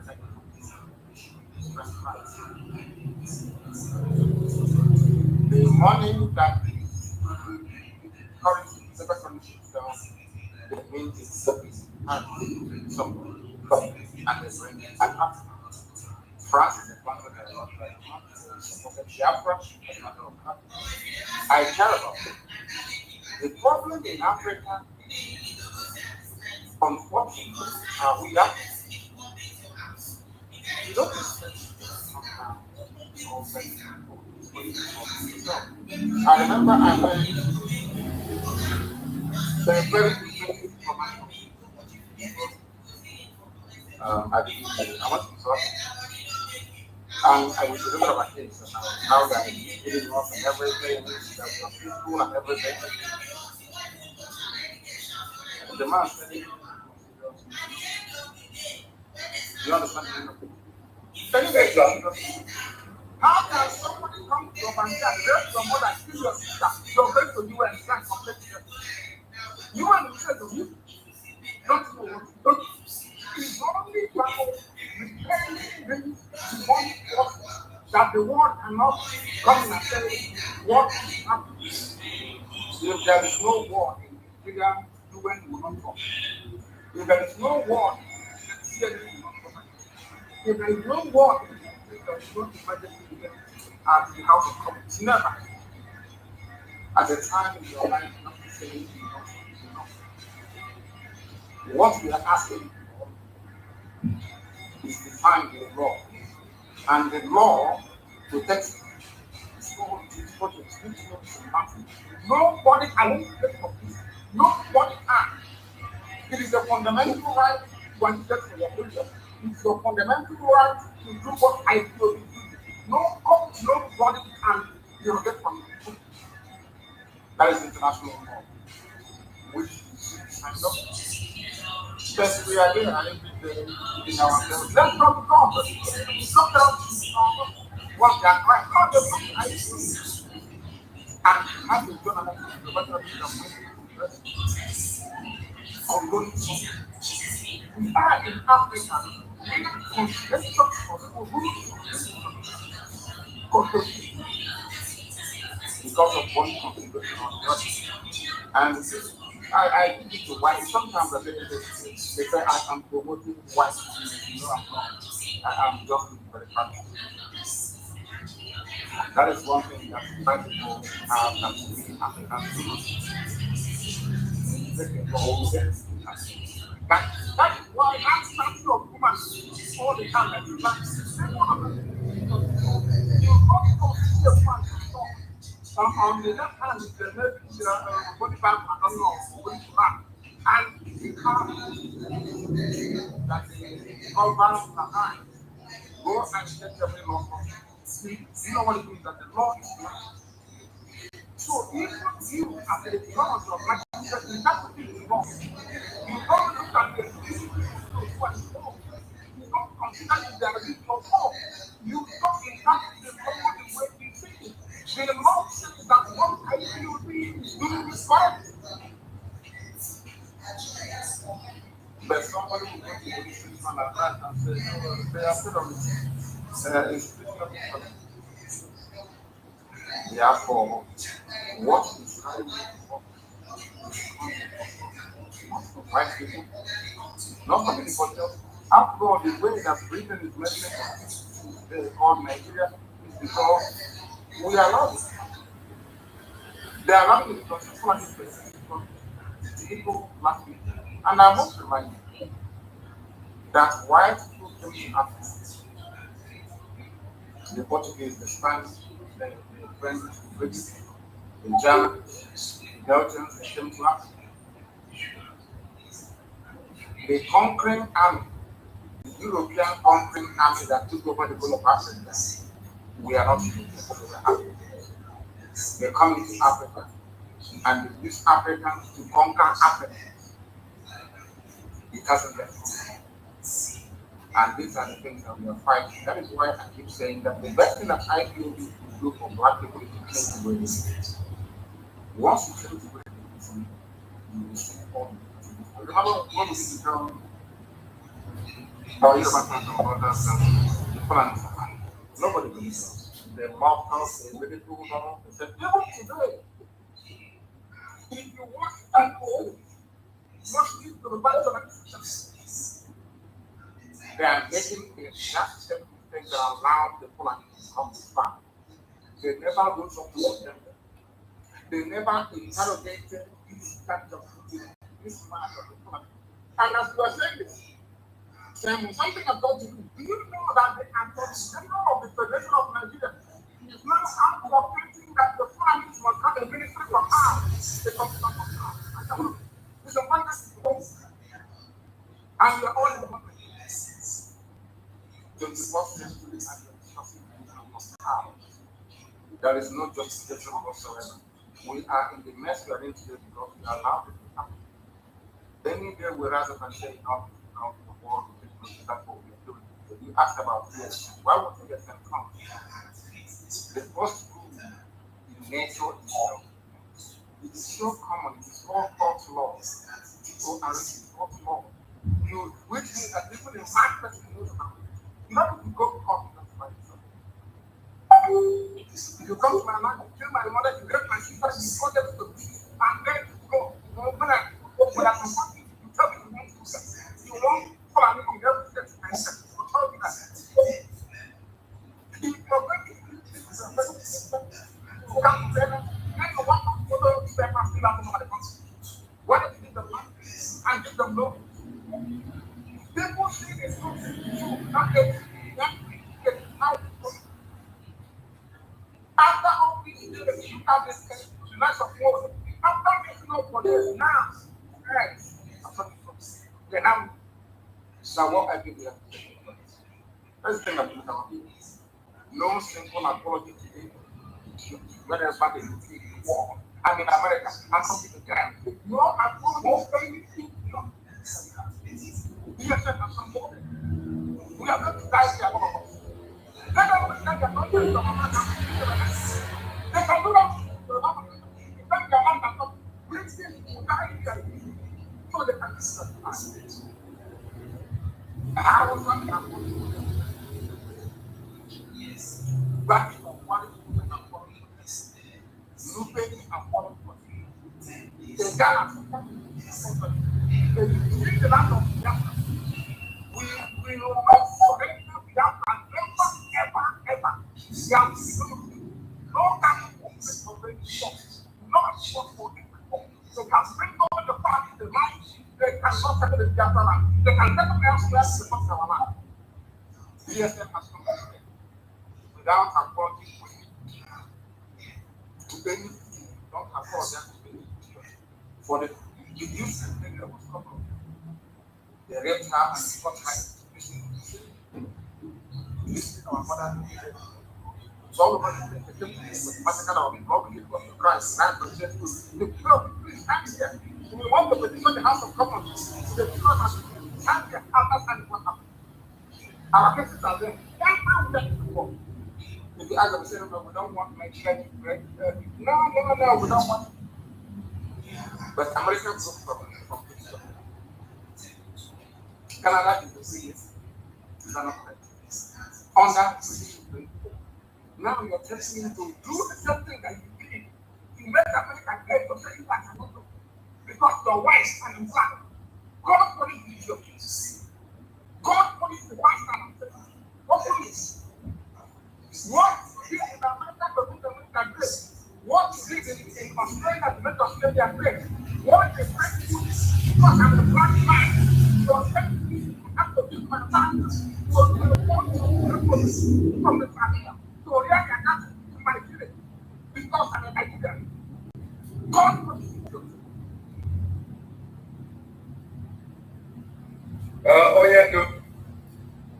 That's why we are backing every of your action and every of your decision.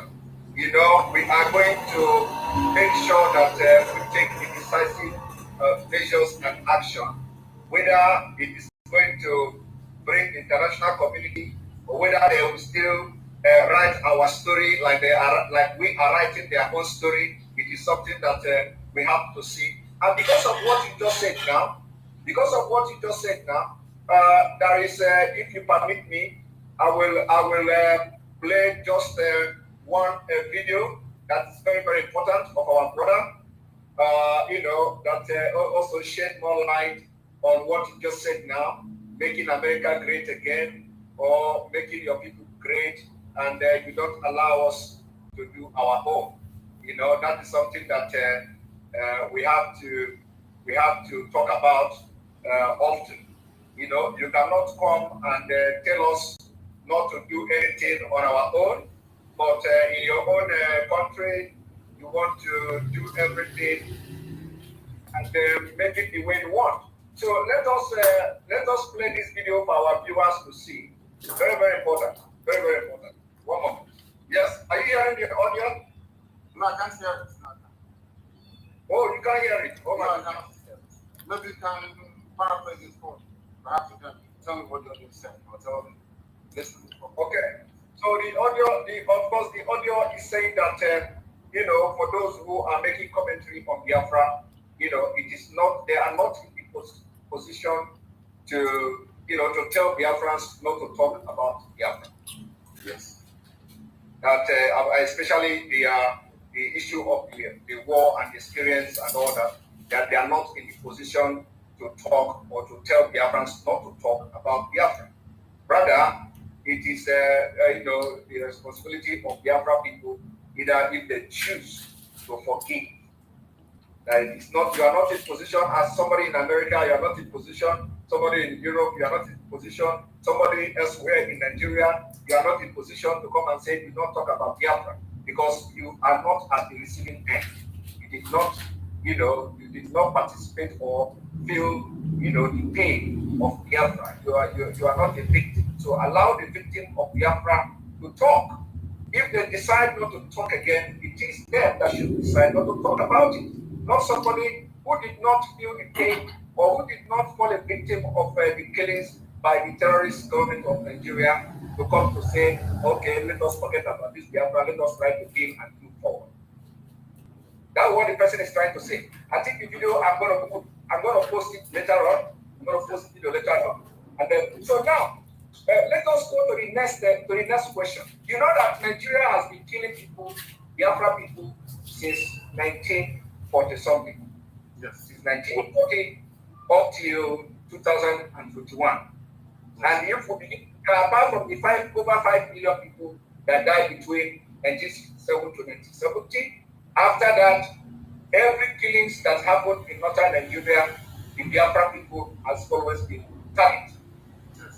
A lot of people are telling us now that, Biafra, you are endangering the life of the people. You are endangering the life of the people. So, and when they are saying this, endangering the life of the people, we don't understand.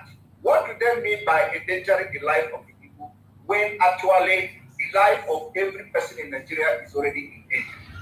So can you tell us, how do you explain to them how in danger are the life of people in Nigeria?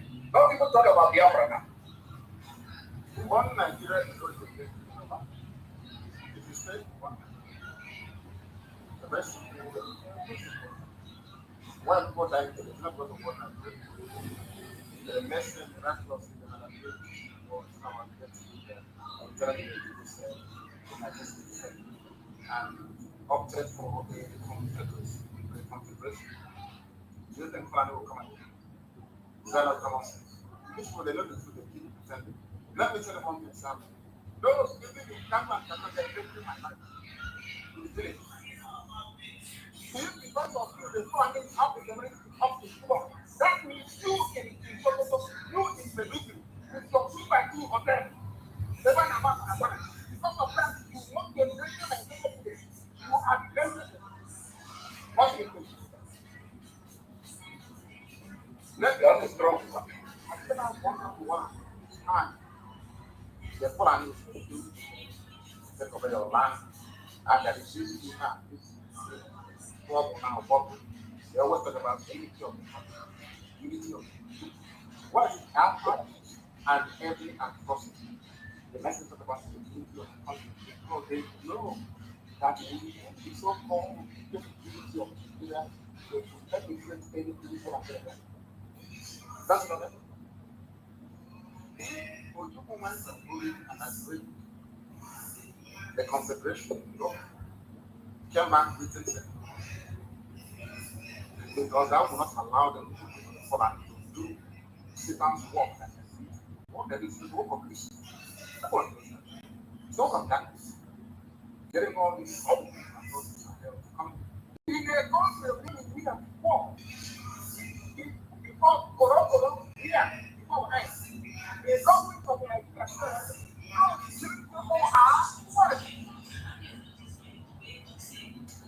when I go to I get to as I said, I don't sweat.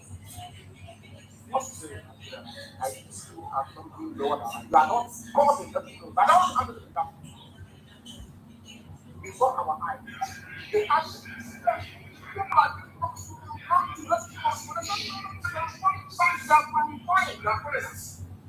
now the same foreigners want us to do the plan to do agriculture. You know, honestly, I don't know the job that make black people. I mean, being honest, I don't know. I don't know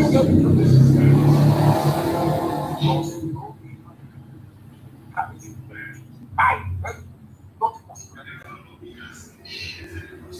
Come on, it's not that before our eyes, we didn't come to kind of the two started borders, the open borders.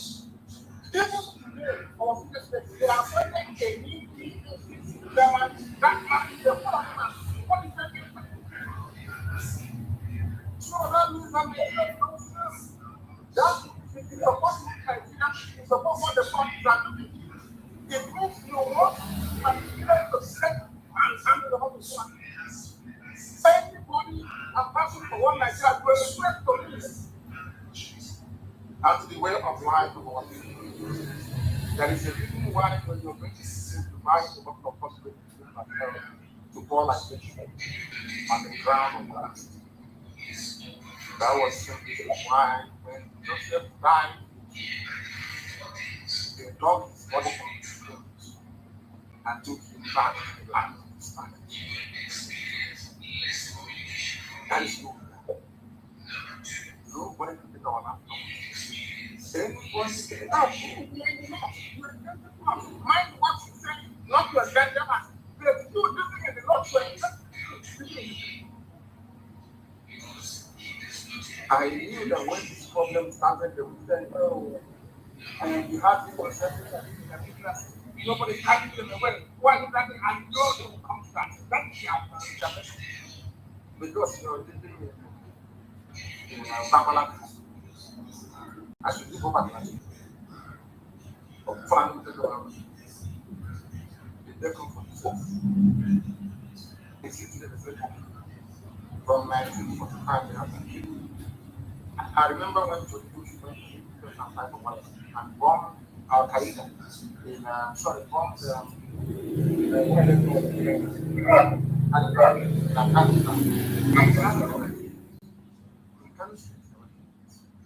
when somebody they kill us. Have you all forgotten? He said, are we that people that can work for the people? During the election before the night, they destroyed the police station.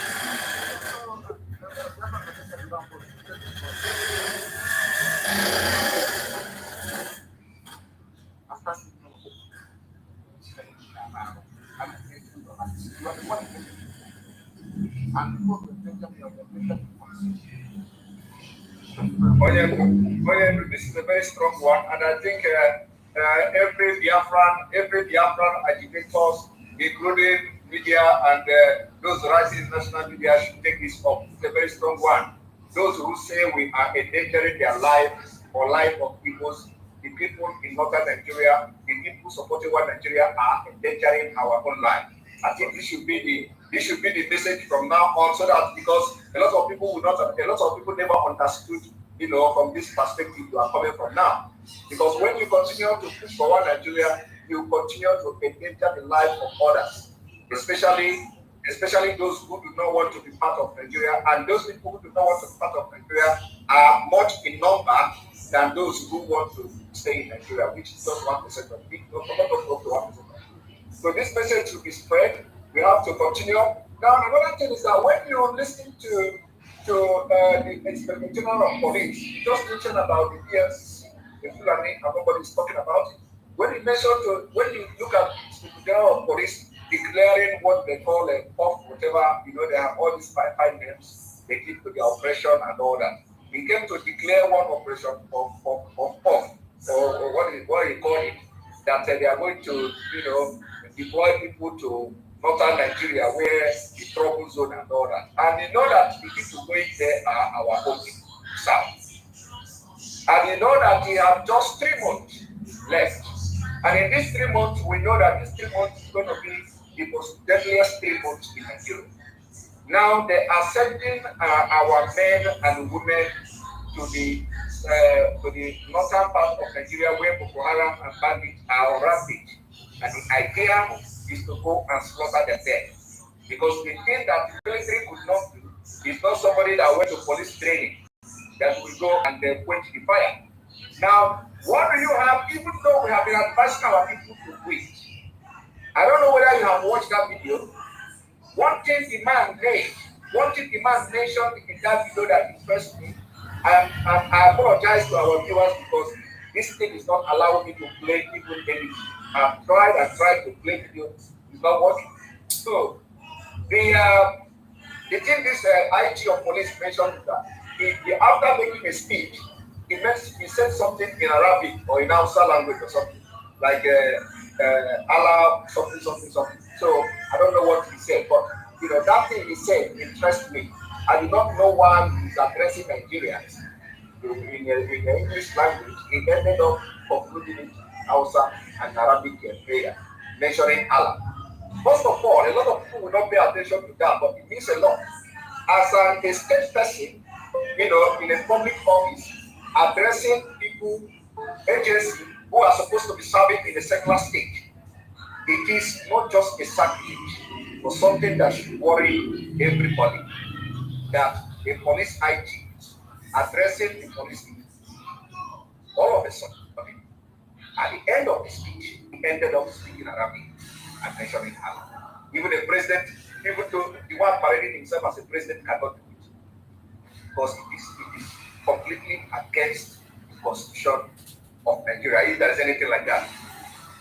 So what do you have to advise our people? They don't know what happened.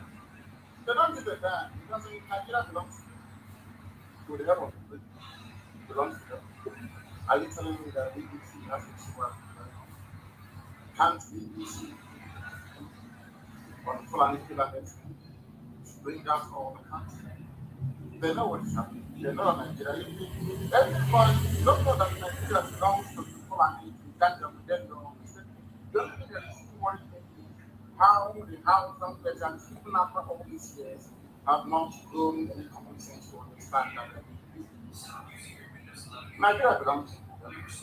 They can do whatever they like. You've not seen them perform in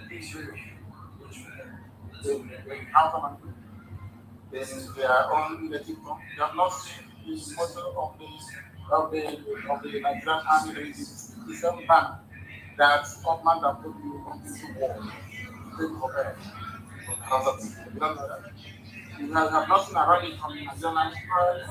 I'm really surprised that we are now seeing our children coming around.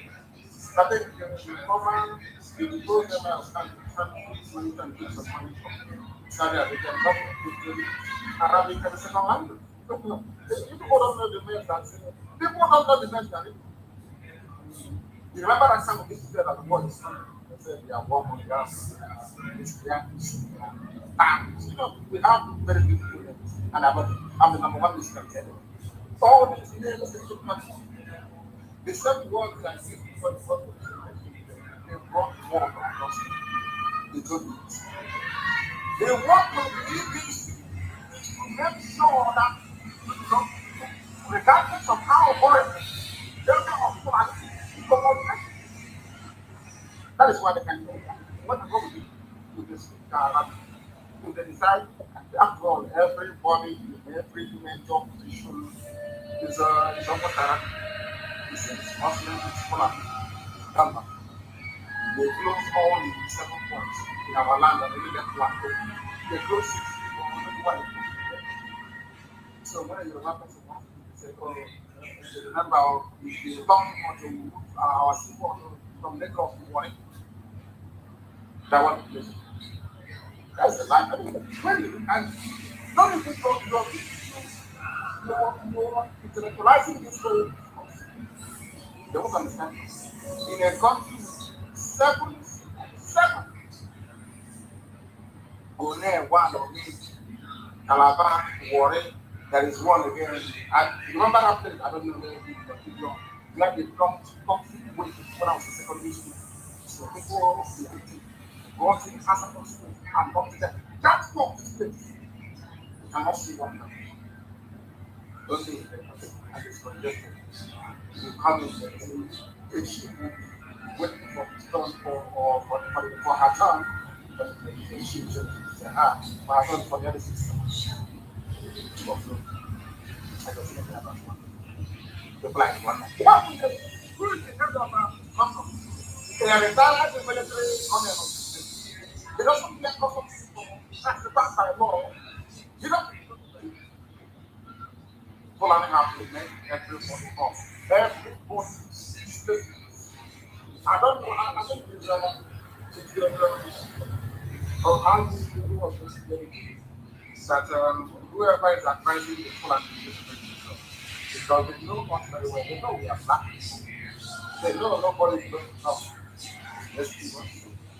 You can do whatever you like.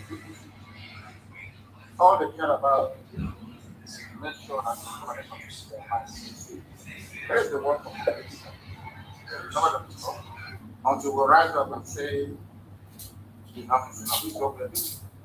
So you're worried about the when the enemies are out. I don't know. Look at the other. That is the next worry. It's unfortunate that people do not see this.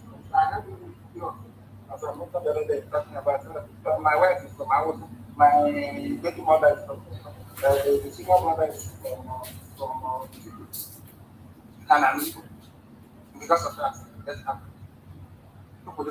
People feel as if they injected them in their acid and some people.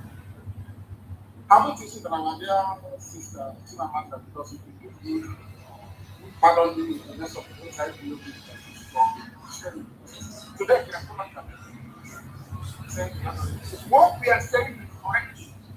You may not like it because I am saying it. You may not like it because some of the place. Because family writers are writing about it. You may not like it because the person is saying, I need to live with you. You find it. You can go and go to drama and all that. What are they will do? They will take your land. They will take it. And this is will cover the money. So I feel sorry for the animals. So not people.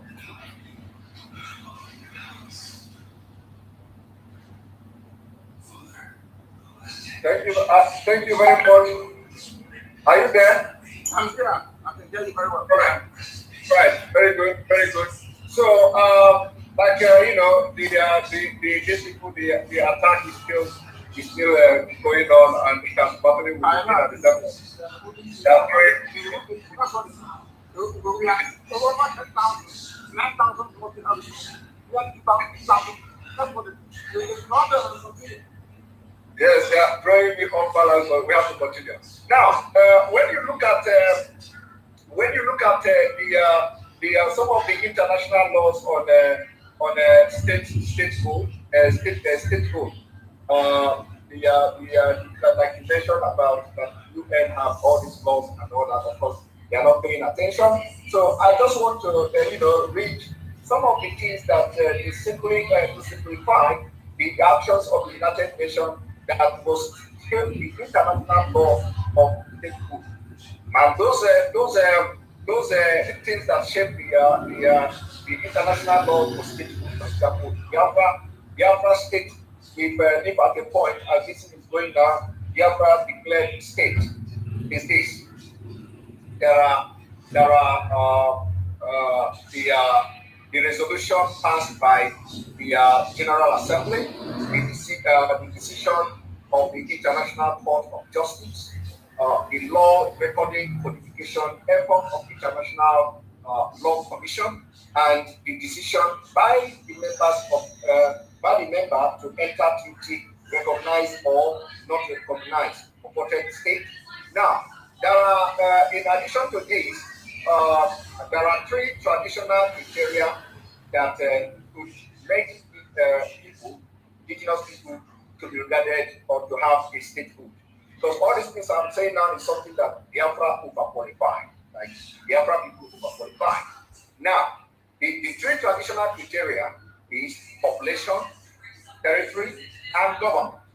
And then in defining or giving more meaning to all this, the three most basic and least controversial criteria of statehood come from Article 1. Article 1 of the Montevideo Convention of 1933. Now, although the treaty itself has never been officially adopted outside of the Americas, of course, we know what when it comes to international politics and international laws, Article 1 remains highly influential and is generally considered a reflection of most fundamental criteria of statehood. Talking about Biafra now, what is going on, who knows anytime this year, who knows anytime next year, who knows anytime before 2023, if something happened that maybe an election in Nigeria begin to declare the statehood, just popularity. Now, in population, the first fundamental criterion is a permanent population. Simply put, the population of a potential state cannot be entirely composed of nomads or travelers based elsewhere. And now we are talking about the Fulanis. So you cannot, the Fulani cannot have a statehood because they fall under nomads. And or they are regarded as travelers or they're based elsewhere. They cannot be regarded as population. And that is happening in Nigeria. This is in law. That is happening in Nigeria. Fulani is declaring Nigeria where other people understood what international law says and chase them away. They come to Nigeria where Gari and the Apple and the Ewedu and the Rusi has declared the sense of reasoning of the people who call themselves politicians. And they cannot know their left and right. And now Fulani has come to understand that the people that are in the front line of politics from the southern Nigeria are all Fulani. And they are using that woundedness against every other Nigeria, which goes to what you have said, that these people are endangering your life and the life of other people while they continue to remain in Nigeria and command control. Now, that is for population. Number two, in territory. The second is defined territory. The borders do not need to be fully defined or undisputed. There just needs to be an identifiable location. And this is where I give it to you and I doff my cap because a lot of people have come to attack you about bring your map. Bring your map. In international law, like I said, the Montevideo Convention, anybody can go and check it out. You have what is defined as territory. You don't need to have a map, before as you are agitating for your freedom, you do not need to present your map to anybody. At the point where we are now, the question shouldn't be where is your map. So some people are actually misleading a lot of people into putting more effort and emphasis on what is mapped. But rather, the law says there just needs to be an identifiable location. And you have done this in several of your broadcasts, mentioning where you think Biafra should start from and where it should end. That's exactly in conformity with what this law says. Then another thing is, number three is government. I'm not asking a question, I'm just backing up with what you said. The third is an effective independent government with the capacity to enter into relation with other states. This is the trickiest of the three elaborated. Of course, this you have also done very perfectly and excellently well. For those who are looking for what is, how the Biafran government is going to be and all that, you have actually set a sample, you have actually set a base, and actually form two parts in this Montevideo Convention, but essentially require states to have structured, legally independent administration that control at least some of its claimed territory and population. Some additional points to note are A state does not have to have actual diplomatic relations. It could be under diplomatic boycott. It just needs to have capacity to have them. I believe, with what is going on now in Nigeria, we are going to come to this point of this Montevideo Convention. It may be invoked as time goes on because, when you Anowa Joseph Abaya them.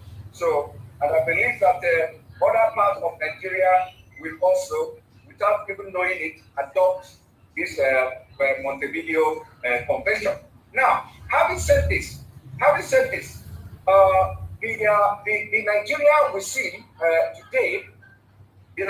see today, and the way the federal government of the Nigeria are backing terrorists openly, without even hiding it. They are backing the terrorists openly, supporting them, romancing with them, having meeting with them, and not only that they are supporting them, the Sultan of Sokoto, who they regard as the traditional ruler of Nigeria, he is the chairman of board of trustee of Mayete Allah. Mayete Allah has come publicly to take responsibility of the terrorist attack against southern Nigeria. Now, in addition to this, the person that is parading himself as a president in Nigeria is a board member of this terrorist group that have been ranked number 4 deadliest terrorist group in the world. People are not paying attention to this.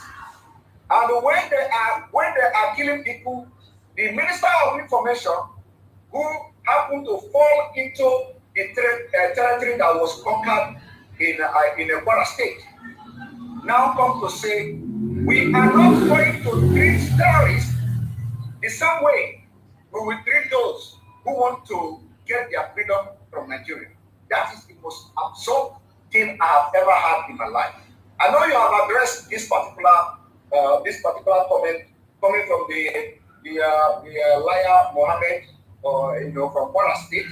But please, can you,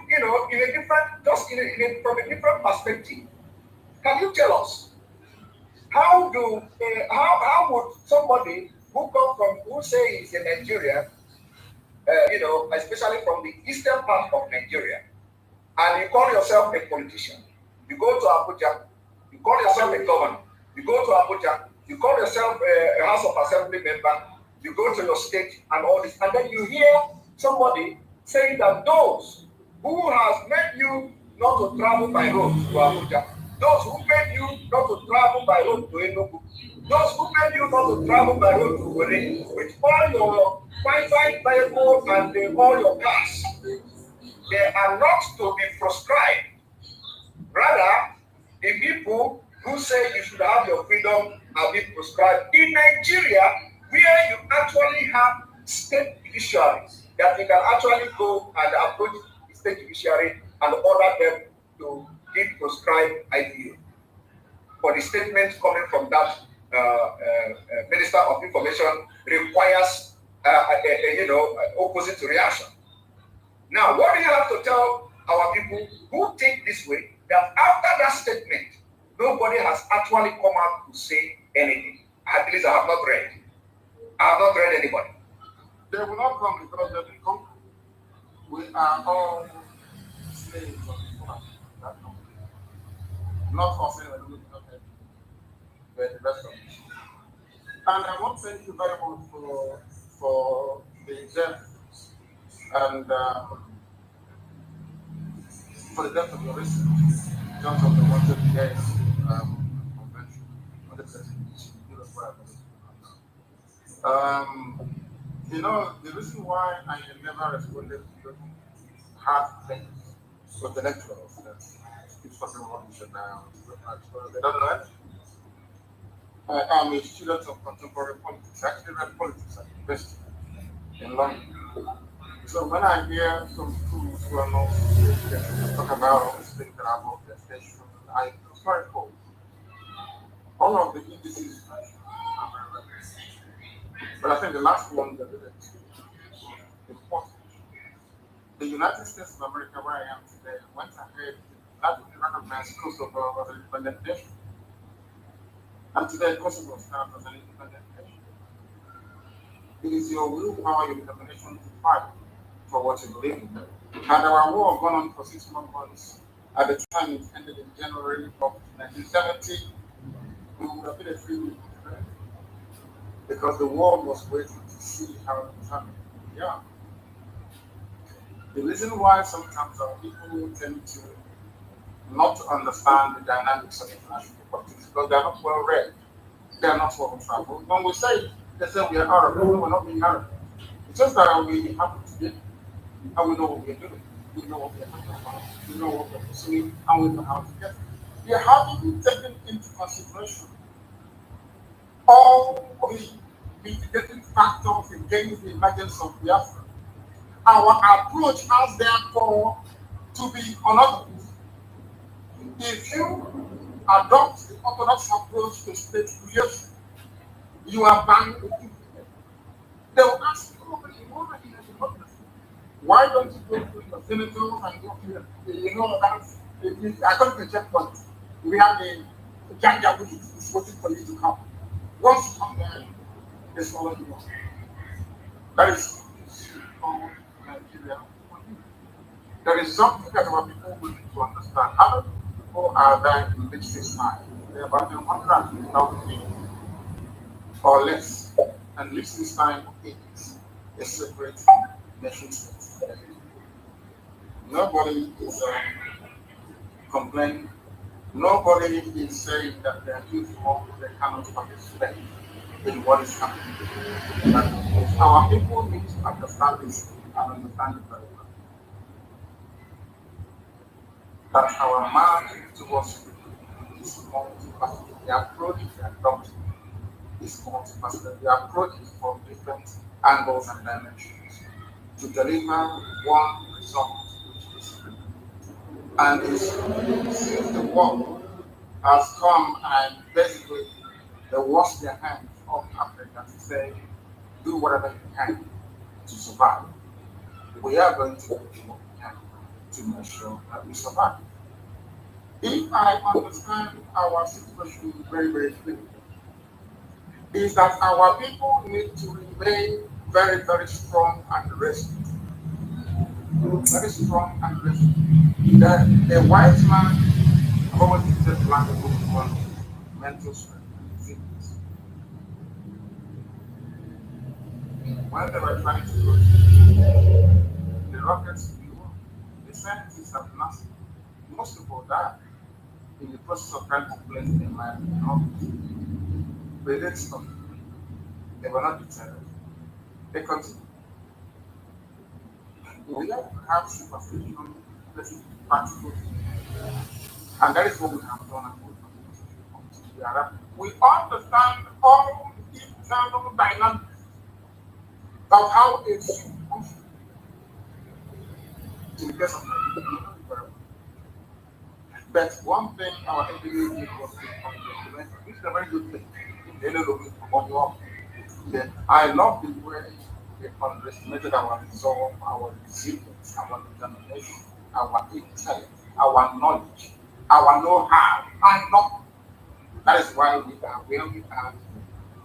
If you're thinking or hoping that one day you will wake up and things will be better in Nigeria, then you're the worst people around. Things can never be better.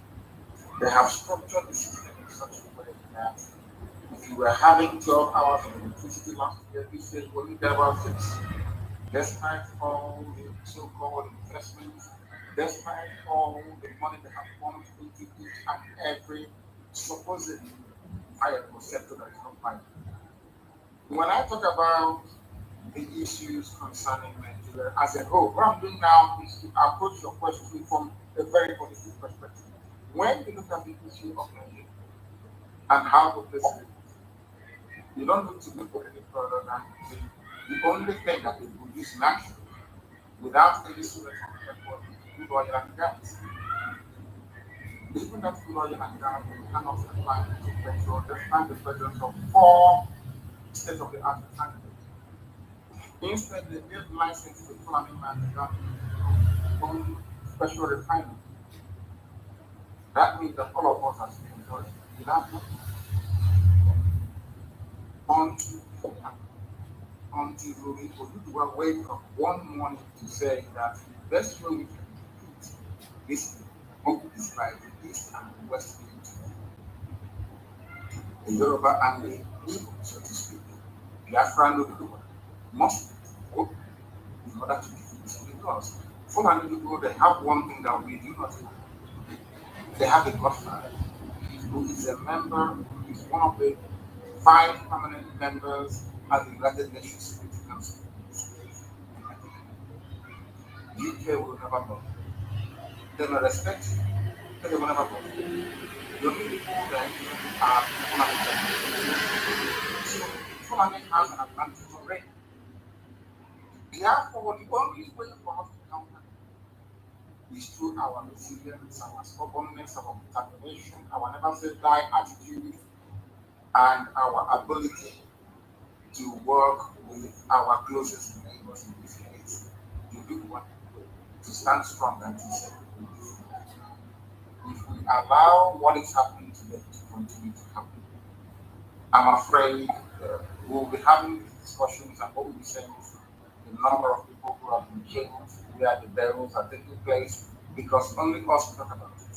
No major media in the world. You don't have $30 billion. That's what the Fulani said.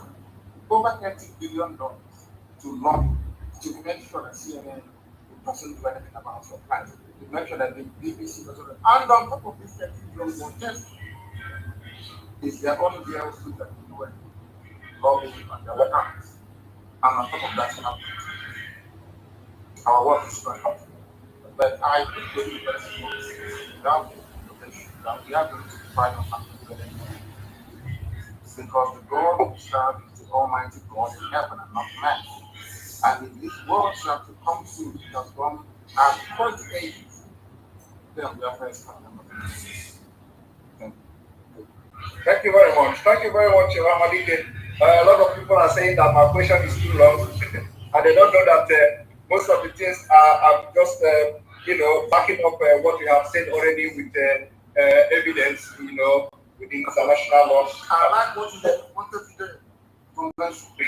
Anybody that has to be on a roadmap should give them feel of what they are doing on that. I think that's exactly. Exactly.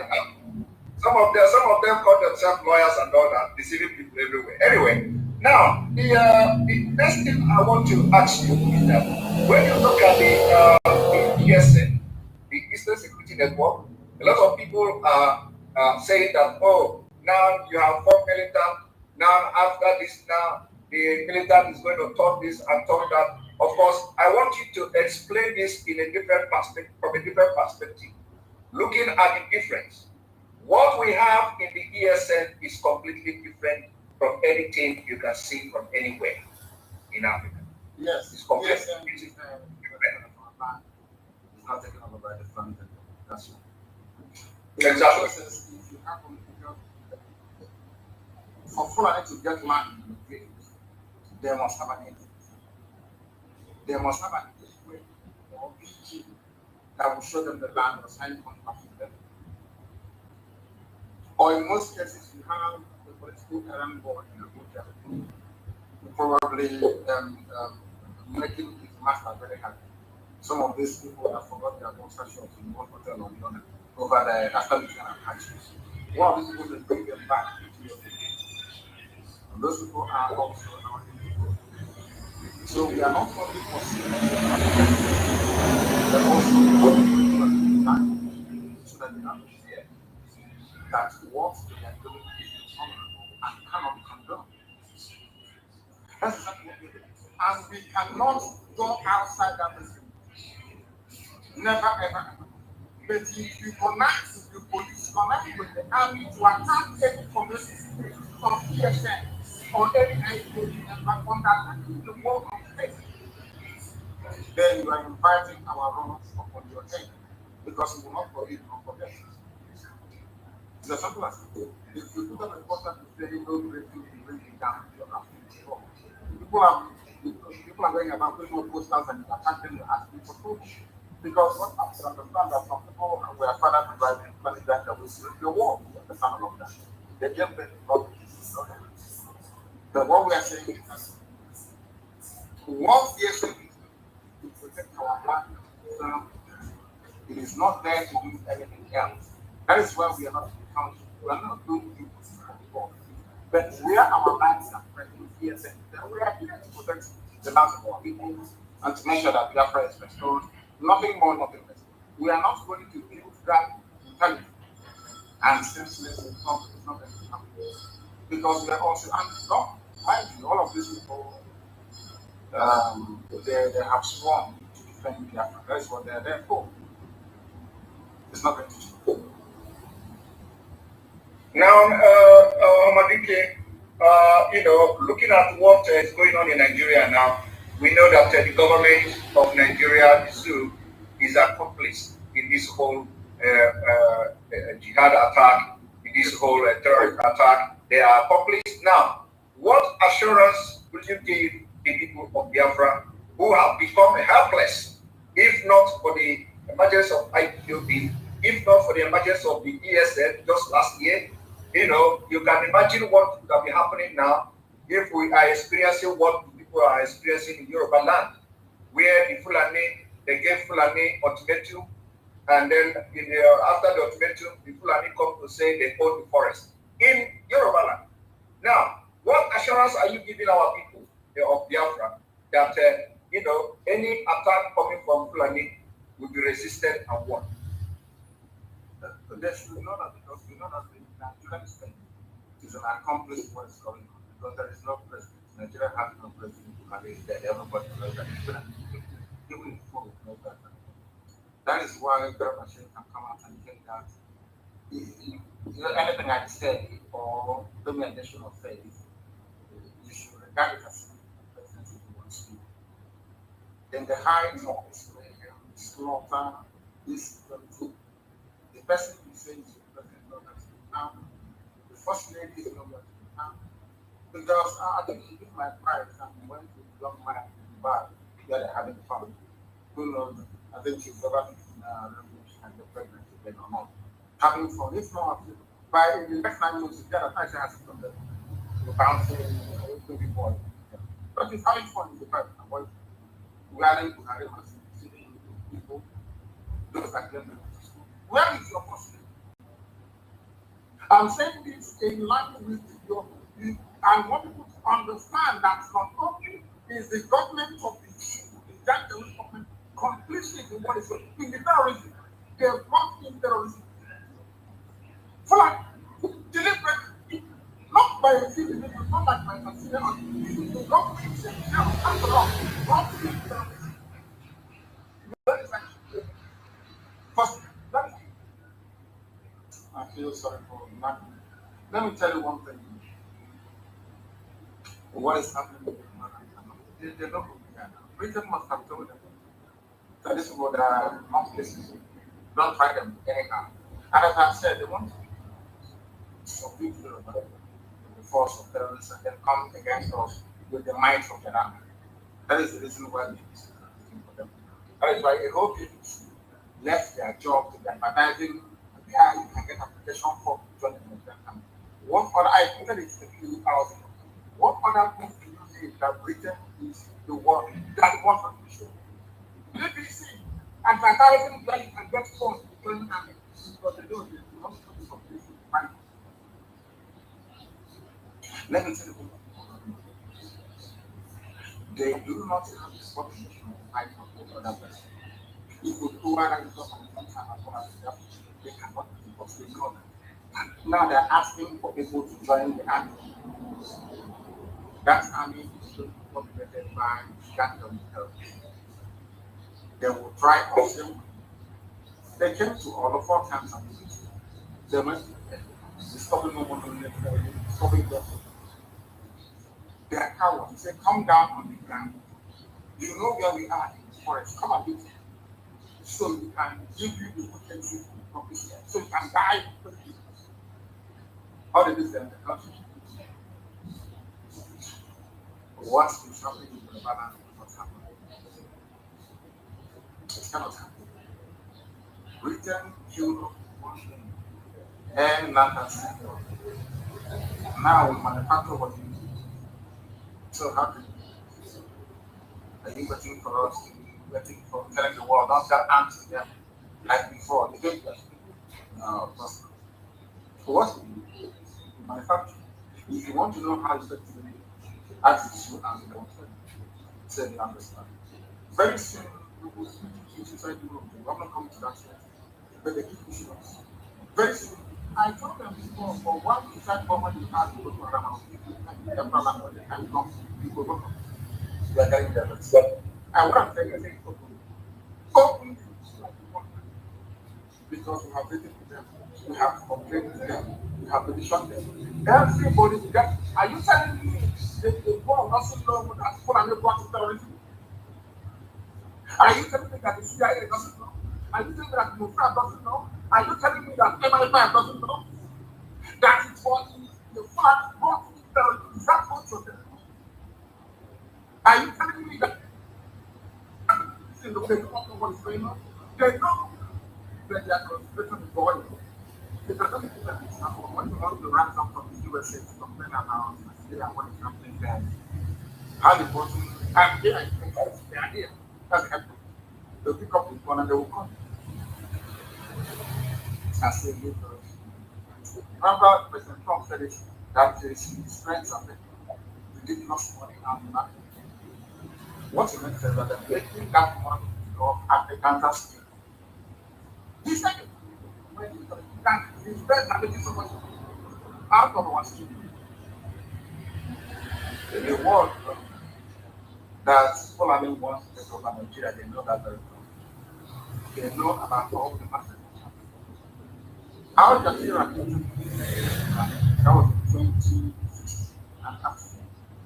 I said, National High School, people were being shot. In fact, they took that one from Al Jazeera after it. Look at people being shot dead by army and police at National High School. Nothing happened. And because nothing happened, that in fact, the lesson will be shared. Before our eyes, the world saw the grief of how we believe that firing accident.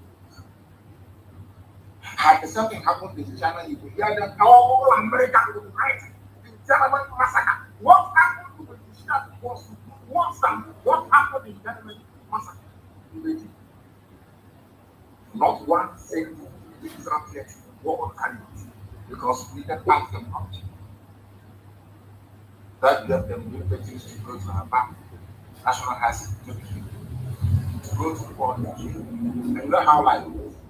Once they are killing other people and quiet, and Yoruba media was just supporting them. Our army, our boys, our today they support. That is the same. What goes around comes around. If you support people today, people will consume you like them are not friends. This is one of sports. This from one Nigeria will continue the system of one Nigeria, you are against us. Then answer to your question. If they come to our land, they will kill them. Thank you very much. Thank you very much. Thank you very much for that. You know, Onyendo, when you are saying British, you know, this British, a lot of people don't understand why you are always hammering on British. On this note, let me make it very public. Of course, this is not also a question for those who think that the question is going to be long. This is not a question, but you can make comment after this. Let me make it public that in 2015, December 3rd, 2015, a motion was filed at the British Parliament for the independence of Biafra. Of course, a lot of people don't know about this. They don't know about that. They want to see roadmap. Now, the text of this motion reads that this House recognizes the call for the independence of the territory that constituted the Biafra Republic, acknowledges that Biafra issue could be improved with the desperation of the Nigerian government by offering a referendum and urges the Foreign and Commonwealth Office to use its diplomatic strength to assist in the resolution of this matter. I'm aware of it. I am aware of it. No, I didn't know you were asking about it. I wanted to bring it up much later. Okay. In this our struggle for Biafra, but since you mentioned comment. Remember what I told you before, that in England, in Britain, it was Britain that was at the forefront of slavery. And yet it was Britain, through their courts, that banned, or should I say, that was slavery. So it is my hope and prayer that one day good people rise up again in British politics to recognize that freedom for Biafra is also freedom for Britain. I give a very simple example. What is the volume of the trade in the USA or Japan, for instance? If you give, right now, Britain is problem because they are pleading with Joe Biden to give them favorable status in terms of trade negotiation and rest. If you ask an average that trade is a developed America than with the primitive, regardless of the fact that I'm getting oil and gas. The same thing I said to Britain. Having a new Biafra that is economically viable is your gateway. That thing you've always wanted in Africa is only Biafra. Because the economic strength of Biafra will allow all your companies that invested in Biafra land to be able to expand its production. I will give you a very simple, one very tiny example. Do you think that people should not balance diet? The answer is no, because there is no milk. The milk these are condensed milk, these are processed milk, not fresh milk. That is one thing that student behavior cannot do. They can have viable animal husbandry industry that provides fresh milk. Look at all the products that require milk. Why do you think the Nigeria cannot produce chocolate? Because they are not milk. But the cocoa is in the economy. And part of it has been invented. I just want to give you a very simple example. Very simple. Look at the world market for chocolate, especially during Palestine, during whatever. We can make chocolate in our country with the milk that we employ people in exporting all that food. So Britain should, they have this problem. The problem is that they need somebody to support. They need somebody to do it. They call him Lord Lugar. And they talk about him. In the same Bible that you also have law. Justification. And the most cases call on Isaac. And you look at this baby, and they call him Lord. So that means it's not God now, or it's better than source. You respect him. You see how that foolish is done. They don't know that when you call somebody a Lord, there is temporal and there is spiritual. God is spiritual law. Those in the house of God are temporal. But you don't have to go to school to understand all the things. And it's not our fault that we get. That is where we are. It's not our it's how Thank you very much. And that reminds me, when some people call Lord Nnamdi Kanu, Nnamdi Kanu, a lot of people get upset. Yes.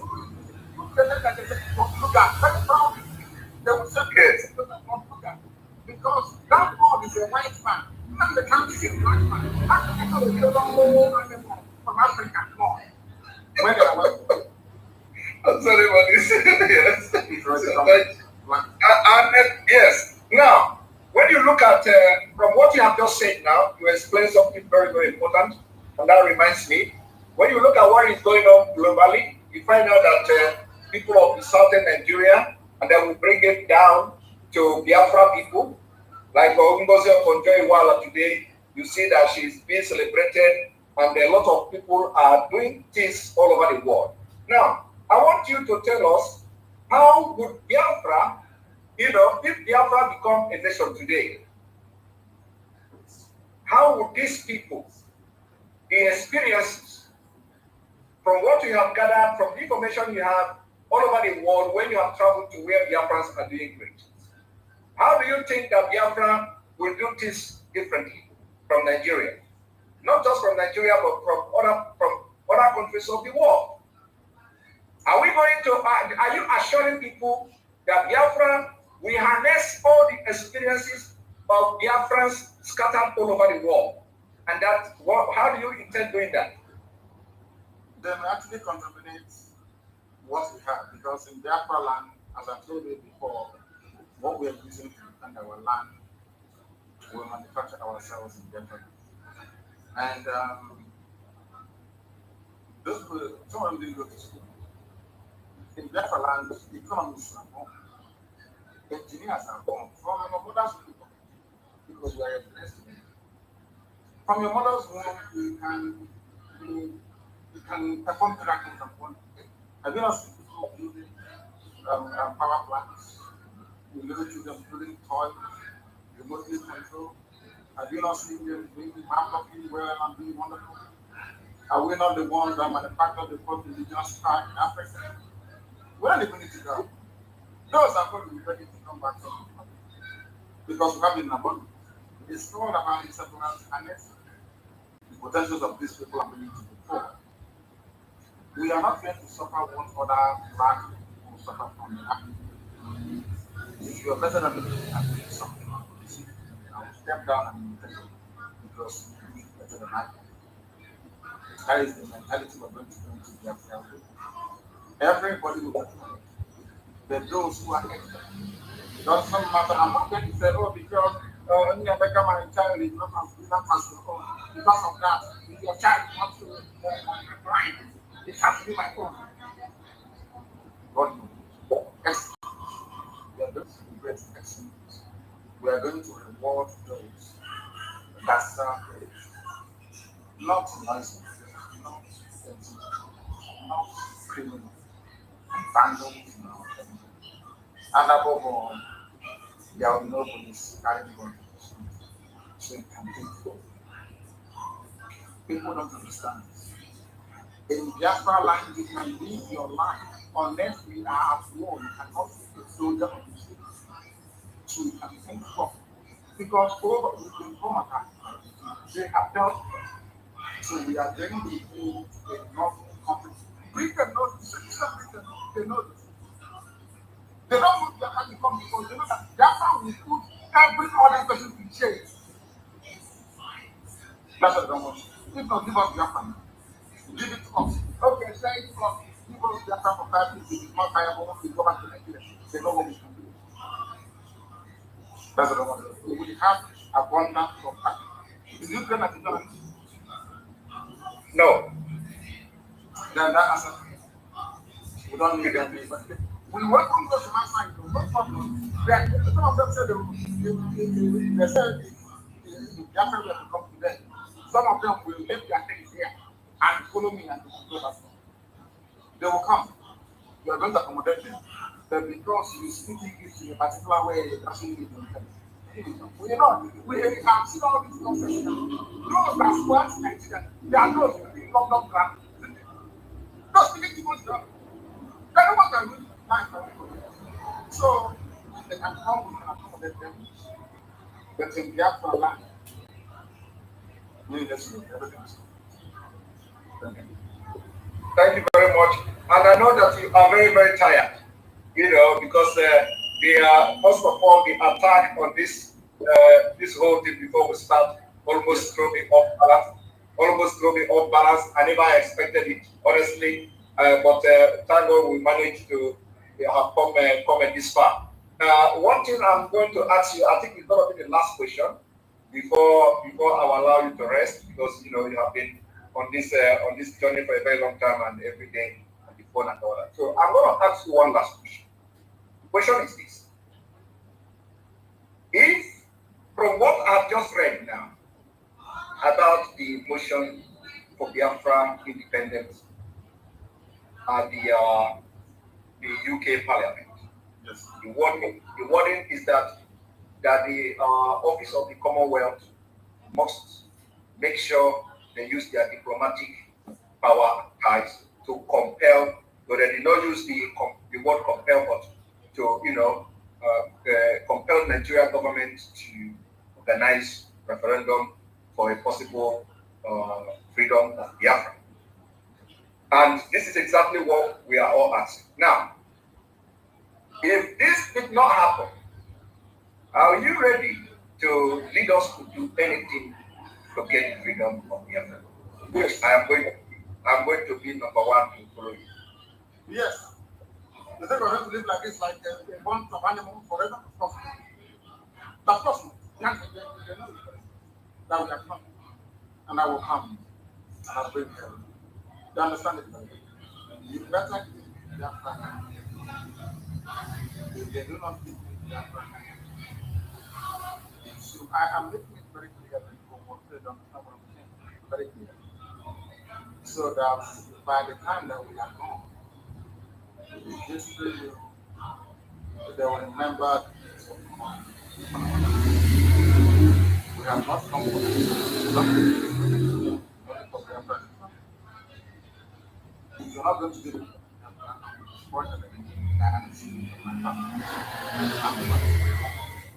there is no other way. There is no other. Forget about all these drama. That's not. Give us the reason. As if every right in keeping with the fact that in England have people that have soul.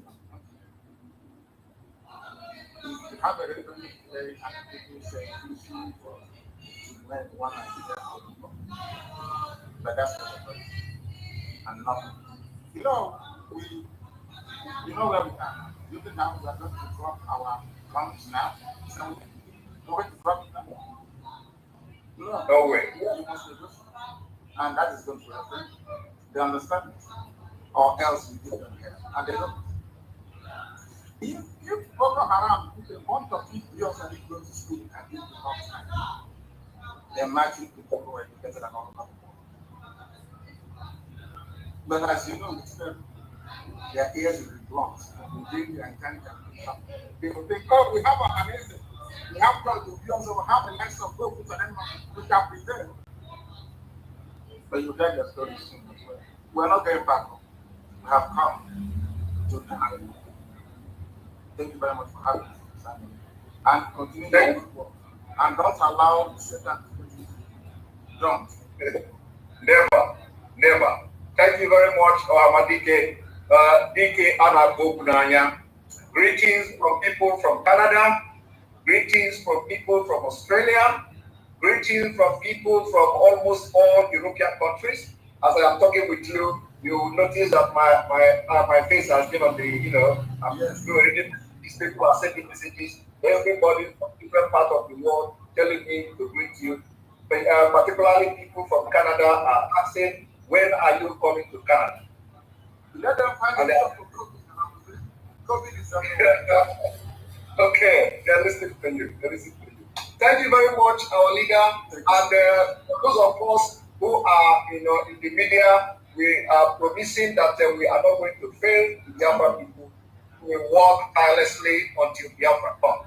We will follow you. Any decision you make on Biafra, we are going to follow. Because we are not the one who advised you until we joined. So any decision you feel that you make for Biafra, we are going to follow because we know it is going to yield fruit and it's going to lead us somewhere. We have come a long way, no going back. Nobody is going to die. Nobody is going to die. We will all see Biafra. Thank you very much. Thank you very much. And enjoy yourself. Have a very nice week and see you again. I think it's for the first time in 5 months. Wow. I'm calling that, no wonder some of them don't want to come back home. They are living in the same here. Some of them are very marginal people. but of course, we know that they're not come out with it, but not monthly. Even more than the US. Thank you very much. Exactly. What do we have minus 25 degrees here. Are you sure? I'm telling you. Yes, minus minus 25. I think the temperature here is minus. I was minus 10 earlier today. Now, only zero. Come on. Now, it is. Thank you very much. And this is the beginning. This is the beginning of annual of our. Of course. Thank you very much. Thank you. Thank you all for being part of this program. As you can see, we were under very heavy attack. As I'm talking to you now, I cannot even play any video on this my wonderful gadget that has actually turned to Buhari system. So thank you all for being part of this program. We're going to go now, but by tomorrow we are going to start our normal broadcast where we may be touching some of the issues we discussed today, and I'm going to be bringing all the evidences that some of the things we have talked. I'm going to bring them to you to see, because now I cannot I cannot even show anything on the screen. Everything is frozen. Everything is frozen. Everything is completely frozen. So tomorrow I'm going to bring the evidences and we are going to talk more on this. This is the beginning. Remember, we are going to our destination, which is Biafra. Look back. The game had just begun. God bless Biafra. God bless Ojibwa. God bless Middle Belt. May God bless RLY. They are going to accept my prayer. God bless IPB worldwide. God bless Nnamdi Kanu. May God bless all the people that are agitating for Biafra. May God bless our Ojibwa brothers. May God bless Sunday Igboho who have taken it upon himself to liberate Yoruba people. May God bless anybody coming out from the Yoruba land to support the struggle. God bless you who have always watch, share our videos to make sure that people are liberated and the Biafra struggle is going very, very far. Thank you very much. May God bless you.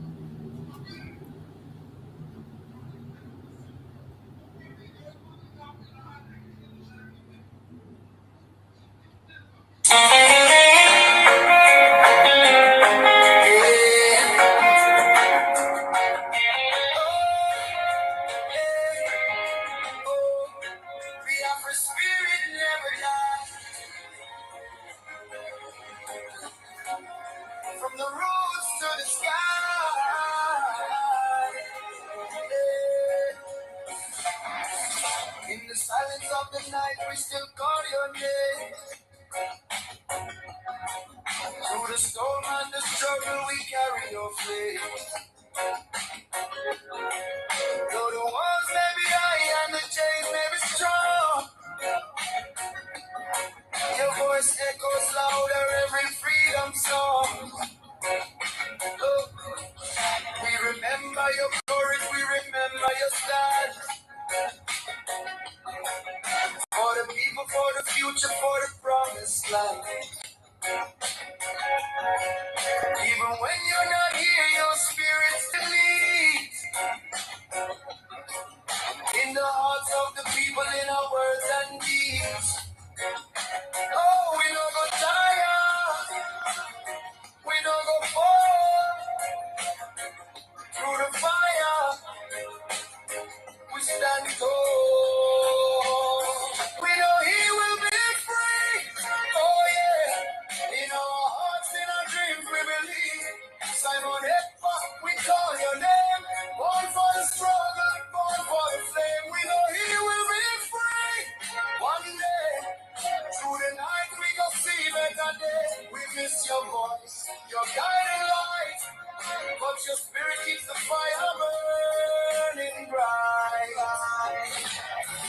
From the streets to the villages, the message go round. Every voice, every soul hear the freedom sound. No prison can silence what the truth has begun. Like the rising of the moon and the shining of the sun. Hey, they can try to hold you down, but they don't understand. This is bigger than a man, it's the cry of a land. From the learners to the youth, everybody go. Freedom is a seed and it's already grown. Oh, we go rise again. We gon' go fail through the pain. Your voice we hear. We know he will be free. Oh yeah. In our hearts, in our dreams, we believe. Simon Ekpa, we call your name. Born for the struggle, born for the flame. We know he will be free. One day, through the night, we go see better day. We miss your voice, your